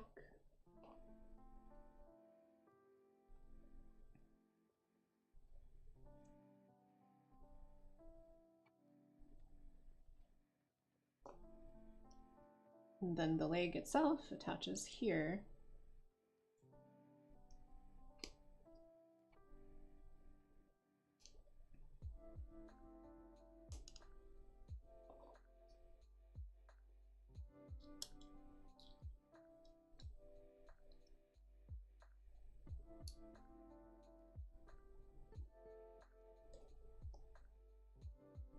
Okay, that's pretty interesting.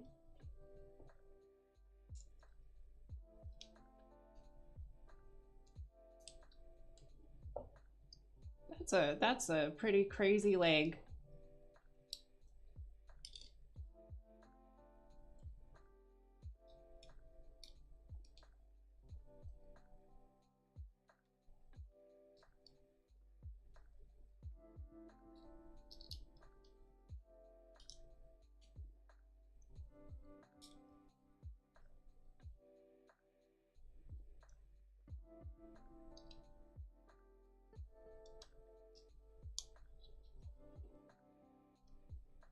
So I'm guessing that this little blade can come out.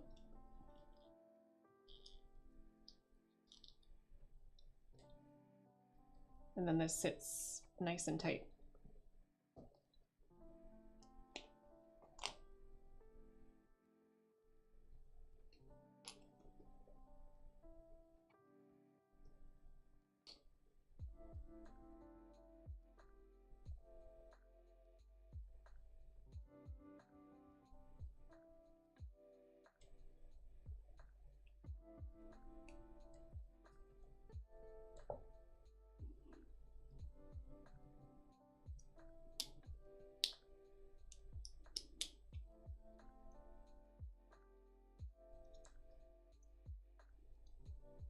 Then we'll connect this here. That sits in there.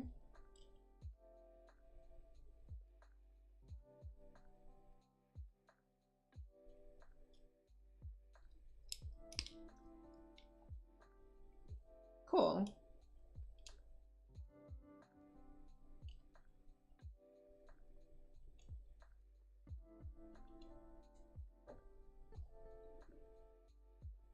Man, these legs are huge. Huge. Enormous.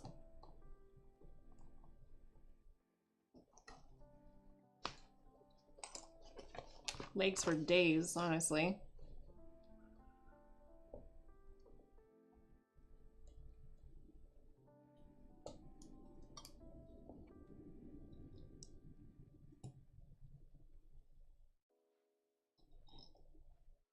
Come on. I'm gonna have to probably take the heads off. There we go.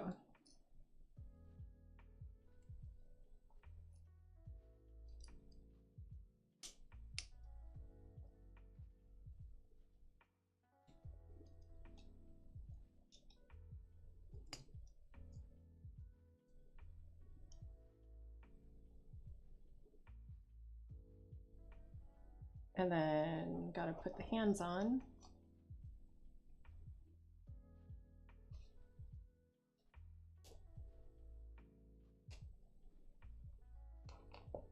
Am I gonna need to make new hand joints? I'm gonna guess the answer is yes.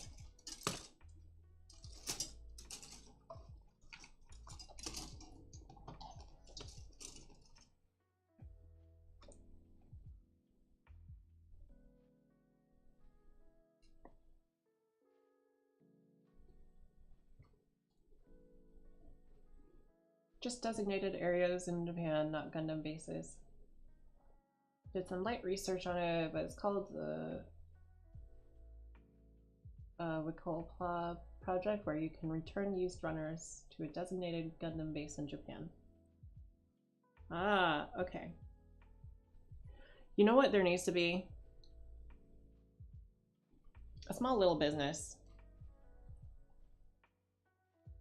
And their whole business is collecting used Gundam runners.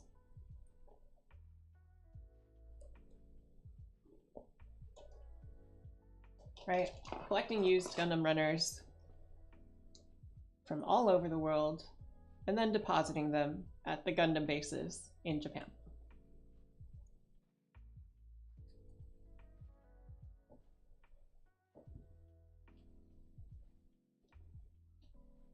The business would probably make zero money, honestly, but what good is money if you can't survive as a species?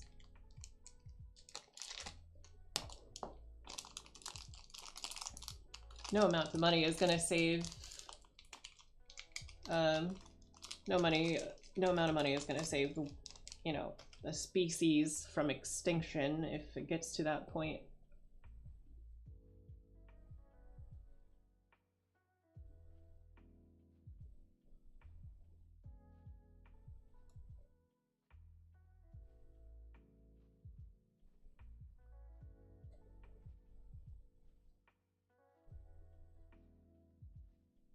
Can't really eat a dollar bill or a coin. It doesn't feed you directly.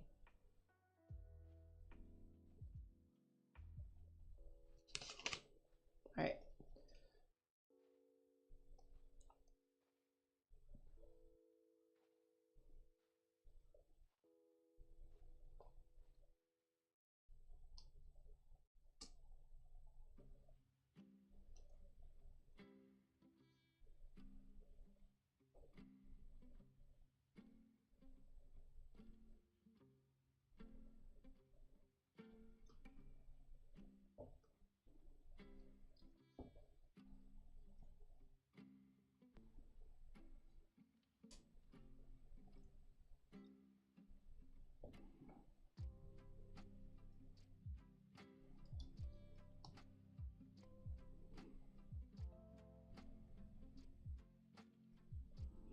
Okay, cool. I think the next part is the backpack.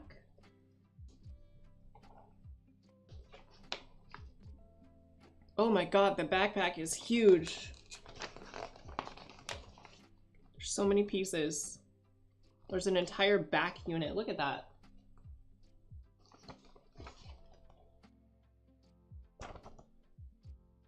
It's enormous.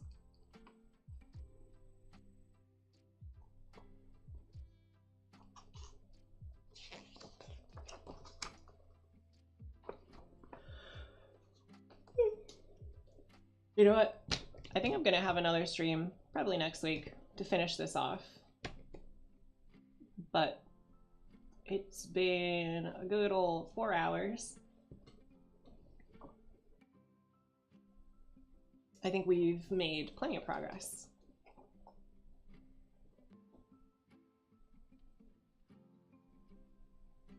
I really like her big old leg armor bits.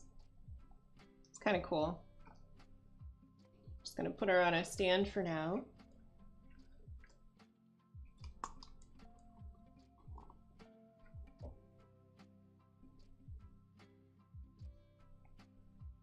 Oh, it's eco-quap. Okay. That makes a lot of sense. That makes a lot of sense. Okay.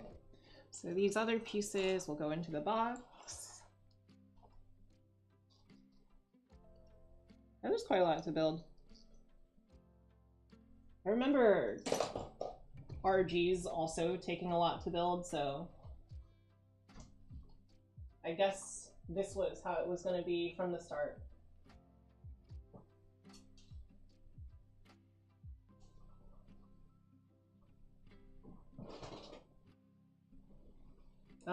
Did I drop something? I don't think so. I'll find it if I did. I'll find it by stepping on it and absolutely punching a fucking hole in my foot.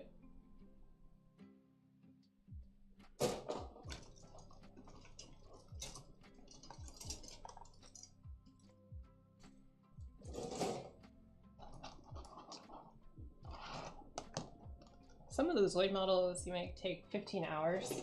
I can imagine. Zoids are huge. They're big. Ow.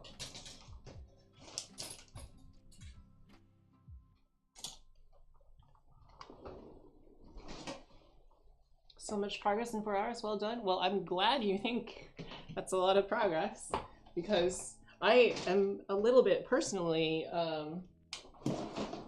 you know, disappointed in myself.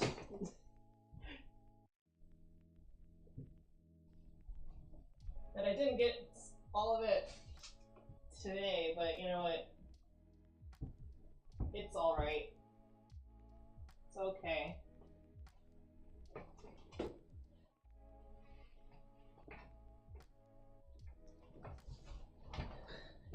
I gotta tell myself, you're okay.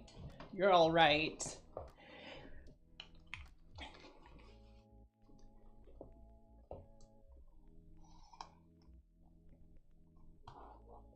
And then start singing the song from Centaur Land, or Centaur World.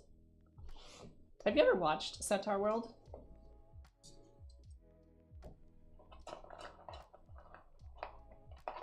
Imagine making a perfect grade on stream. Oh man, god, that would be like a full day stream probably, wouldn't it?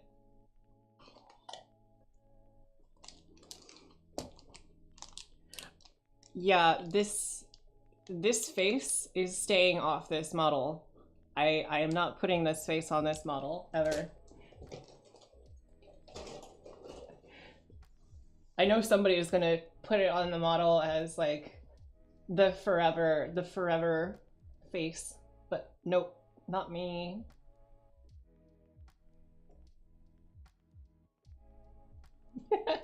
Face makes you laugh? Well, I'm glad.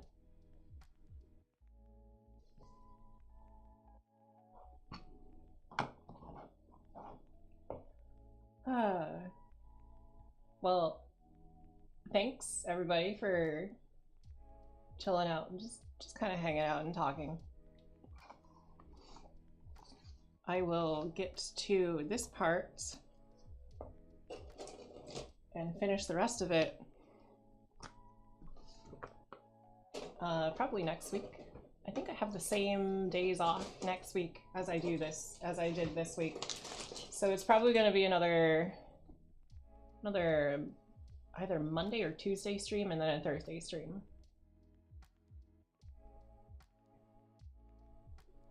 I work 5 days a week from here until the end of holiday season. Put that face on off stream. No. I don't know, maybe you might, but it's definitely not something that I feel like doing for mine. She was pretty cute though. I gotta say, pretty cute. Oh, she's taller than Stylet.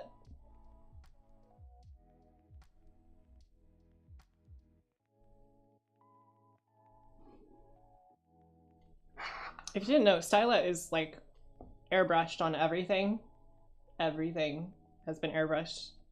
The gun, airbrushed. The knife is also airbrushed. I don't know if you can tell. There's like a little bit of a color difference in the handle and the blade.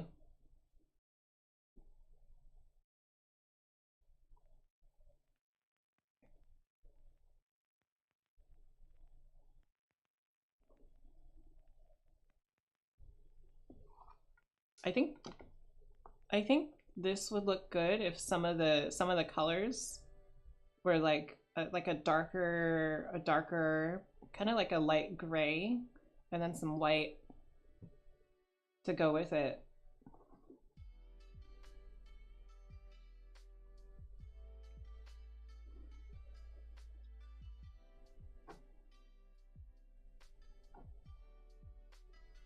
Yeah, the clear blue is very, very nice on this kit. I really like it. This hair definitely needs a little bit of shading though, for sure.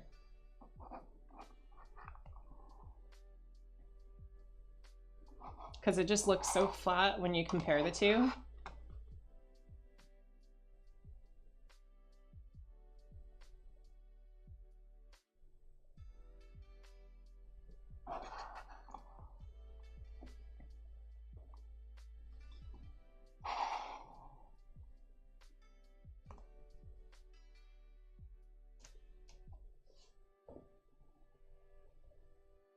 Maybe more gray to the white to give it that uniqueness. Yeah, for sure.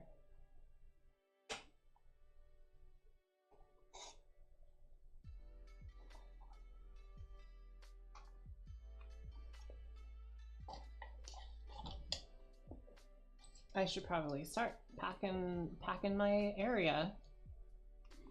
Oh, I don't know if you ever use like tools and stuff very often for like your hobbies, but I really like these handles. This one is by RJX Hobby. Not sponsored, by the way, but it's got like a nice magnetic socket for these tools. It's pretty comfy as well. When you take off the tip, it's got a really nice little balance to play around with.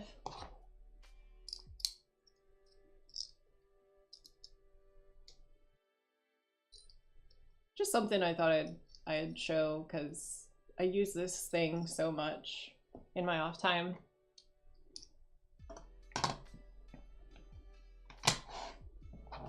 All right, I think that wraps it up. See you next week, I guess. Glad y'all came.